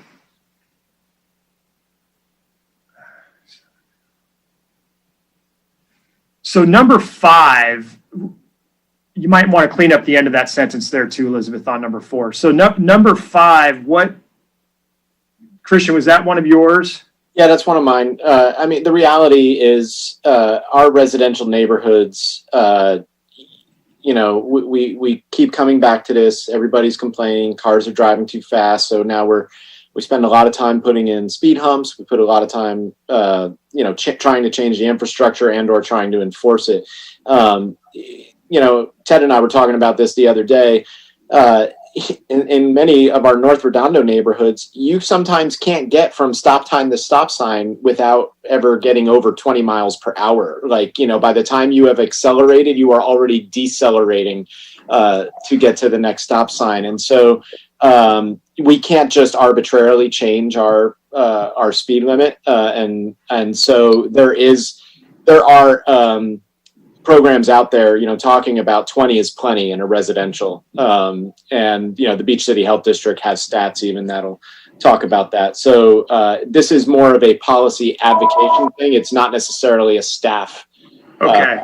It's not necessarily a staff. So this is like us putting a position paper or letter together and you all a resolution signing off on it and sending it to the governor and the state, or state highway folks or whatever it might be. That's kind of what. Yeah, it's just it's as the way I look at it is it's really just wrangling, finding somebody in Sacramento, whether it's Senator Allen or Assemblyman Suchi, Yeah. Okay, then you can all vote on that. I think that's clear. Explore alternative non-fixed route solutions for local transit and micro-transit. What is? Yeah, I'm happy to explain that one as well. So right now we have our 2 fixed routes for Beach City Transit, and they are not serving. So we'll just use an example, like kids that are taking the bus to high school.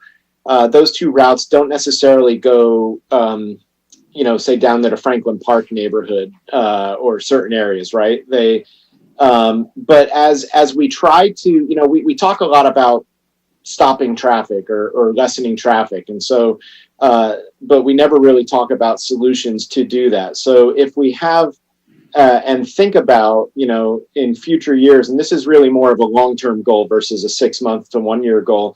But if we think about what can we do and what funding sources are out there to create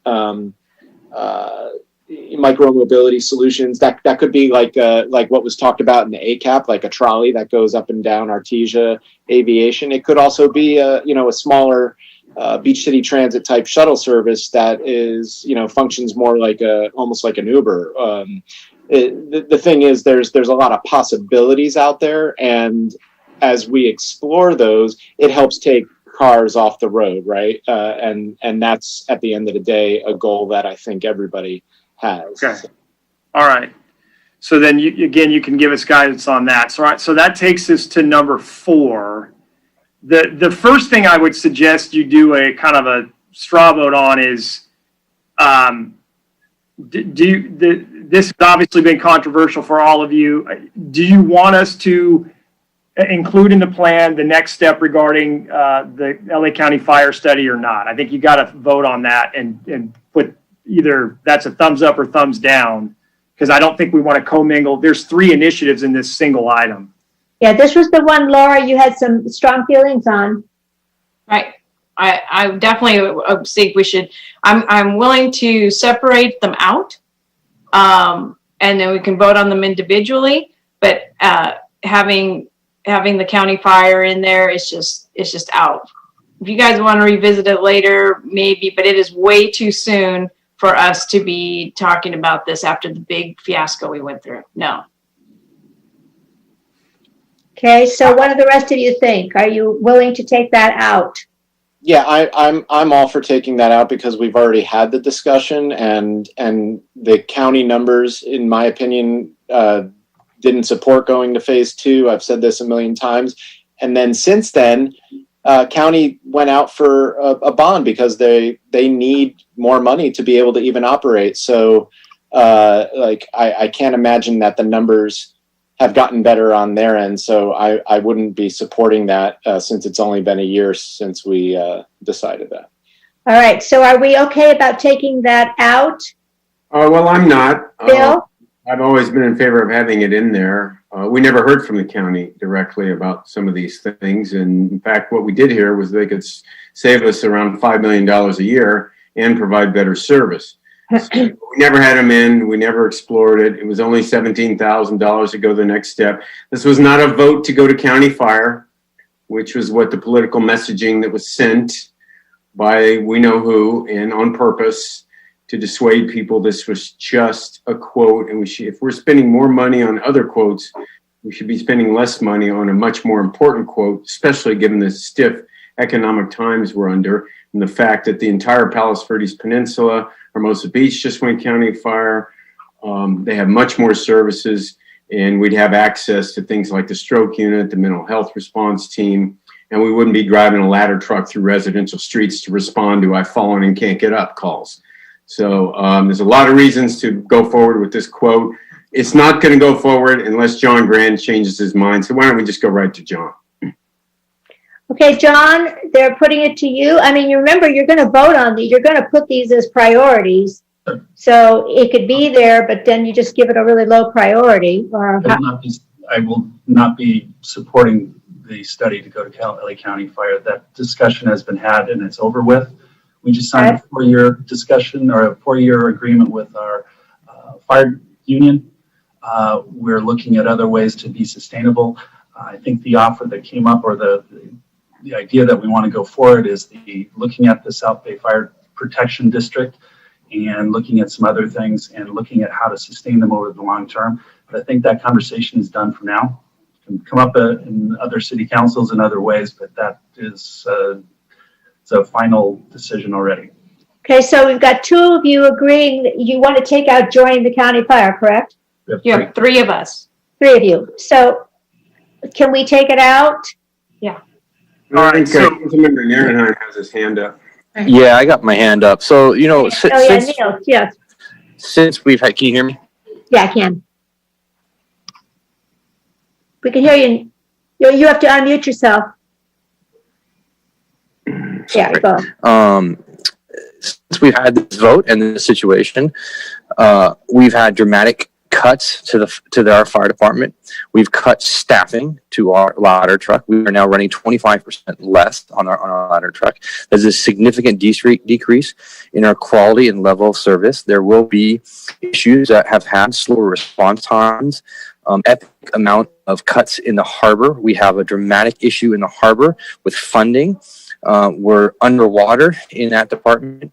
We have a fire department that is falling apart and completely mismanaged right now. We need to have every single option on the table so that we can look at our solutions as a whole, whether it's a South Bay Fire District working with an administrative mergers with other departments, or going county. And when it comes to the county and their bond issue, they're looking for resources and they're looking for help. The same that we're doing right now. And it's so important that we keep our eyes wide open moving forward and being extremely cautious with going down the same path that we've been going down for the last 25, 30 years.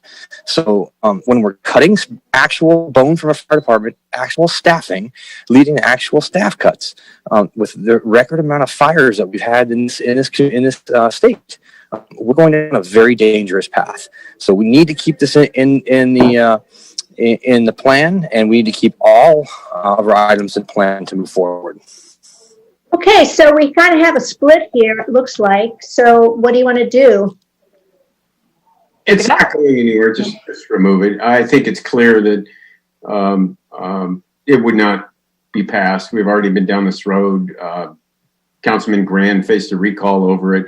This has been vetted, and the votes have not changed, and nothing's going to change. So you might as well strike it. Well, I would say this, that rather than completely striking it, we have something in its place. Alternative fire protection delivery measures, or I don't want to completely get rid of it, Bill, because Nils is absolutely right. We're getting stretched to the bone. We've got strike teams going out. We've got PERS obligations. We've got equipment obligations. We have all kinds of things. So I want to look at something to do here, because I think we're completely not meeting the goal of number 4 if we're not looking at something that's cost-effective delivery. All right, so do you want to add something to the alternative? Mike, what do you think? You could put in. Well, I think there are 3 things that we have to consider in this particular item right now. So to me, we strike the first component of it based on the thumbs up, thumbs down you just did. So the first question is completion of study for joining LA County Fire. I think that comes out. Now the council has to decide, do you want to, and it wouldn't be completion of a study, because the Fire Protection District is a separate conversation. That's a review, that's an exploration, that would take other partners. Joe mentioned that there's some dialogue at the city management level about possibly partnering with Manhattan Beach for fire admin services. We have a report coming back to you on that already. So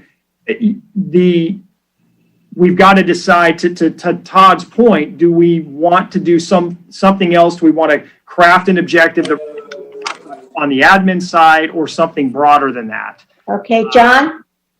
Yeah, so as I had pointed out, looking at how to, either put together a South Bay Fire Protection District. I think that's it. I think there are other pieces that the mayor's mentioned as far as potentially contracting with the county for stroke services and things like that. If that's something that's, those are all things adding to our fire department and our force. And, I'm supportive of all those. So. Okay, I see Bob Metzger has his hand up.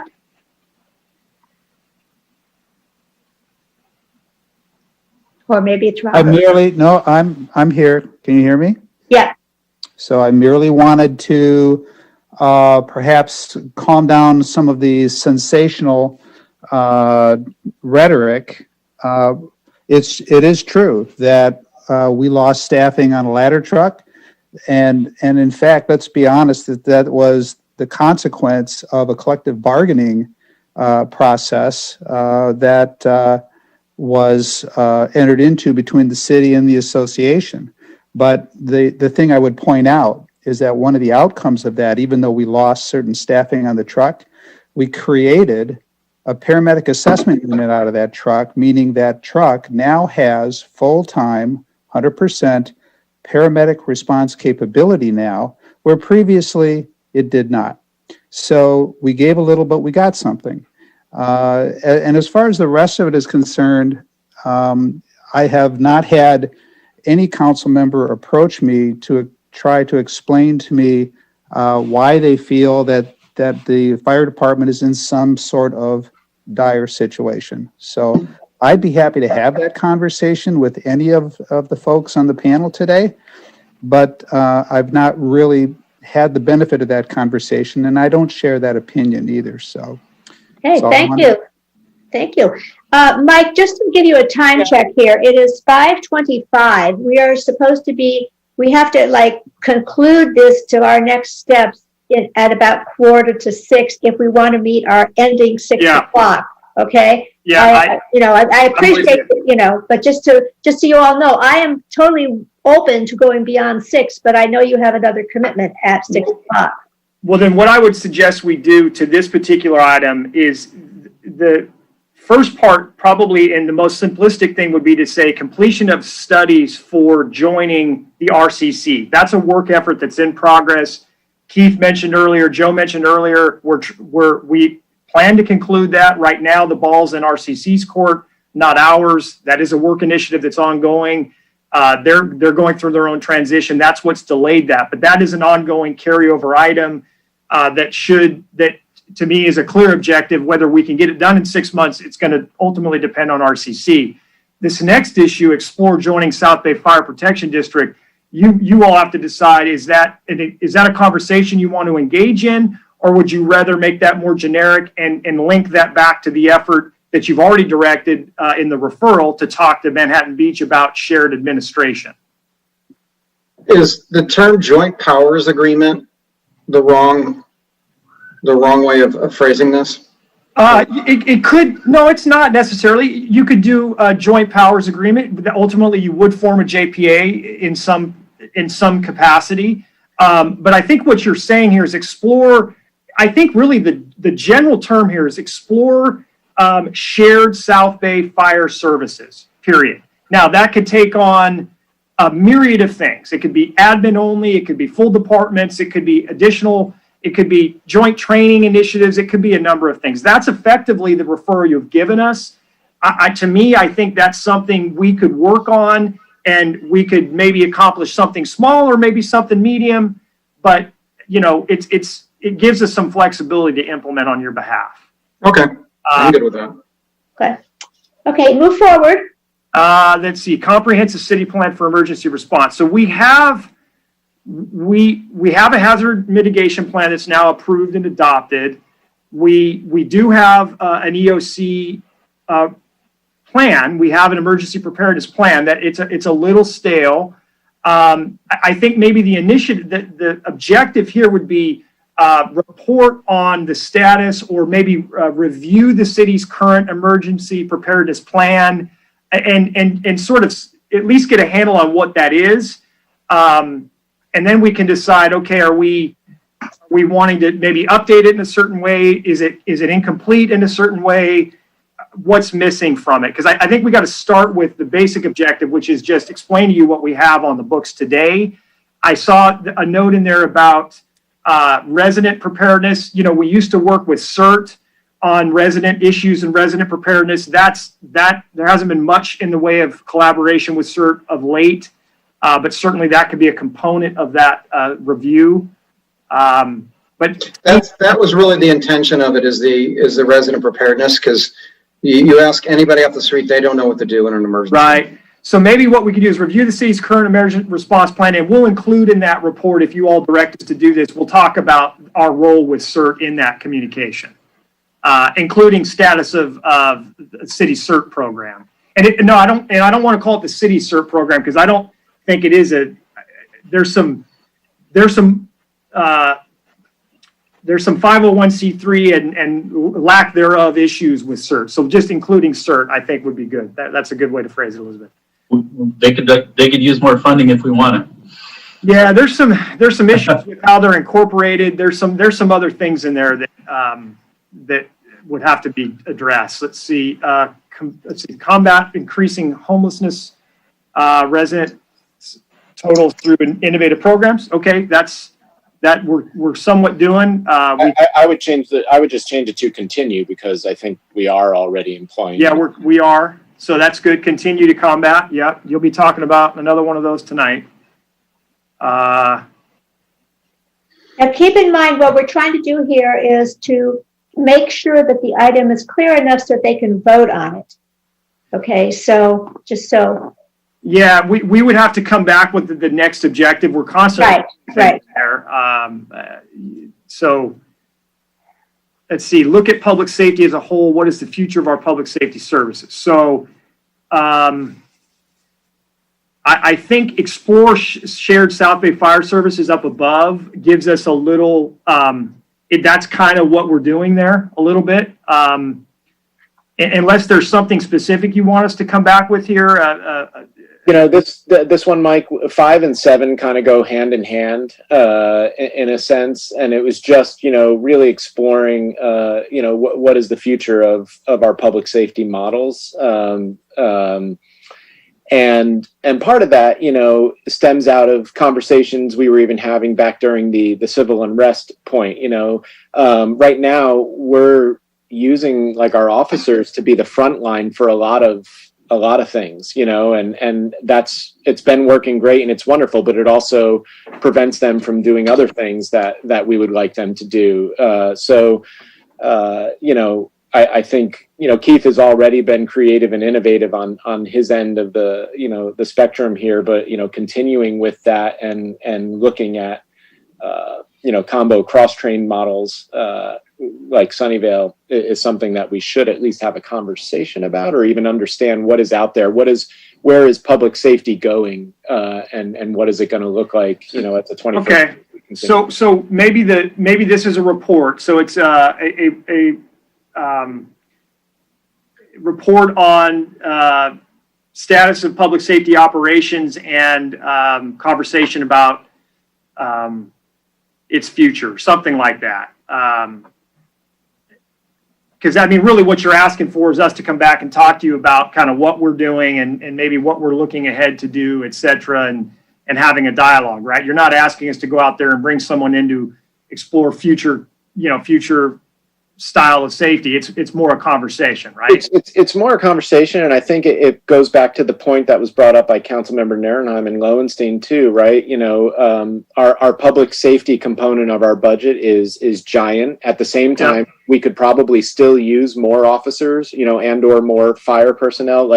So where are other, when we are taxing them with an enormous amount of responsibility, across the board, and we are responding in turn, and they're doing it, I think, it would behoove us, especially working with the chiefs to see, does this model make sense on a go forward basis? Are there ways for us to be, and one of Keith's original points was to be one of the most innovative departments. So I think in even keeping with that goal from before, it's important for us to reevaluate. Okay. So I think Elizabeth just dropped the second sentence there, just report on status of public safety operations. And yeah, that's fine. And then the next one, number 6, yeah, that works. Exactly. That's fine.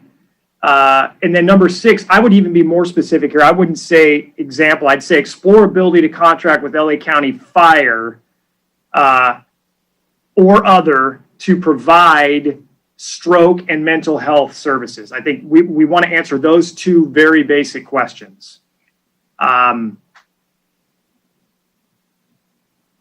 And then number 7, reconsider no host ordinance. You looked at that once a couple years ago. We could certainly bring that item back. Continue homelessness strategies and push for expansion of Measure H guidelines to include flexibility. That's a little bit duplicative of we have one up above. The only difference there are just the things that I spend a lot of time on, which is the expansion of guidelines in looking for funding sources. That's one of our biggest limitations right now, is that most of the innovative programs we're doing are through the city attorney's office and yeah. PD, So and I like the way you worded it here on 8. Do you want to just leave 8 and dump 4, or do you want to? Todd? I mean, I don't know if we. That's fine. I'm not like beholden to 4. Okay, so let's get rid of 4, so. Okay, that simplifies things. And then improve drone. All right, so improve drone program and look for other creative applications with other departments. Okay, that's a very specific initiative. We can look at that. I don't know. NASCAR has to be recognized. I don't know if sorry. Who is who? Oh, yes, Robert. I'm sorry for wading in here again, but related to number 5, Mike. Yeah. LA County Fire has nothing to do with the mobile stroke unit. It is LA County, but the unit is operated through UCLA. Oh, okay. So I would strike fire. Okay, so no need for fire there. That's a good clarification, Bob. Thanks, Bob. Okay, and then you have about 10 minutes max. Got it. We're close here. 5 and 6. Got it. So number 8, I would say not improve, but maybe expand the drone program and look for other creative applications with other departments. Number 9, okay, conduct an audit / evaluation of FD, much like we did with PD. So what we could do is we could bring back that budget response report that Joe mentioned that was part of the mid-year package. I think conduct an audit's too strong. If we could go back up a little bit, Elizabeth. I think we need to report back on that you've got to take a look at that more carefully. I think it got lost in that mid-year shuffle. So you should look at that. There are 3 options. And that could really go up with number 2, if to your point. It could, but they are 2 separate things. I mean, one internal review, the other's an expansion and sort of collaboration of services. So if you want 9, I would say revisit the budget response report on assessment options. And remember, some of the people may not even have this as a high priority. So right. So this is just to be clear on what revisit the budget response report on assessment on fire department assessment options. Elizabeth, we should be clear. Well, before that, BRR on fire department assessment options. Okay, then moving down. Stream. All right. So what's this here? All public facing. City services move to online services. Okay, that's a great goal. That is both a series of short-term objectives as well as longer term. So we would need to probably give you more specificity within that context. So that's more of a goal than it is an objective, but it's good to get some prioritization from you on that. Review and update of outdated and ambiguous city ordinances. Okay, that is super broad. Is there anything in particular you want us to start with? What on number 2, review, are there particular ordinances you want us to look at? Because this is, Well, the reason I put that is it seems like we're constantly trying to figure out the meaning behind certain city ordinances. They're ambiguous. And so I think, in order to cut that off at the pass, maybe, I don't know, maybe look at ones that we've discussed over the last couple of years that we've had doubts about. Maybe Mike would have a better idea. Mike Webb would have a better idea on which ones we've had to interpret. So I'm sorry, Mike, are you on? Go ahead. Yeah, I'm on. We are, in some instances, we have one coming back in November where you were concerned about it not being specific enough. Sometimes ambiguity is not the same as purposeful leaving discretion to the council. And so I'm a little concerned, as Mike is, as what's considered outdated, what's considered ambiguous, what would you prefer to do?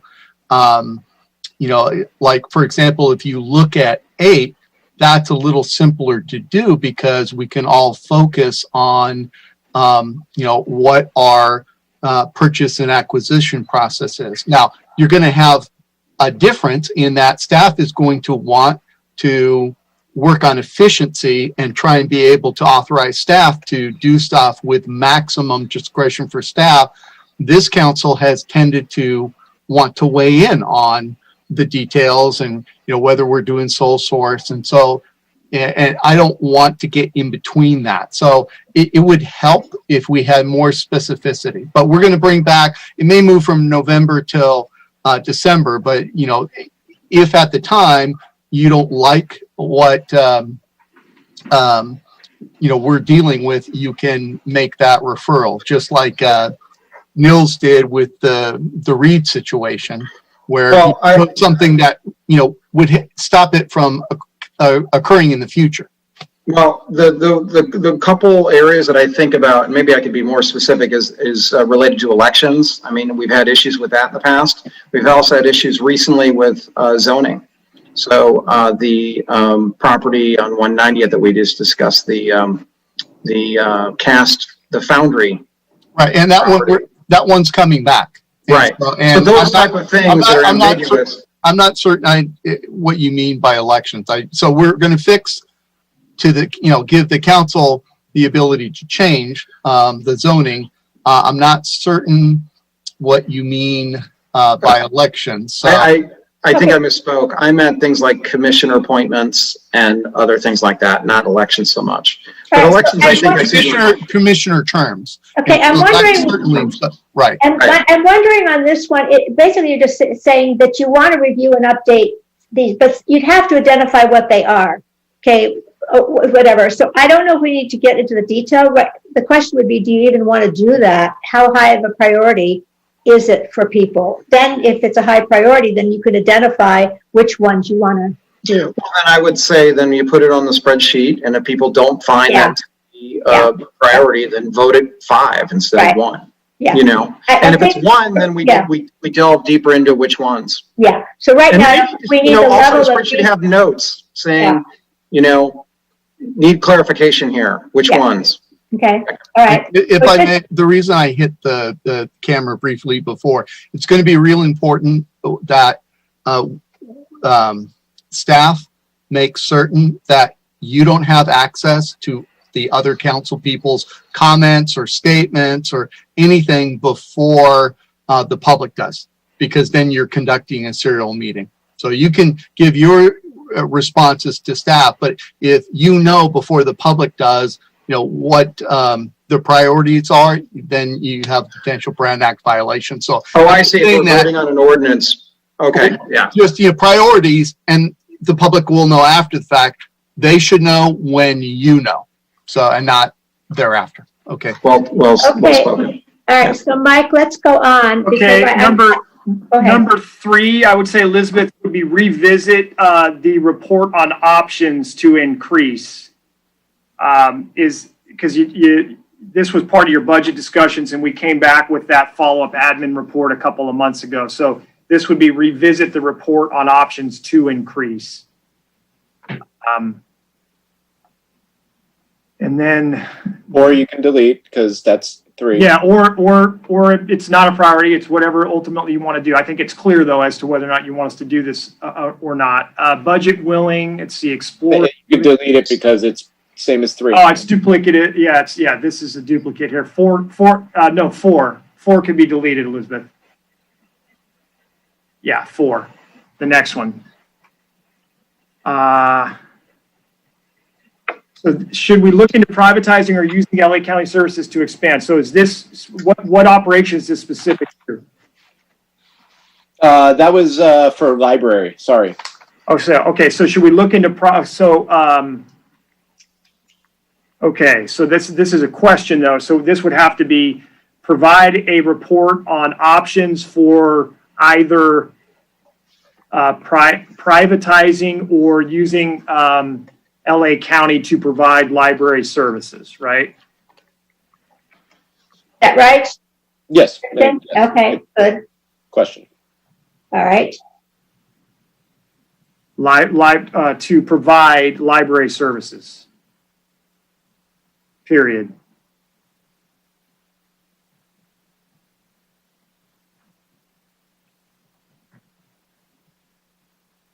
Okay, go to the next one. Okay, staffing and resources study of IT. Okay, so this is provide a report on options to perform a staffing and resources study for the IT department. Correct. You've got to, we're going to have changeover in that department. That department is clearly becoming more and more of a core foundational need for us internally and externally. And with Chris and Matt eventually retiring here, I think we need to know where we're going and what we need to do in the future. Right. So did you get that, Elizabeth? Provide a report on options for completing a staffing and resources study of the IT department. Okay. And then six we can eliminate, right? Because we've already got that up top. Yep.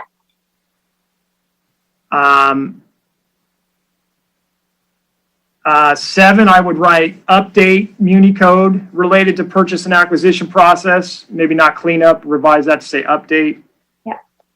And then the next one's create a business-friendly plan concierge service for the planning department. Okay, so that would be provide a report on options for creating a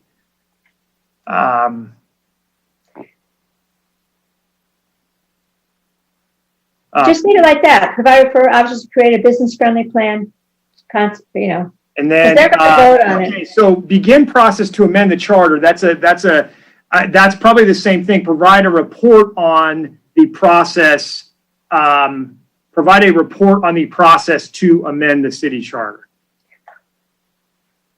Okay, good. You're doing great. Hey, Mike and Elizabeth and council, for item number 4, I think we might need to say a little bit more about why for provide a report for options for either privatizing or using LA County to provide library services. I think it should be in order to achieve savings and or improve services. Yeah. Sure. Okay, let's do last one. Last few here. Last few, Mike. Examine ADU evolutionist. Okay. Okay, so is it to review ADU options for? Well, yeah, I'll give a quick, we're kind of dealing with the aftermath of the ADU laws from the state level. We have a Section 8 program. Our Section 8 program is going to change, right? There's going to be Section 8 housing that goes away over time. So we have to be nimble enough to be able to still provide Section 8 housing. Could ADUs be a part of that? Could it be a strategy on a go forward basis where they could be a part of. I'm just trying to think ahead. Yeah. No, I got it. It's a fair question. Basically, the question is, it would be determined if accessory dwelling units could be used as housing for our Section 8 program, right? Mm-hmm. That's really what you're asking. Yeah. That's a fair question. I mean, we could study that if that's the council's priority. So you got that, Elizabeth? So examine whether or not, or just determine if ADUs can be used as housing for our Section 8 program. Okay, so conclude the GPAC process. Yeah, I certainly can understand the want to get that done. That's already in motion. I don't know if we have any carryover items for the GPAC in the current plan. But I'm looking to just get to an end state. Yeah, well, and we do want to, COVID, it's hard enough to bring 6 people together for one conversation. Bringing 25 together has been something that we've been trying to figure out how best to do that and which discussions do we want to bring first. So we are hoping that this will we're going to have our first meeting with them since COVID on December 3rd. So hopefully we'll get there to where we can start figuring out what are the best ways to work with that group. So do you? I think what I would feel on that, Randy, is that we're trying to say is that GPEC had their chance. They got delayed a whole year before COVID, and now it's time to just move forward. And so at some point, you guys just say, we've got enough input, move on to planning commission and move on, because we got to get this done. Right. That's really kind of what that statement right. And to be fair, they had come up with all their land use recommendations, and then SB 330 came, and we have our RENA number that almost doubled. So they have to go back and revisit. That's what we're doing on December 3rd. I guess the one. Two more. Let's finish on the last 2.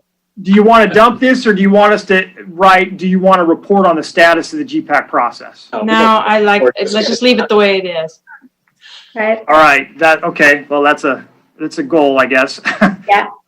Fight the state. That's fine. That's clear. I mean, it's probably continue to fight the state. We've been doing that.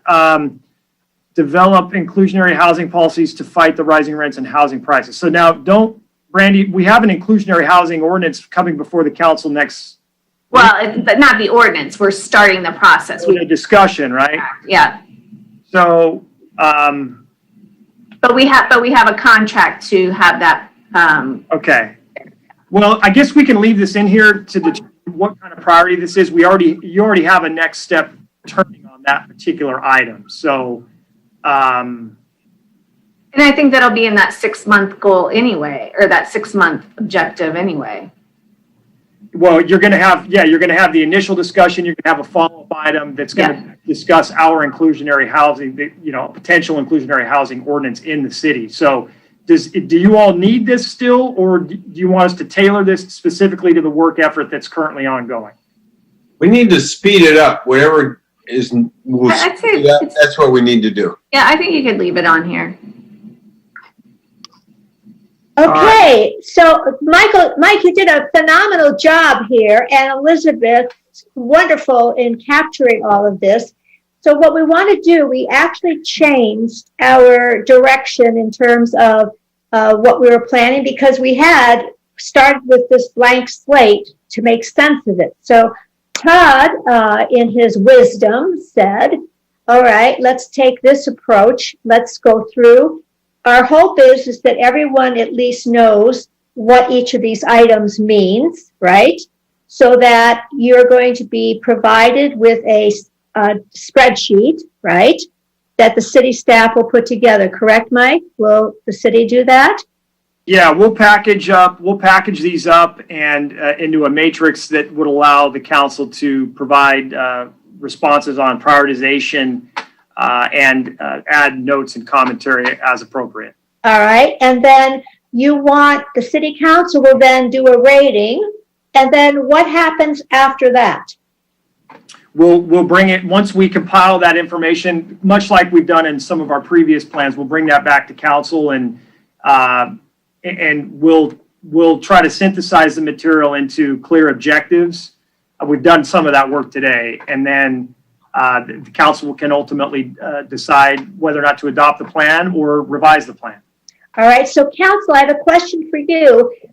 Where do you see the goals? Do you see, after you do your ranking, coming up with goals and then objectives underneath them? What's your thoughts? So I see it. Yeah? Yeah. And do you, so if you as the council do a rating, and then after you get the rating, then they're going to send it back to you, and then how are you going to get the actual goals done? I know how you're going to get the objectives. We'll have to prioritize them based on the scores. If the scores are low, then we can put them further down the list or eliminate them, I would say. That's how I feel. And when will you do this?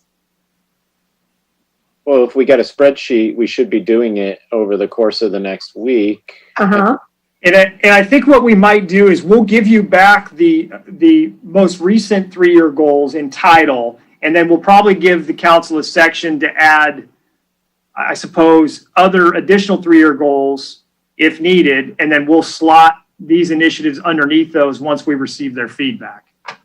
Okay. All right. Let's see. So if we look at this, and I'm looking at your time because I know you have another a meeting, is everyone on the council clear on what the next steps are going to be? If you are, give me a thumbs up. You're clear in that. Okay. And again, I think this was an excellent example where you guys looked at something and you really worked extremely well together. And of course, the city staff providing support was so important. I do see a hand up, Todd. Oh, sorry. Oh, okay. So what I'd like to do is just again to meet our time, I both shoot it back to you, Bill, for any kind of closing remarks you want to make, and just kind of your and then anybody on the council who'd like to say a few words in closing. Well, first, are there any other public comments? Okay, let's see. There was a public comment by the gentleman who does the bike plan. He already spoke. Oh, I see. Okay. I'm going to go ahead and remove your screen or your sharing. Okay. Yes. Great. Okay, just to, okay, so I can see who we have here. Okay, so at this point, I don't know if anybody from the public would like to raise their hand who hasn't spoken in Zoom. Please raise your hand. Otherwise, I think, Vicki, do we have one e-comment? Yes, we do have one e-comment. It's submitted by Mark Nelson. BCHD has acknowledged in CPRA, California Public Records Act responses, that it's incapable of tracking program costs, benefits, or benefit to cost ratios. If the city is going to participate with BCHD and partner with BCH on Streets for All educational safety component, then the city should provide no funding unless the city is willing to step in as a fiduciary for our taxpayer funds. BCHD is incapable by their own declaration under the CPRA. That concludes comments. Okay. Any others? All right. No. That's all I have. Okay, then Bill, I'm leaving it to you. And you know what the city's next steps are. Do you at this time want to plan a future event, or what is your take on Well, no, I think what's going to happen at this point then is we're going to have it appear on our agenda at a city council meeting fairly soon, so that we can, prioritize get the results of our prioritization, go over the spreadsheet and submit our priorities, and then have staff come back and present them, and then we'll go from there. So I think that's clear. Was that clear to you, Mike and Elizabeth and Joe? Is that basically what's going on? Yes, that's clear. The one thing you may want to do, and you always select a future date so that we don't have a hard time 6 months from now finding another date. So looking ahead to the month of April, potential options are your mid-month meeting, your second Tuesday in April, April 13th. If you wanted to not do that, we do have 4 Tuesdays in April. You could do April 27th.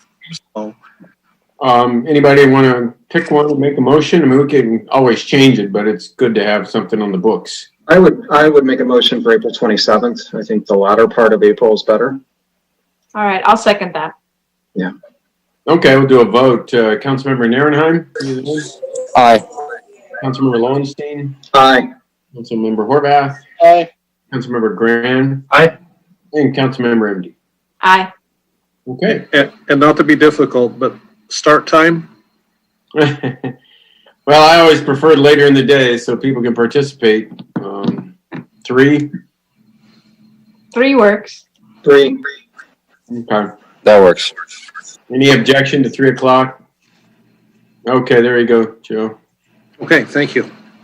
Kathleen? Thanks, everybody. We got some stuff done. And we'll continue to work on it, prioritize at our whatever meeting this comes up to, hopefully sooner rather than later. Thank you, Kathleen, for. Thank you. You guys did magnificent with the technology. That's what I was curious as to see how we were going to do this with nothing, in front of us. But you guys really. Yeah, no, it worked out well. We've all kind of gotten comfortable with it, and people calling in have gotten comfortable with it. It would have been nice to have more public input, but we did get a lot of emails related to it. So, yeah, we'll move forward. We can continue to take comments. This is not set in stone, so we can put out there what we have distilled out so far. Yeah, and the other good thing is, like, you always like to get public opinion when they see this tally that you're doing. You're going to get people who are going to respond to how you rated things. So you'll get. Of course, to go back to what Mike Webb said, we have to be very careful about showing that tally because other council members will see it, and then we're having a meeting outside of a meeting. So that will have to be kept until it's agendized and staff presents it, and we go from there. So we can't go around sharing it until staff presents it. So. Okay. So any of the other council have any last comments you'd like to make? All right. I wish you didn't have to continue on in more meeting.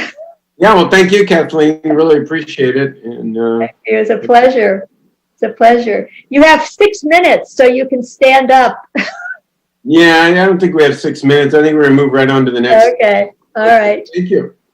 All right. You've got the document, Joe, right? The document they're working on? Yes, Elizabeth has it. Yeah, Elizabeth has got it. Okay, cool. All right. Take care. Right. Good luck on your next item.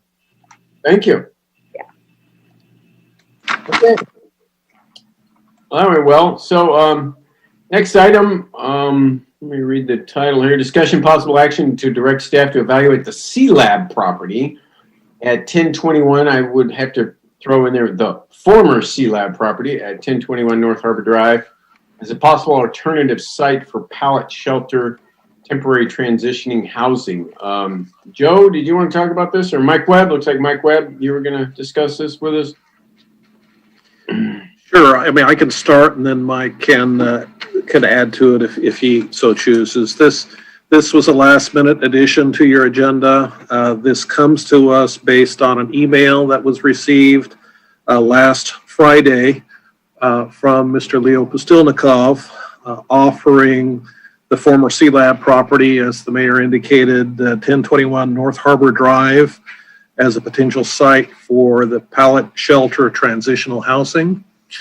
This is a follow-up to your prior city council meeting where you spent extended time hearing about available sites under the city's control for use of the Pallet shelter program.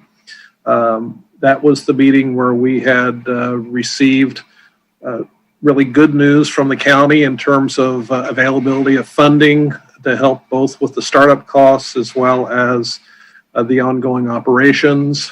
Those funds, along with the city's allocation of its CDBG CARES Act funds, look to provide enough funding for a 13-month operation of a small pallet shelter program, 15 units.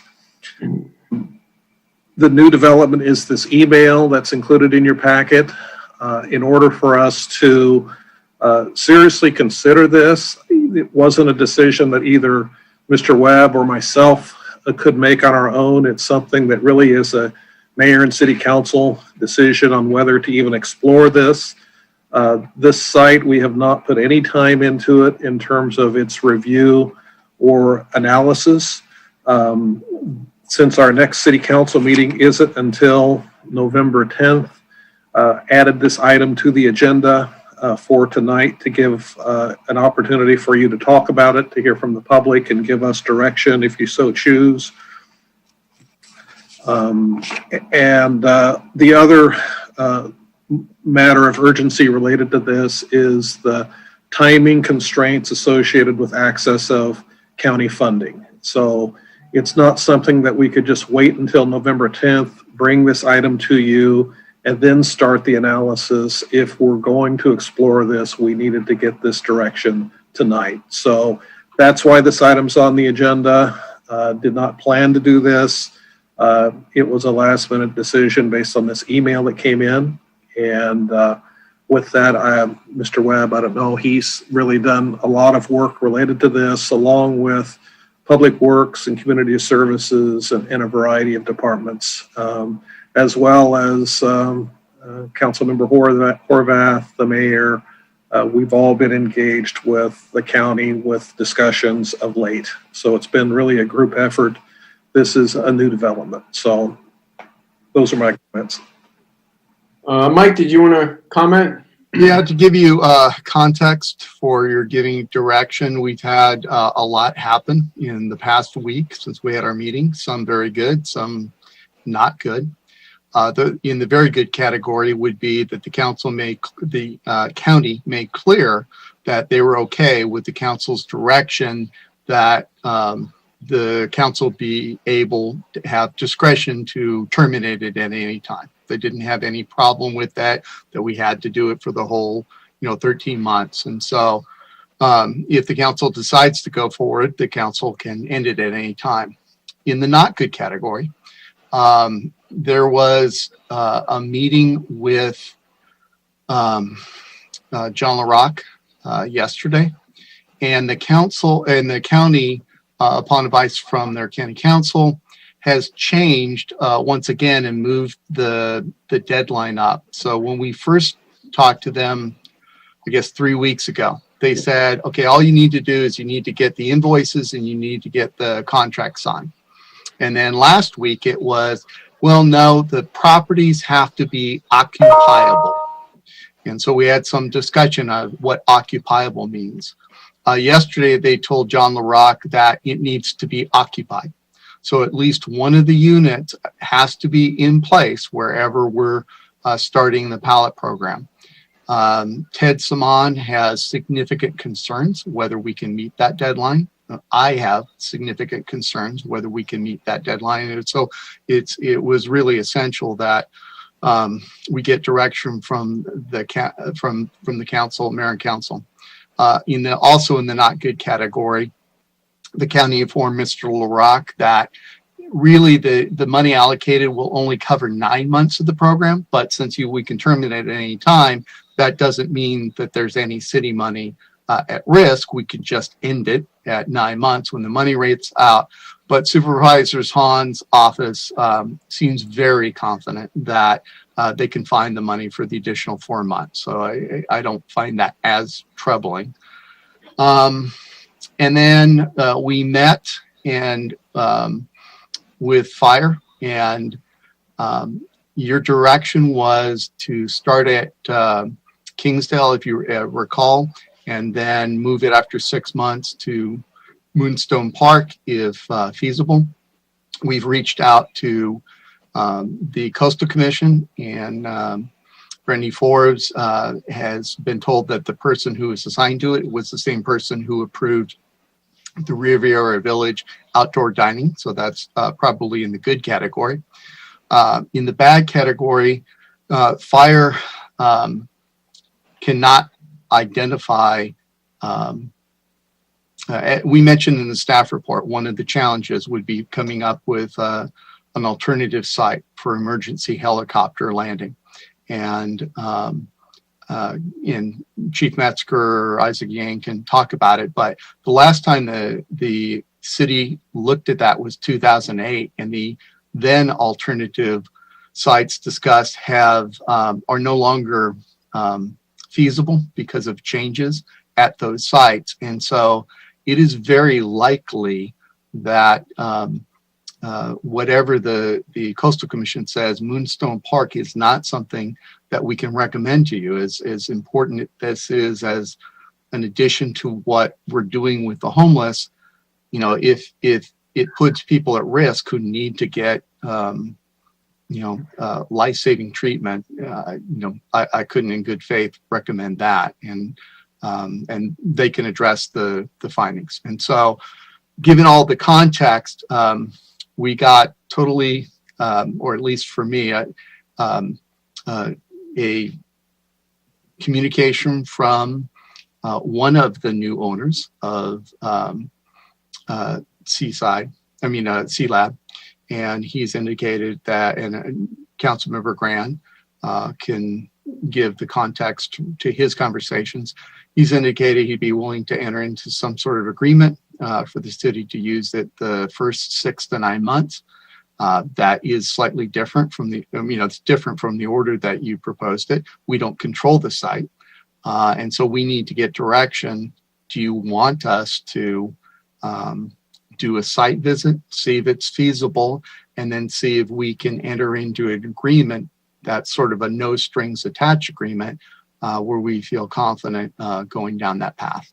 And as always, all of this is a mayor and council policy decision, and I'll turn it over to you and await your policy direction. Thanks, Mike. I had a question.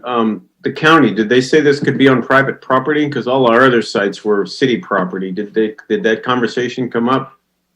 They stood us up for our scheduled 9 o'clock meeting that we had made the week before.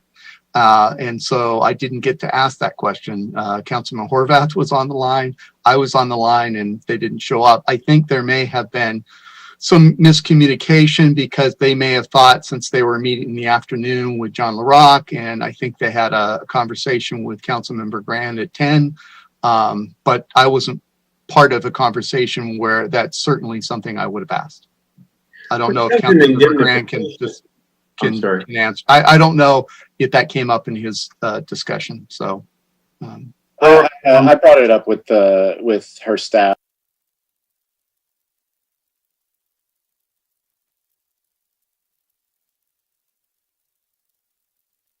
Issues with private versus public property. Mike, who owns the C Lab now? I need to double check because I'm assuming that it's the same 11 entity or 10 entity and one individual that owns AES. But I need to double check because I haven't looked at that specific site as distinct from the AES site. There's no point in doing it, but certainly a question that we need to look at. It's one of our first questions is, Leo is the one who sent the email to me and Stephen Proud. We'll need to, find out who actually owns it. They did, as I've mentioned, they had the entities that were own the AES property as a whole sign on a coastal development permit to remove the illegal pumping system pursuant to a demand from the Coastal Act. And so we can rely on that if, in fact, the records show that those are the same individuals that own that C Lab portion. Mr. Mayor, we do have Mr. Postelnikov listed on as an attendee. Okay. I noticed, Mike, on the coastal development permit signatories, there was a new LLC that was not on the what I saw in the deed transfer form called 505 Investment Company, which I think would make that 11 LLCs and one private owner. But it's all very complicated, and I would assume that all those would have to sign off on any sort of agreement that we came up with. Yeah, so when the coastal development permit came in at the Coastal Commission's demand, it was AES that signed it, and the city, for a number of reasons, said it was an incomplete or inadequate application because they don't own the land. And so we'd be using that document, the CDP application, and confirming that all the owners are in support of the whatever agreement could be reached, so that we could house the Pallet program there should the council give direction to do so. So is the C-Lab then part of, I don't know, the AES ownership now? Is it folded into that? I received an email at 4:30 on our off Friday, and I haven't spent time looking at it because there's no point unless you give direction to go forward. And so if you give direction, then certainly we will be contacting them, seeking a mutually convenient time to do a site location check to see if it's feasible. I have no reason to think it isn't, but I want Public Works to look at it and be certain that it is feasible. And then we'd have to go through the process of coming up with some sort of agreement that would give the city the ability to utilize it for that area. We'd also have to determine insurance to protect the owner of the property in the event that the program cause some damage. You have any idea how long this will take? Well, I know how long it can't take. We have to have a pallet program, a pallet shelter occupied by a homeless individual, a Redondo Beach homeless individual, by December 30th, or we don't qualify for the funds. So I know it can't occur beyond that. I don't know, and Ted would be a better one to speak to it. I don't know that we can meet that goal now. It was a big change from the county when they went from, hey, you just have to have the invoices and the contracts approved, to occupiable, and that was going to, be subject to what exactly does that mean. But to now actually have it occupied by at least one individual, I don't know, and we won't know until we get further along, and we'll try and bring it back to you on the November 10th date to see, can we meet it? We'll have to see what the challenges. Each site has different challenges. We'd have to see what challenges this site provides. And we don't know what it would cost to set it up or anything like we knew before. We looked at city controlled locations because time was always of the essence with this. And so, if the site is good and if we can negotiate some sort of agreement for the city to have access for this purpose, then we may, we may be able to meet the December 30th deadline. If there are obstacles, then we can't. Okay. All right. Councilmember Lowenstein. Yeah, thanks, Mayor Brand. I spent the last week talking with a lot of residents from both North and South Redondo, and the consensus that I find is that nobody wants this in their backyard. I don't think the city's ready for this. I think it's evolved into a North versus South Redondo fight, and I don't want that at all. I mean, we're one Redondo. The last thing I want is people to be antagonistic over one another, feeling like they got the short end of the stick based on where this is located. And that's not the purpose of this. The purpose of this is to help us help the unhoused in our city and to provide them with the services they need. The purpose is not to divide us. And so I have a real problem with this. The people in the Kingsdale area told me that they feel that it's too close to Washington Elementary and to Adams Middle School. It's too close to El Nido Park, which a lot of them use. There's concern in the harbor from the liveaboard boaters, from the hoteliers, and from the residents in some of the apartments that we need to protect the waterfront. This is the wrong place to do it. I can tell you the problem's only going to get worse, not better, if we don't do anything. But, I guess I'm a little shocked to see this because I don't know why the council member District 4 was talking to the landowner or the potential landowner of a property, the largest property in my district, and then I didn't get a call back from the landowner. I find that unbelievable. You know, maybe John couldn't call me because I was Brown Act buddy with Laura on this, but I find that amazing that I couldn't talk to the landowner and that this snuck up on me. And so when people come to me and say, what's this about? I didn't know. You know, that's, you know, courtesy among council members should be, you don't get ambushed. And I got ambushed on this one.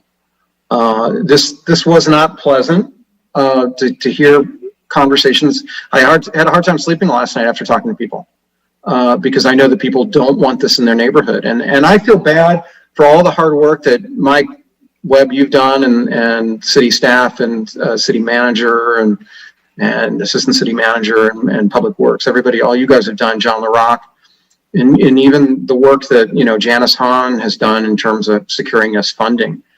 But the last thing I think we need as a city is for this to divide us. We have enough issues to deal with in our city.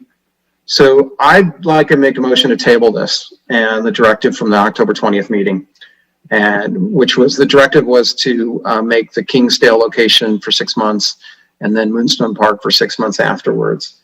I think the motion would also include continue to look for locations outside the city. I just think this is the wrong time to do this. I think eventually the problem could get so worse that people are going to demand that we do something. I do feel bad for the people that are suffering the effects of not only having the homeless in their neighborhoods. Somebody told me that somebody passed out in front of their house today. A homeless person passed out from overdose. But I also feel bad for the unhoused, and that the fact that we can't take care of them as a society, and that nobody wants to deal with this. And so I don't blame the folks that have spoken up against this. I can completely understand they have their children's safety, they have their home values to deal with, but the problem's not going to get any better. And a lot of the people that are concerned might be unaware that there's homeless already in their neighborhood. So we're trying to solve the problem. So I'm not really lecturing anybody. I just don't think we're ready for it.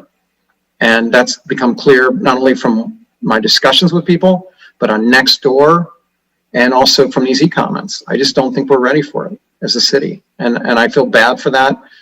At least we're trying. You know, other cities are not even trying. So that's my motion, again, is to table this, the directive from the October 20 meeting, and then also to look for alternative locations outside the city in SPA 8. Okay, well, let me just say, we went till 1:30 in the morning the other night, and we got a unanimous vote. And, but yeah, I share your concern, Todd. I got the emails too. There's some misunderstanding about how this was going to work, but I kind of have to agree. I don't see how we get past that right now because, you know, when we looked at the other cities in Bellflower and Whittier, they had real existing problems right in front of them. They had people camping all over town underneath the freeway overpass in their parks. And we don't exactly have that yet. You know, I was worried that, you know, this pushback was coming. And, you know, we've been trying to be out in front of this and be able to provide the services to the unsheltered, the homeless that want it, and be able to keep our areas safe and clean and, you know, the quality of life that we've enjoyed. I was in LA yesterday, and people are setting up tents and they are camping on park strips. What's a park strip? Well, if you live in Redondo and you're in a house, it's probably right out in front of your house. And that's a city property there. And they were camping on that in LA. And guess what? There's nothing anybody can do about it because of Martin versus Boise, Idaho. It is now unconstitutional to make somebody move off of public property that does not that you don't have anywhere to go, or they have nowhere to go. And so that was kind of the impetus to not only help the homeless, but then to be able to, you know, keep our streets and safe and clean and all that. Instead of waiting for that kind of problem to develop. Now, it's been so much work gone into this, and the county has given us the money, and we've approved it unanimously. And here came the complaints, and I got to tell you, the complaints came from where the complaints are going to be just as vociferous and concerning anywhere we put this. Anywhere you want to put it out in Moonstone Park, it's already begun. You want to put it in Seaside Lagoon? Well, we know what's going to happen. You want to put it, look what this was, as Councilmember Horvath said, this was clearly the best site and further enough away and separated by train tracks, and it still doesn't matter. We moved it out of Aviation Park. You know, I don't know, you know, it's kind of a bombshell, but I get it. I totally get it. And yeah, I'm sorry to you know, not, but it is what it is. What are we going to do? The last thing I want is a city split on this, and people at each other's throats. That's the worst thing that could happen out of this. Beyond the offer of the C-Lab, I mean, there's just bigger issues here. Not the least of which are, you know, the complex ownership of the C-Lab and the AS property. Now, I mean, you get at least 10 LLCs, maybe 11 now, and one private individual. I don't know what's going on with that. And Mr. Pusanikoff is part of one of them. Apparently, I don't know. You can't tell. You can't tell. There's some company called 9300 Wilshire LLC, owns 21%. I wrote these down. Ed Flores LLC owns 19.8%. This is of the property and the power plant. One is 9300 Wilshire LLC. Another one is 9300 Wilshire something else LLC. I mean, it's just, it's so complicated. And there's this individual, David Dromey. He owns 3.75%. 1650 Veteran LLC, Outdoor Billboard LLC, BH Karka LLC, Fifth Street Investment LLC.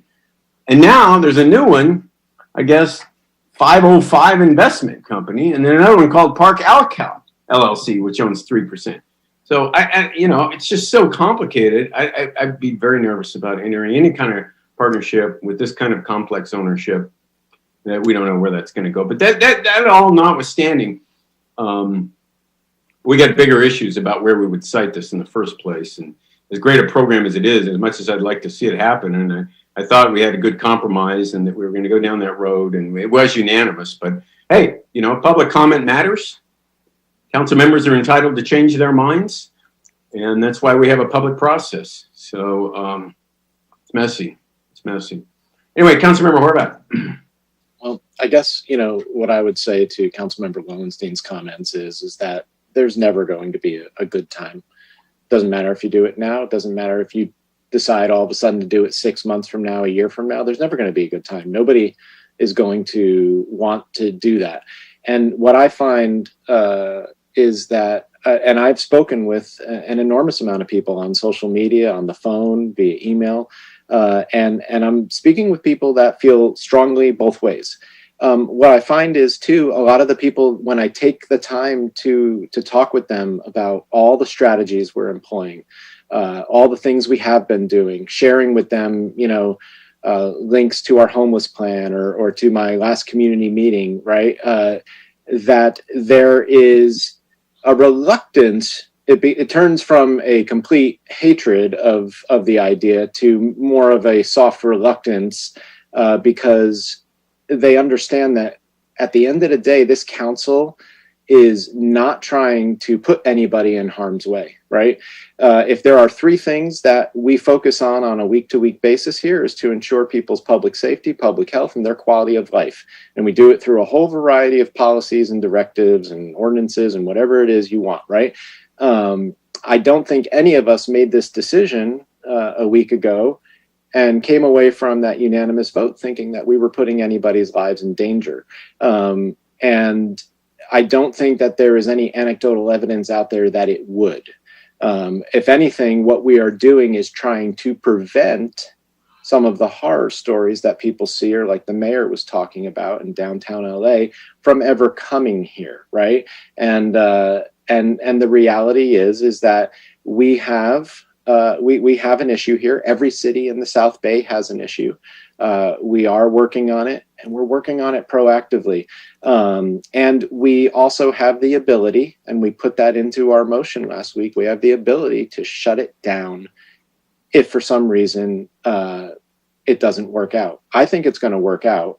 And I think it's actually going to help us more effectively get the individuals that are both coming back from Project Room Key, that have had wraparound services for 3 months, matriculate out to permanent supportive housing. It's going to help the people that are going through our enhanced response pilot project and our homeless court system more efficiently and effectively get out of the transitional housing and into permanent supportive housing. And it's going to help us possibly, as it unfolds, potentially be able to deal with the Martin v. Boise.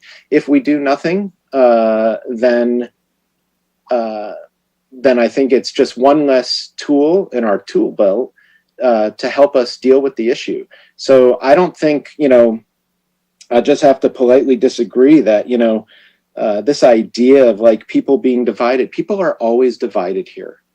And there are definitely some individuals and people who like to use division to their benefit sometimes.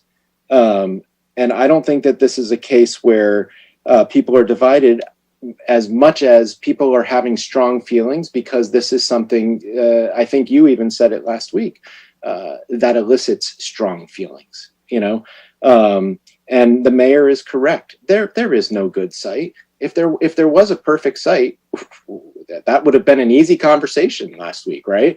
There is no good site. Everything is close to something. There are stakeholders, whether it's in the marina or the business community or different neighborhoods, they're all going to feel one way or another about this. And the only way that we can show them, I think, that it is not the nightmare that everybody that is against it imagines it to be, is to actually do it and see how it works.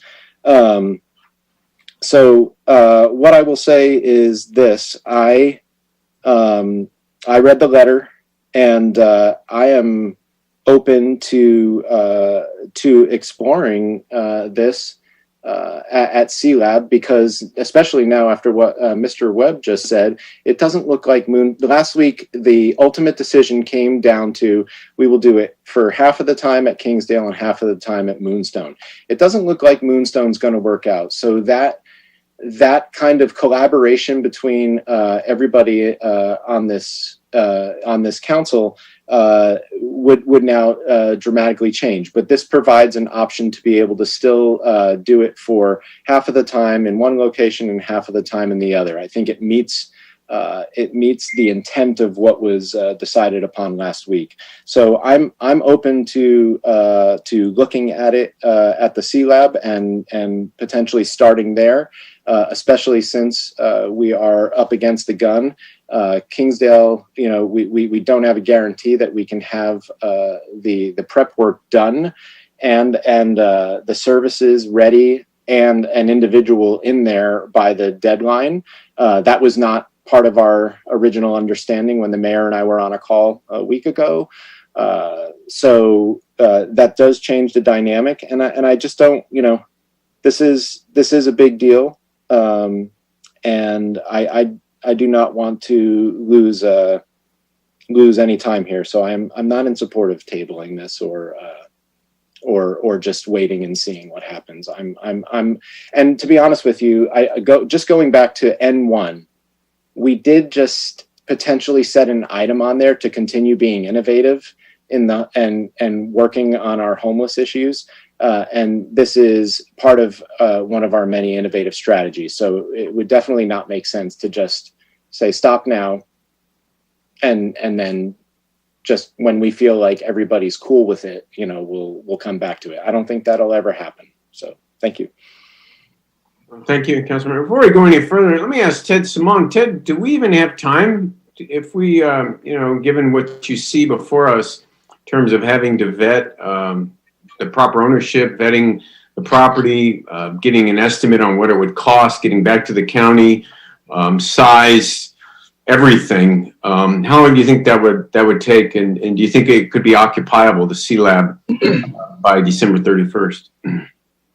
Your Honor, thank you. That's a great question. The biggest concern I have is I have no idea what the site is currently in what state it's in. We don't know what's on the property. We don't know if it's clear and available, if we have to do any site prep on it. That would be a significant component of that assessment. So not knowing that, if this was a flat dirt lot, I can almost tell you that could be just as viable as any other location. But not knowing what that condition is like makes it very challenging to be able to give ourselves that time frame. And as both Mike Webb and Councilmember Horvath have basically stated, as we've been working with the county, we've been getting constrained more and more with every conversation, and hearing that yesterday's conversation was to have a unit occupiable on the Kingsdale site. If we don't get funding approved to be able to move in motion immediately after November the 10th, I'm doubtful that we can even have that ready for an actual unit that's occupied at that particular point. So, we've got site prep work that is aligned and ready for the Kingsdale site, but again, that time is getting very constrained. And then the very last element itself is the actual pallet units themselves. We have no idea about their availability. We've talked to their staff. We understand that the owner is from the city and is going to be doing their utmost to try to bring these to us before the end of the year.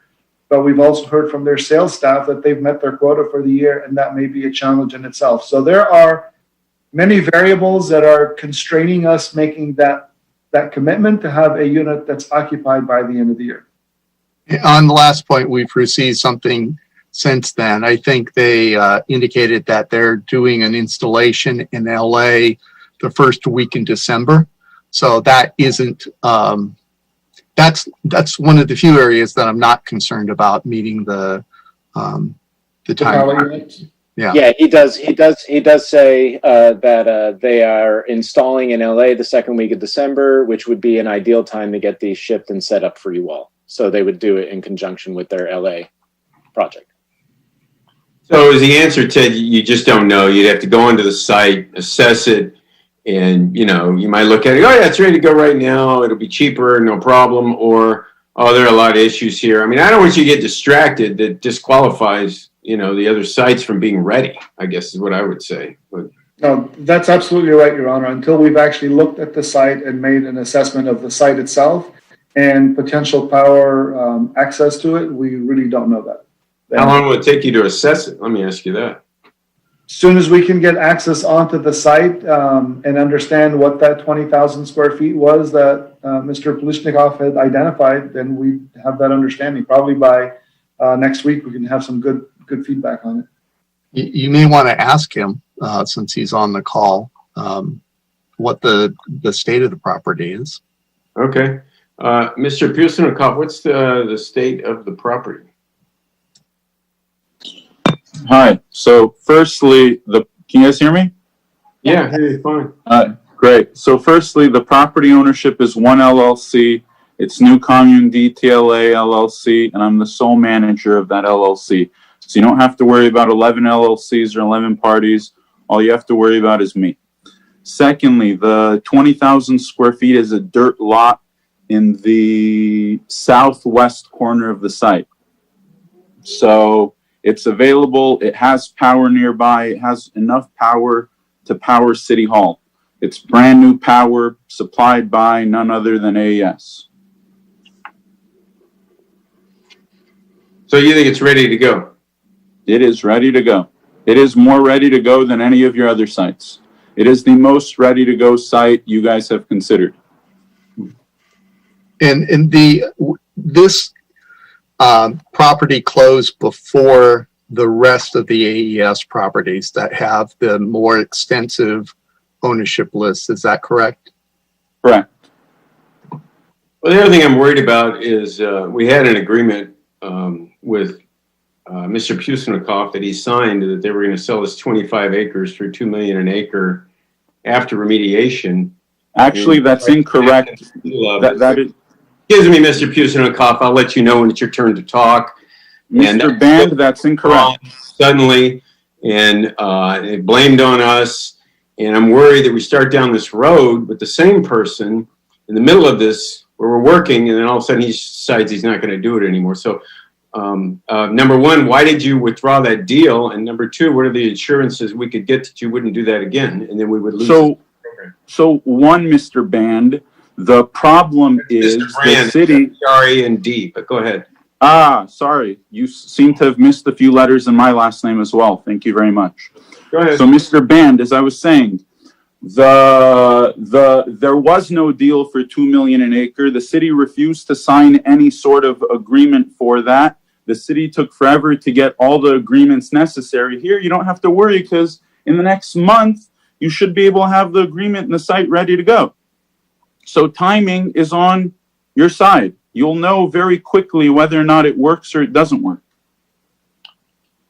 Okay, we said there was no agreement. I got a letter here dated February 8, 2019, signed by Is that a binding contract, Miss City Attorney Webb? Well, let's talk about this because it's very important. Is this even related to this site? I'm offering my property for free, and the city is, and you're using it as a lamppost to talk about nonsense on another property unrelated to this. Well, let me just read the last paragraph of it then. Due to the unique opportunity the park site represents of creating much needed urban open space within Los Angeles County, Next Century Power has agreed to sell the park site to the city at a below fair market value of $2 million per acre. The cost of the site between acquisition and remediation is anticipated to exceed $175 million, or roughly $3.5 million per acre, not counting the city's obligation to restore the wetlands at an estimated cost of $5 million. Mr. Band, this letter was primarily written by city staff, and I was asked to sign it. If you would like the emails, you are welcome to see them. Of up to $37.5 million. So this was the offer. This is why the county went down the road. Did the city ever sign it? Did the city ever sign it? Did the city wrote the letter? Do you not understand that? That the city wrote its own letter. They asked me to sign it as a courtesy to the city. I did that courtesy. That's why we all went down the road. That's why we did all this work, and then it was yanked out from underneath. No, you wanted $50 million from Prop 60, which you never got. This is what you requested I sign. I signed it for you. You requested it. I never agreed to it. It was a non-binding letter. There are tons of non-binding letters.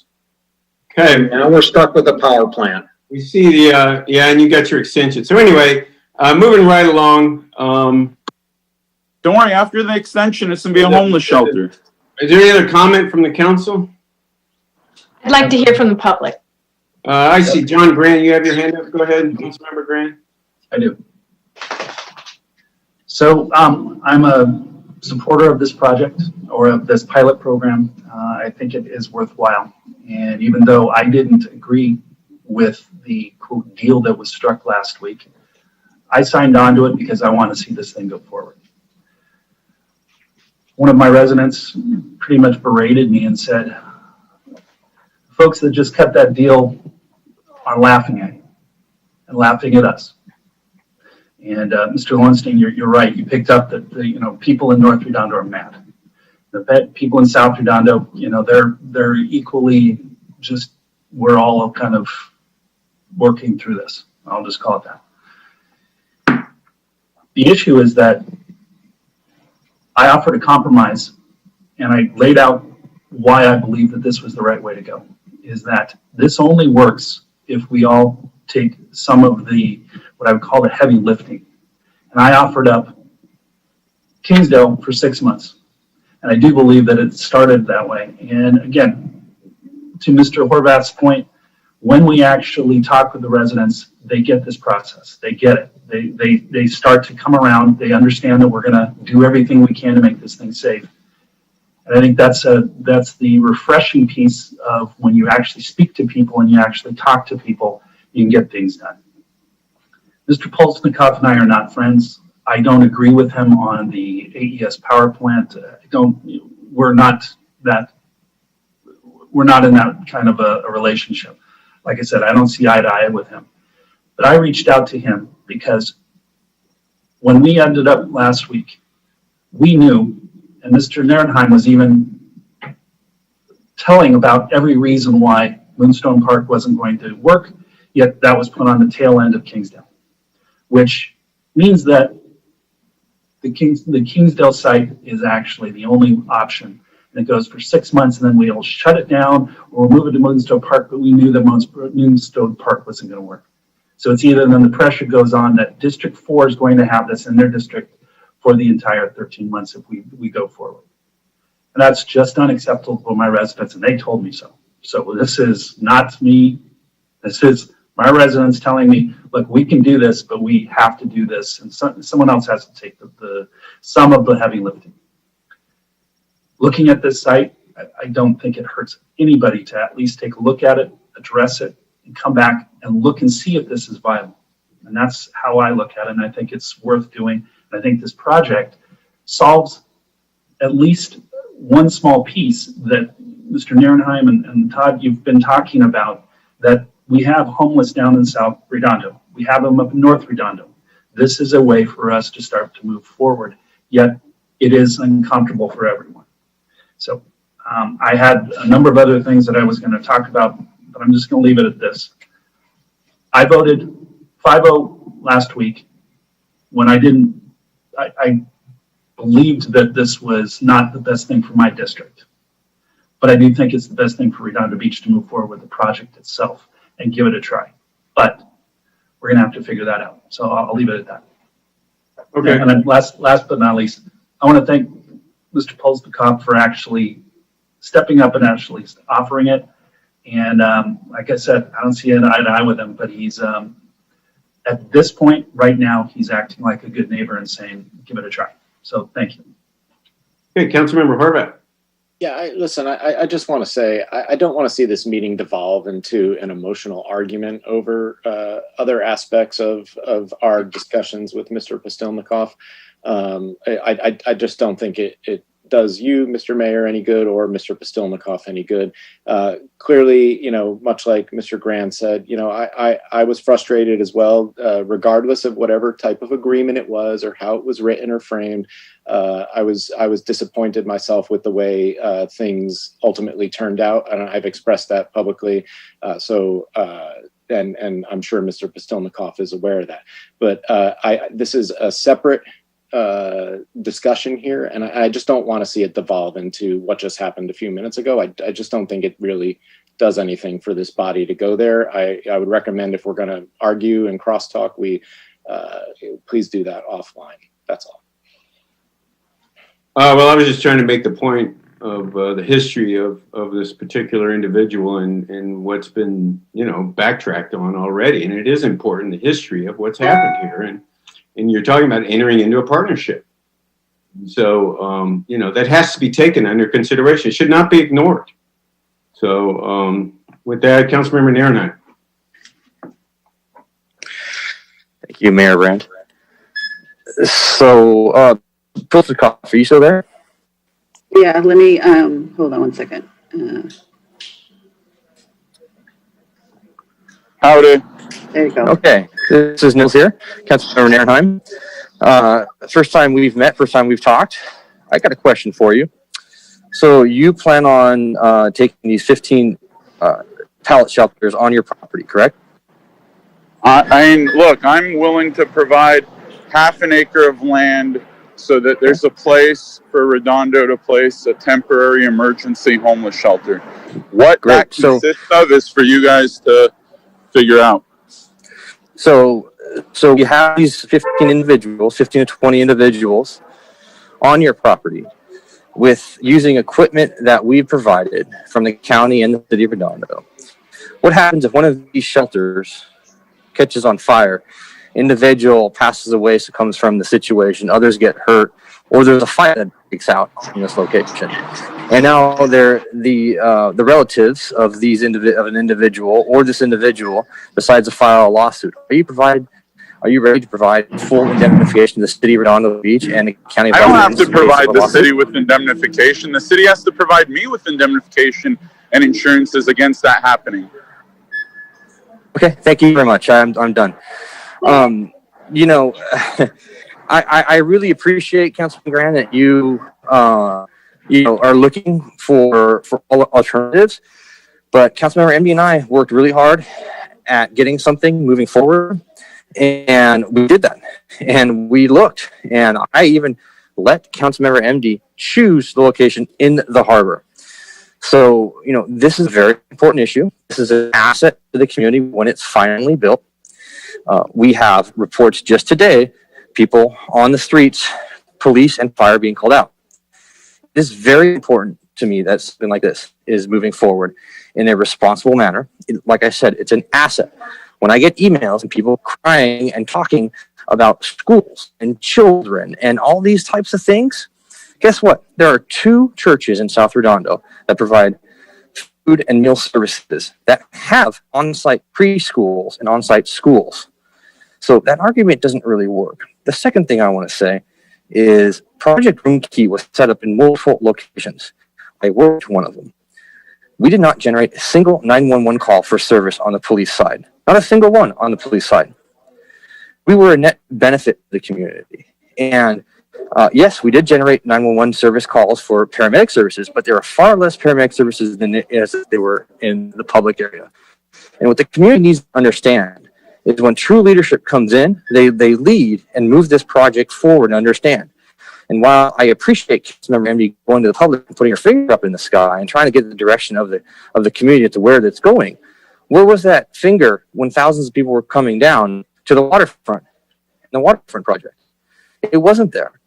And so this is a situation where all of us need to come together and move forward in a collective manner and understand that Kingsdale is a location that we can provide indemnification to ourselves, that we can have a site location moving forward by the end of the year and work, that we can have full site control, and we're not going to get kicked out by a third party.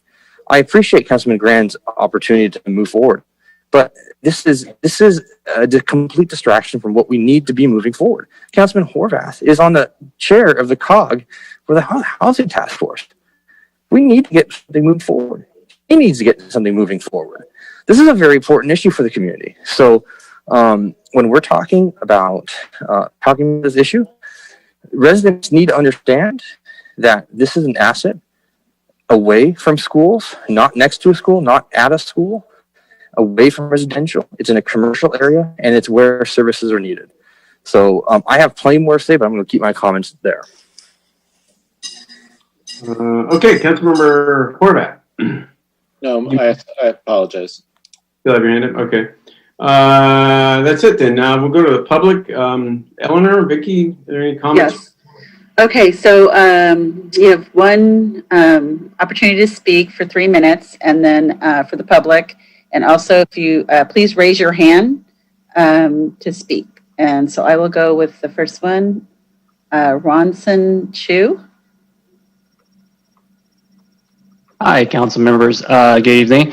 My comments for Council Member Lowenstein. I just want to let the council members in Lowenstein know that I've been to a lot of these different city council meetings all throughout Los Angeles. I work in homeless services, and I've partnered with the United Way to go to a lot of these different meetings. And the conversations are all pretty much the same. There's a lot of angry people at these council meetings, and you can't escape that. But when we further did a study in neighborhoods on whether or not you're listening to a very vocal majority or a very vocal minority, we found that, in fact, it was actually a very vocal minority. In fact, a lot of your residents actually support shelters in your communities, but they're not going to spend the time waiting 5 hours on a Tuesday or a Thursday afternoon to call and say, yes, let's do this. No, you're going to get the people that are very passionate against these solutions. And so I think Mr. Horvath and also the council member that just spoke, they made a very good point. These are going to be very difficult conversations you're going to have with your neighbors. I live in North Redondo, and I have these difficult conversations with my neighbors as well. But once you walk them through the logic behind a shelter, they will understand that it's much needed. For example, people are very concerned about children. Well, if you don't build a shelter and you have homeless folks walking around neighborhoods, that's no safer than if these homeless individuals are inside a shelter where there's restrooms and there's security and there's food. So once you explain that to people, they'll come around. And these are very hard conversations. I respect all of you guys. I think you guys are taking tremendous leadership. And I'm very proud of our city, proud of our neighbors, who a lot of them are for this. They just are worried about different sites. But I think for the most part, we're moving in the right directions. So thank you very much. Okay, thank you, Mr. Chu. Next, Zane Obaji Jr. Howdy, Council and Mr. Mayor. First, on the subject on the agenda, N2, Mr. Pustelnikov clearly has absolutely no respect for a man, our mayor, who spent his entire life serving our city. Calls him Mr. Band. He has no respect for the words written on a paper. I don't care if the city prepared that agreement. He signed his name to it. Under promissory estoppel, which is a theory under the law, he can be bound to that. And the fact that he has no regard for his agreement in writing indicates that he is not a person the city should be trying to do business with here. You can't trust his word about the condition of the site. He's not gonna. He's gonna negotiate hard on indemnities and where the risk of loss is gonna fall. Plus, look at the site. Let's say you say, okay, we're gonna put the site there. We're going to say no camping within 500 feet. Well, Hermosa Street is practically across the street to the north. They can't enforce no camping. They don't have any accommodations for the homeless. So you could have a bunch of people aggregated right there. Now, I wasn't a huge fan of what y'all did last week in a rush, but I get it. The money is available from the county. And I saw Janice Hahn yesterday, Supervisor Hahn, in a meeting yesterday, and she was proud of what you guys did. And she's going to stand behind you, and she's going to be there to support this city because of your leadership. Now, don't get me wrong. My neighbor also said to me, hey, I'm really concerned about the schools right there. And the reaction to that is, hey, how do we protect the schools from harassment by any homeless attracted to this shelter?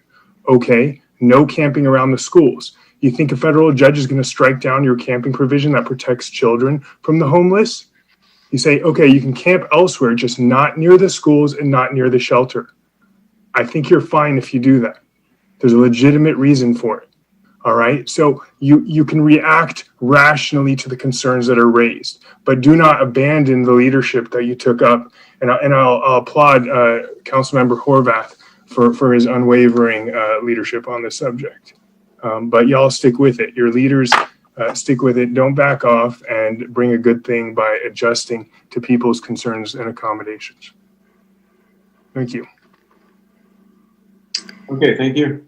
Okay, Dennis Ohlers.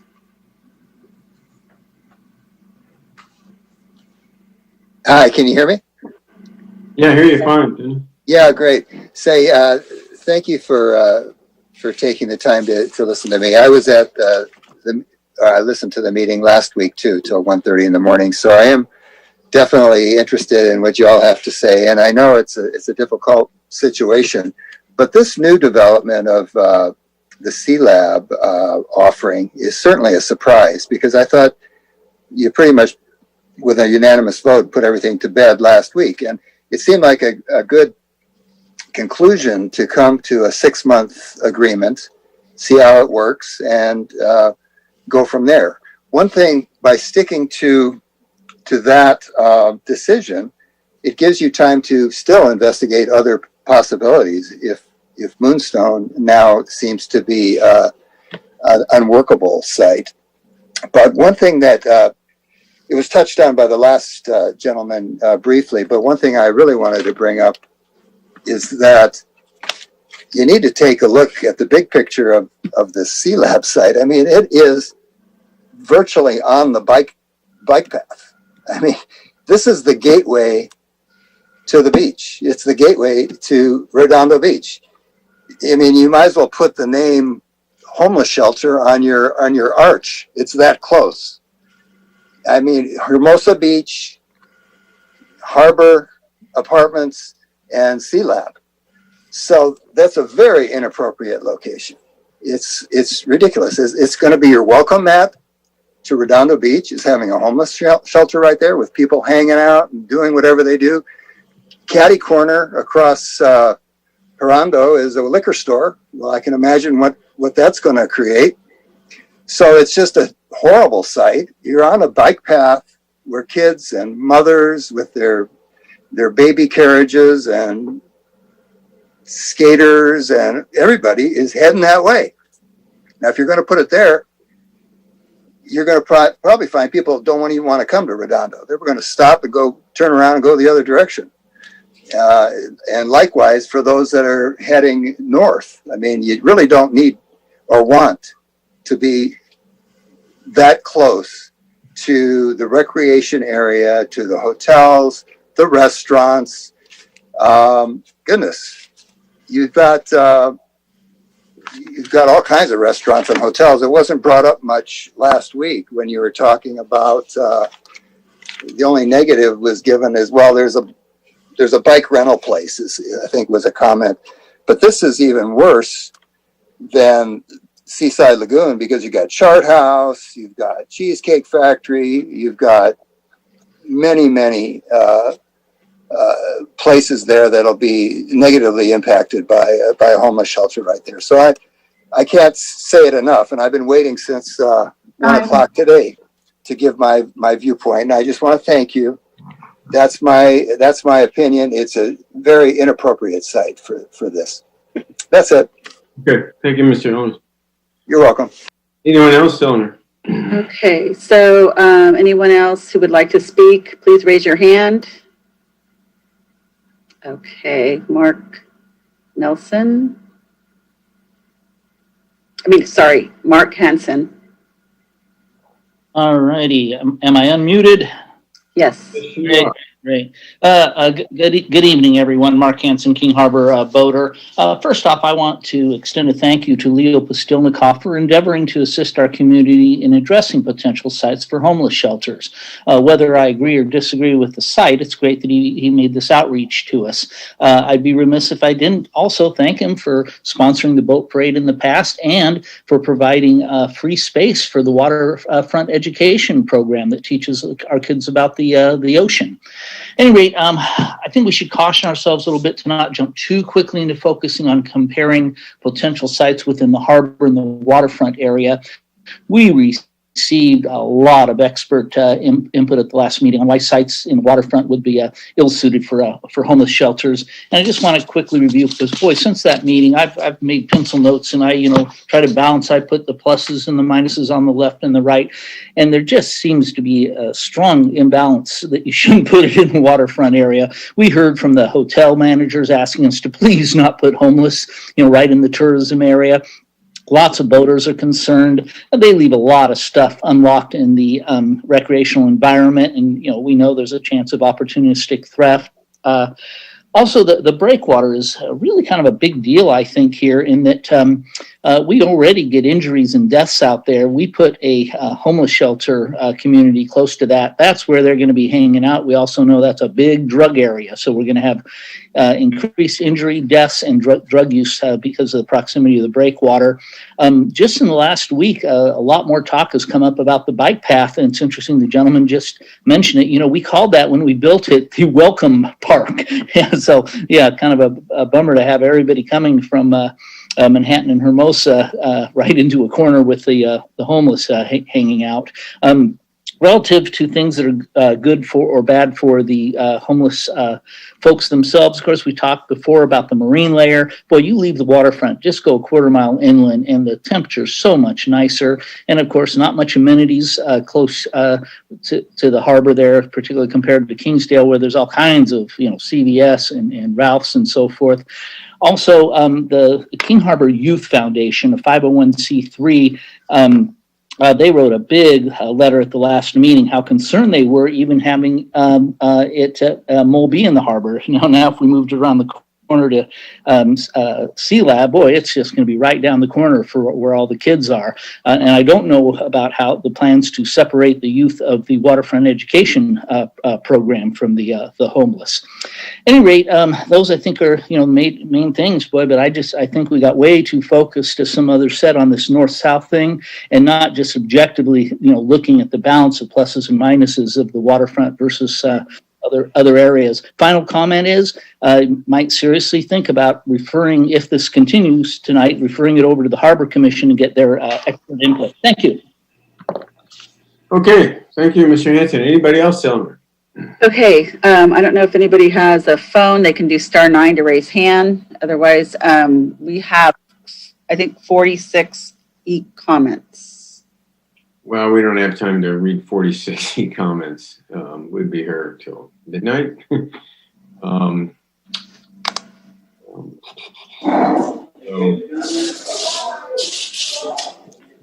don't we, council hands up, hang on a second.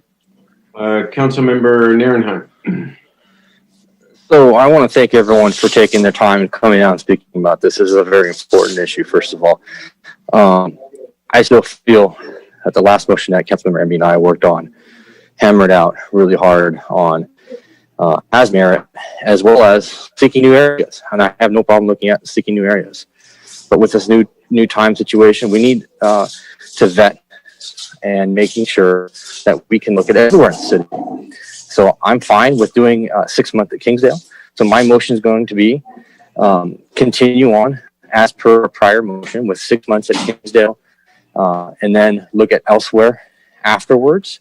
And I also want to include the C-Lab location. I want to include the BC's Health District. There are potential site locations that they may have and come up with, as well as any other locations that Kiva come up with between now and then. So that's my motion. Well, let me just for a second go back to Councilmember Lowenstein. Was there a second to Councilmember Lowenstein's motion? No. Okay, so then this is another motion. You want to restate it, Nils? You said to move forward. Well, let me ask a question first of Mike Webb. Mike, what we agreed to unanimously last week was to start at Kingsdale the first 6 months, and if it was feasible, move, and if not, then shutter the program. Is that correct? That's correct. Yeah. So I don't know, John, Councilmember Grant, if you misunderstood, but it seemed like you thought that it was going to stay at Kingsdale if it wasn't feasible to move it. But it sounds to me like if it's not feasible, then it would be shut down. We said that we would shut it down. To start up a project like this and for a 6 month time frame is a kind of a waste of time and effort. You need to have a full 13 months at least of this. And I would bet that the county would even want it to be a 3 to 5 year program. That's a whole different conversation. I'm under no illusions that if we go out and try to hunt another location, we're going to be right back here. We have a location that has been offered to us to even just look at. It's only available for the first 6 to 9 months because, from what I understand, he has things that he's going to be doing with that property, but it's going to be sitting dormant for that time period. So starting it there, getting it going, and then moving it. One of the reasons that I brought it up was that as soon as we left last week, we had an agreement, but immediately the city was split. And it did exactly what Mr. Lowenstein talked about, is because now you have people telling us, including city council members, how that Moonstone Park was not going to be the right spot and it was not going to work. So you actually have that out. If we actually can find a place like the C-Lab, all 5 of us plus you, Mr. Mayor, we all know that we have a deadline that we're going to take it and move it there. And that was the compromise that I came up with, that I could sell to my residents as far as, look, we need to do something and we need to take our share. But the fact is that if we start there without a definite somewhere to go in that second portion of that year, Kingsdale is going to get stuck with it. And I mean stuck with it, and that's not acceptable to my residents. I'll just say it this way. They have told me 100% clear that District Yeah, we need to 4 print. cannot Can you actually print have a summary report when you're done? 13 months. I'm speaking. Thank you. So I'm just telling you that that's why there's got to be some other options. You know, as I said, a number of folks pointed out the laughing that kind of left after our last agreement, and it's just not good. And it's not good to actually go tell your residents what we came up with, and they kind of like laughed at it, like that's what you did. It was backwards, as I said, and it basically gives District 4 the hard choice of, yeah, this is a successful program, let's go forward, but it's going to stay right in Kingsdale, or we shut it down prematurely. Those aren't good options. You have the choice of not doing it at all. We do. Well, okay, let's just, well, Councilmember MD, you had your hand up, go ahead. I did. I was just reading all the e-comments. So, Nils, I totally appreciate your motion, but that's not what we're discussing yet. And I appreciate all that you said. I really do. But right now, all we're asking is whether or not to allow staff to go look at it. If they look at it, and just like I thought Moonstone was perfect. And when Mr. Postolnikov, which by the way, I want to say thank you for stepping up as a corporate citizen to do this. Thank you. And like he said, maybe he's right. He knows his property. Maybe it's 20,000 square feet of completely usable land, and we have very little to do on that. We don't know until we allow the staff to go look at it. And then we can make that decision on what we do. And maybe it will be Kingsdale and then, or another place that, like you said, I don't know what other place there could be in South Redondo. Unless you're talking about, because I thought it was a pretty thorough job the staff did on identifying locations in South Redondo. The only other place they didn't look at, which I'm not saying I agree with, would be Wilderness Park. As far as I know, that's the only other place I could think of, but that's also right near a bunch of residents. Anyway, the point is that I think that this particular question that we're being asked is whether or not we would want staff to go look at it. And I don't see what's wrong with going to look at it at all. And to your comment, Todd, there always was a divide between the North and South. For some reason, South never acknowledged it or felt that it was valid or whatever, fill in the blank. I don't know what that is, but people have felt this way for years. And they understand it. When they talk about the housing, I'm sticking to my numbers that I said last week. 40% want to do something, 40% don't, and the 20% are the ones who said, just not in my backyard. So that's that 20% we got to work with. And I think we would be irresponsible not to look at all the different offers. Kingsdale's still on the table. So if the C-Lab deal doesn't work out, and as you and I discussed yesterday, I don't remember. Yeah, yesterday. I agree there are definite concerns, and reading the e-comments, I share some of the concerns that people said on those comments. But it would be irresponsible for us not to look at it. And it would be rude. It was offered very kindly. Let's go look at it and make a decision based on actual facts instead of, anecdotal or feelings or anything else that we want to do. So Mr. Nierenheim, I would totally second your motion, but I don't think that's what we're being asked to do at this moment. I think I'd like to make the motion that we direct staff to evaluate the C-Lab property at 1021 North Harbor Drive as a possible alternative site for pallet shelter temporary transitional housing. I'll second that.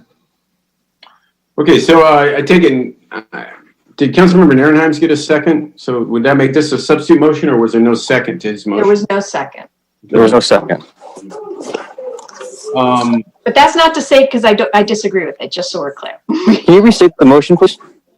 It's just what it says on N2 on the thing. It says to direct staff to evaluate the C-Lab property at 1021 North Harbor Drive as a possible alternative site for Pallet shelter temporary transitional housing. Alternative spelled wrong, that's okay. Okay, and then there was a second. Is Mr.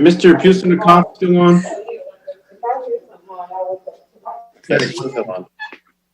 Yes. Yeah.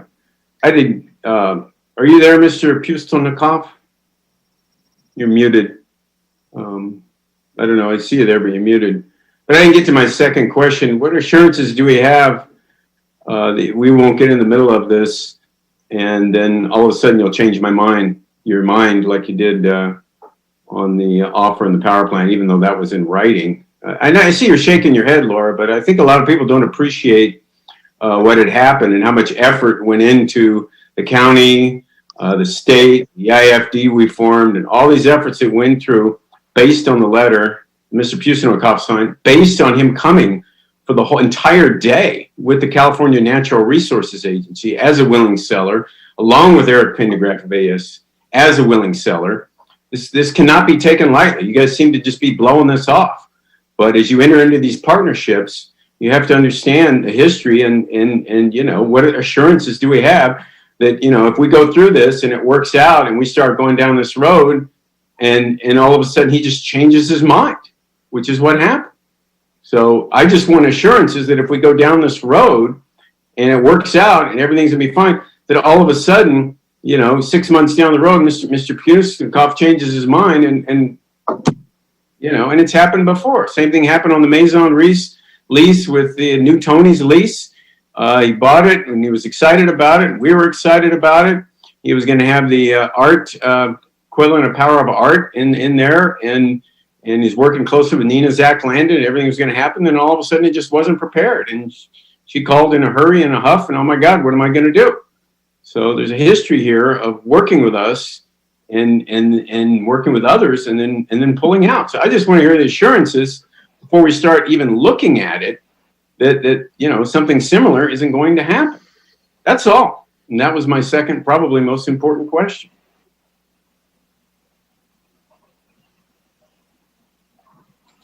I don't know. I don't know how, you know, especially, and by the way, I don't like being lumped in with this kind of back and forth. I was just talking and I was interrupted, Councilmember Horvath. I was interrupted. So, you know, we all speak in turn here.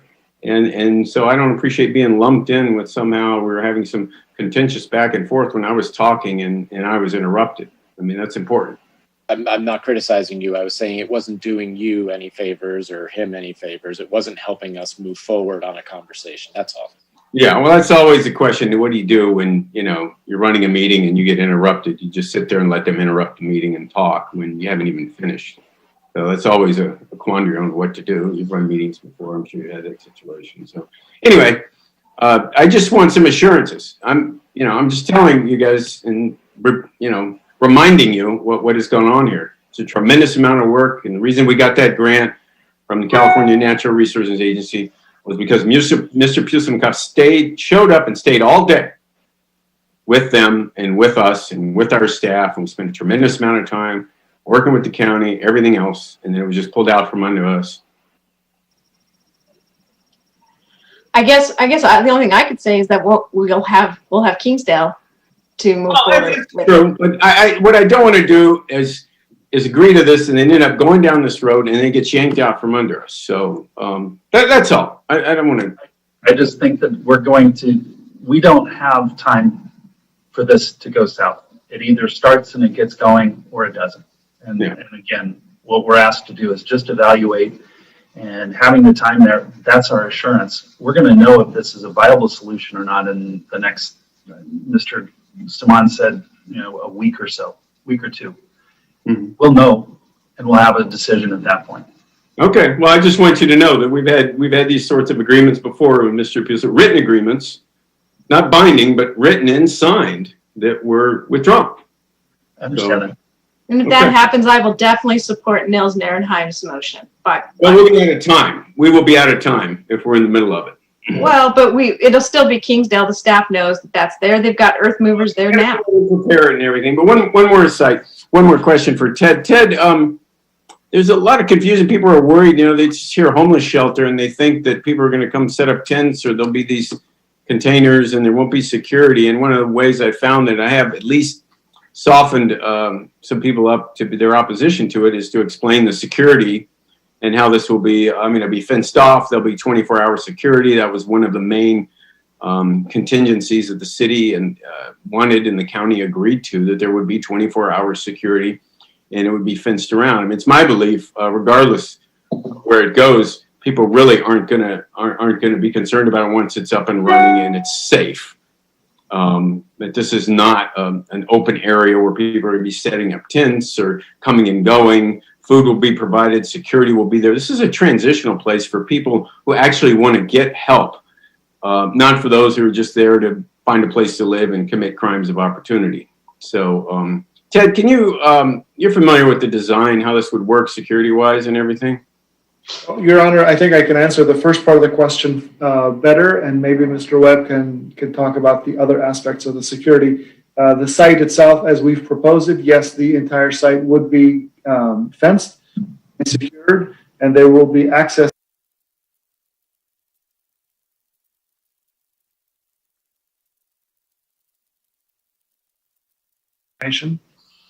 Well, it's 7-day-a-week, 24-hour security on site, and the county pushed back when we were discussing budget originally, and we made it very clear that the only way the city could even consider this is if we provided for that security at every day and at all times, not just at night, not just certain days. So, and then, we've got the council can give direction, and there's always a risk you can get sued every time you're talking enforcement. But we've talked about different ordinances that the city could pass, such as the more akin to time, place, and manner sites. So we talked about the San Clemente ordinance about if you set it up at night, you have to take it down in the morning. So you have to set it up every day. And then it was publicized that LA was considering, because of their problems, an ordinance to prevent camping within 500 yards of any homeless shelter. I'd have to see if the commentator was right that the 500 yards extends into Hermosa, and LA tabled that or continued that motion because of concerns of whether it would get them further sued. But the last thing I'd say, I echo what you said, Mayor. This isn't anything like LA. We're trying to not become LA, and we're facing societal and a lot of changes from outside agencies that could increase our number of homeless. And so we're trying to, the design of this is to try and become more efficient in getting people housing ready and permanently placed. But as we said at the very first meeting, there's no ideal site in Redondo, and in many cities there are, but Redondo is not one of them. So it's totally a policy call for all of you. Okay, well, thank you, Mike. Thank you, Ted. Councilmember Lowenstein, you have your hand up again? I did, yeah. So from the very start, I always thought that the Kingsdale site was ideal because it wasn't directly near any residential. Now you're thinking about putting potentially looking at the C Lab, where you are 50 to 100 feet from the apartments at King Harbor. You are 150 feet from Crystal Cove apartments. I wonder how Mr. Ginsburg feels about this and his tenants feel about it. You have residences along the Strand. And the closest residence on Kingsdale were like 800 to 1,000 feet away. Nowhere near there, unless you count people that are permanently residing in the cemetery. And I say that kind of tongue in cheek because it's still not ideal. I actually share Ronson's point of view. I think I would agree. This is a great project. It really is a good project. And I feel for a lot of the people that are supportive of it, I think it is good. But when we talk about a north-south split and you acknowledge that there is one, I'm trying to take the heat off of you guys so that you are responsive to your constituents, and I'm responsive to my constituents. They're all my constituents in North Redondo and South Redondo. Yet we're not paying attention to the people in South Redondo that live right next to this. And I think that's not fair to them. I do think it's not fair. They should have a say in it. I have a pretty good idea based on e-comments and people I've talked to that they don't want it there. I may disagree with them, but I'm their representative on the council. And so that's why I think I have to listen to them. You know, it isn't right that we can't find a way to take care of folks like this. But like I said, I'm not sure the community is ready to accept this right now. And, you know, I also, you know, while I do applaud Mr. Postolnikoff for stepping up, this is the second time that I wasn't consulted on something like this. And I certainly wasn't consulted on the extension of the power plant. So that's the only thing I can fault him on. I don't think it's fair to not talk to the person who's representing the area. And I think that's a real serious difficulty when he's going to come and wanting to change the zoning of that land, that people will not forget that they had the power plant extended for 3 years. I don't fault him for wanting to go after an extension because that's what he wants, because it's dollars, but it certainly hasn't helped the residents. So that's my complaint about it. And I think it would have been a nice courtesy to actually reach out to the representative of the area. So, but no good deed goes unpunished. I think it's great that he stepped up, but I honestly don't think it's the right place. So again, I still don't think that this is right for residents in either area. It would have been better. Christian himself said that I mean, I know I watched it again last night, that Kingsdale would have been the best place of all the bad places. It would have been the best place to put it, but it's still not a great place for people. So, you know, if I can't get a second, I can't get a second. But I really think we need to consider each other's constituents, because they're all of our constituents. And it's wrong if they're not happy with that to burden them with it. And I hate to say it's a burden, but for some people it really is. They can't face up to it. It's difficult. And those people that are unhoused deserve our love and attention, but a lot of people are not willing to give that to them. So I stand by what I think. I don't think it's a good location. I don't think it's big enough, quite honestly. It's a very small area. It's like somebody's big backyard. I mean, I think my backyard was bigger than that in St. Louis where I lived. And we're going to put 15 pallet shelters, showers, and we're going to put, you know, bathrooms there. I mean, come on, let's be realistic. There's no room if this is successful to expand. All the liverboard voters, I mean, they're nearby. I don't think we're paying good attention to those folks as well either. And that was my concern about Moonstone. It's also my concern about Seaside Lagoon. And other than Kingsdale, I didn't see any other place in town that was away from residential. So I'm willing to listen to residents, but I'm not sure everybody else is, and they want to go forward with this. So that's the last thing I'll say about this. Let me just clarify with Mike or with Joe Hefkin.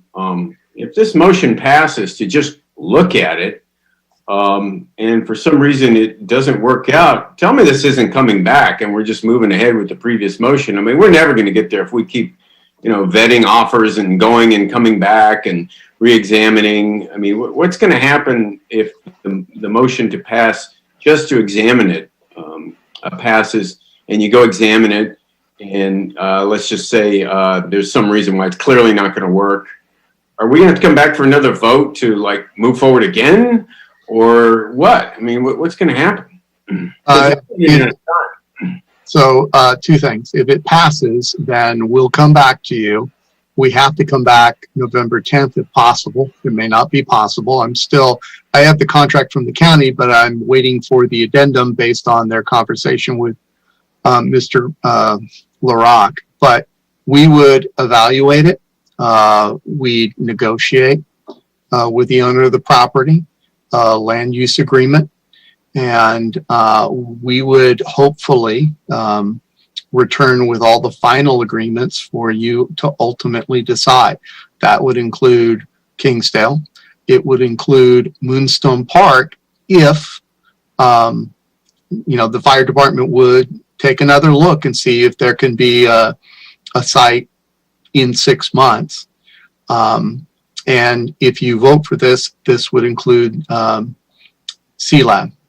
Now, the problem with C-Lab is, or one problem is that it sounds like it's available in the next 6 to 9 months, that kind of reverses the order. And the other thing is we have to get funding for it, we have to do all the site prep on whatever locations, even if you're moving it from one to another, we have to do it before the end of the year to use, well, it depends on which, for the one-time cost. So, the pallet shelter is the one-time cost. So you'd have to actually prepare both sites. Which site would be first? I'm a little confused. So right now, the site is Kingsdale, and then if feasible, Moonstone.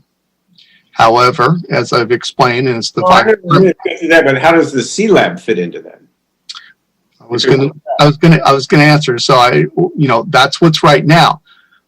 My understanding from what Councilmember Grant said is C-Lab only works if it's first, because the owner has plans beyond 9 months, and so we'd have to bring back options to you. If C-Lab works, then, and if it is true that it has to go to C-Lab first, we'd bring back options of putting it first in C-Lab or Kingsdale, or you'd actually have options for Kingsdale and shutting it down thereafter for 6 months. We won't have a time to identify any other location before November. So if we could in the future, to Councilmember Nierenheim's motion, identify another site like some of the ones he mentioned with Beach City Health District, we wouldn't have funding for any needed prep. So we do. And if I may, one important additional consideration is that no matter which site is chosen and where it starts, there needs to be a 4/5 vote of the council to amend the budget to appropriate the $300,000 in CARES Act funding that the city will contribute from the federal government. That is our contribution towards this program. So whether it is starting at the Kingsdale site, as is the current direction from the council, or if that changes and we look at this site and it works and that's the council's desire, in either case, we're going to need a 4/5 budget resolution to appropriate the funds to make this program work. Yeah, and that's true. And that's the one thing I would say, Councilman Lowenstein said he felt bad about all the work that had been into it, and you shouldn't. It's part of being innovative and looking at all the different options, and there's no perfect option, but it's a policy call for you. I would say if you don't think you're going to come up with 4 votes, it's going to be an awful lot of work between now and November 10th to try and present it to you. That's the only thing I'll say, that if we end up on November 10th and you can't foresee, based on the communications that you've had thus far, that we can go forward, it's a lot of work on our end. It's a lot of work on the county's end. So I would echo Joe's comments. We already lived that, already vetoed something because it was only 3-2 and for no other reason. So get that. So on November 10th, if this motion passes, you're coming back with everything. You're coming back with the budget modification and exactly what's going to happen. We're not going to have any more vetting. There aren't going to be more anybody coming in and, now we're going to look at this site too. We're already on a razor thin time-wise. Yeah, we wouldn't have time, and I don't know if we can meet the 10th. That's a goal, but that's less than, that would be, we'd have until, and we're closed next Friday, so we'd have a week to get that agendized. Now, I don't know that we can get it. I think it's more likely than not it's November 17th. The problem with the 17th is it puts the Public Works under time pressure, given the county's change from get documents finalized to have it occupiable to have it occupied. So we'll try for the 10th, but it will be really hard to accomplish bringing you back final documents. But that's the next and final step. Well, that's the biggest problem with all this. We were going down the road and we were in a rush of enough. Now I'm starting to feel like us vetting this is slowing it down to the point where we may not be able to do it. Well, I don't think us vetting it will slow it down. Because I don't think Moonstone's going to work based on the fire department's expressed concerns. Well, that's a vetting for something in 6 months, right? I mean, right, but you'd have to spend. You'd have to. Any site prep would have to be now in order to get paid by the county. I see. And so you'd end up with, under the original motion, what I was trying to alert you to is the original motion is going to morph into, was Kingsdale and move it to Moonstone if feasible, if not shut it down. It's going to morph into Kingsdale and then shut down after 6 months. If the direction is consider Seaside, it will be, or if possible, it'd be Kingsdale and then C-Lab. The problem is the property owner has expressed to Councilmember Grant, apparently, it's got to start at C-Lab, which would then morph into, starting at C-Lab and then ending it at Kingsdale. Okay. So, all right, I think I got it. So the motion is to just look at the C-Lab, basically, is my understanding, and come back to us certainly by the 17th, maybe the 10th. Yeah. With final documents to prove everything. Budget modification, we'd have the invoices from Pallet, we'd have the contract with the county. The contract that they sent indicates that they'll reimburse us 30 days after the invoices. So we'll see if Pallet can live with that rather than us fronting the money. All of that's got to be finalized. The only delay is the additional time that it takes Public Works to come up with site prep and see if it's physically viable, and then to negotiate with the owner to see if we can come up with a agreement that we can recommend and that would have to be ultimately acceptable to you. Okay, great. Councilmember Grant. Sure, I'll be brief. We're looking at District 4 as a place for either starting or having the tail end. And like I said, my residents are not happy about it, but they can do that. So I would like to call for both. Okay, fair enough. Councilmember Narenheim. Thank you. Hold on. Before I vote, I wanted to get the gentleman that deals with homeless housing, lives in North Redondo, to reach out to me because I'd love to talk to him. But as far as I understand the motion, the way it is, the way it's been explained, I am in favor of it, so aye. Yeah, the motion is to explore this site, and our staff will be coming back to us with everything packaged up to move forward either on the 10th or the 17th, depending on how this site vets. Is that correct, everybody? That's my understanding. Yes. Okay, great. So that's an aye from Councilmember Narenheim. I want to thank Councilmember Narenheim. He is literally down there working a vote center at the AME Church in Inglewood while he's on the council meeting. So thanks for doing that, Councilmember Narenheim. Councilmember Lowenstein, your vote, please. No. Councilmember Horvath.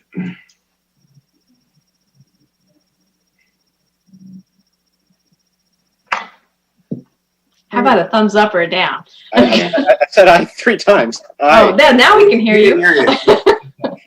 We believe you. We didn't hear you. Councilmember Graham. Aye. And Councilmember Emdy. Aye. Okay. So there you go. It passes 4-1.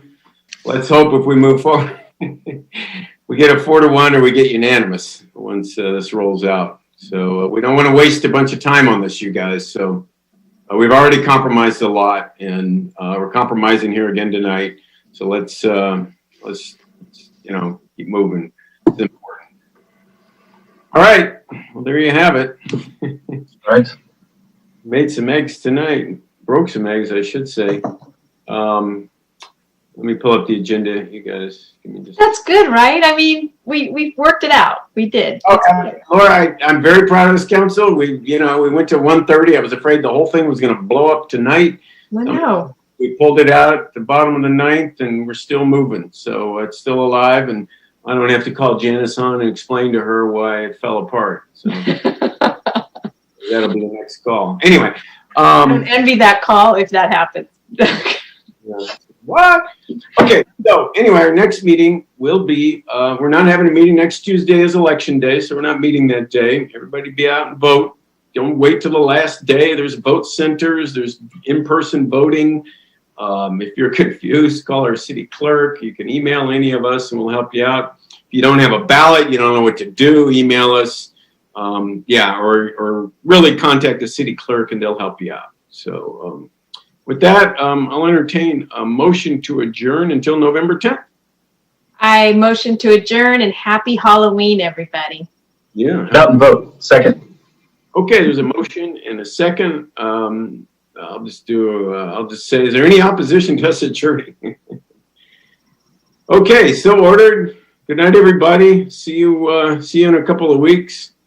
And we did it. Nice work. Strategic planning and a very important issue. So long, everybody. Bye. Thank you.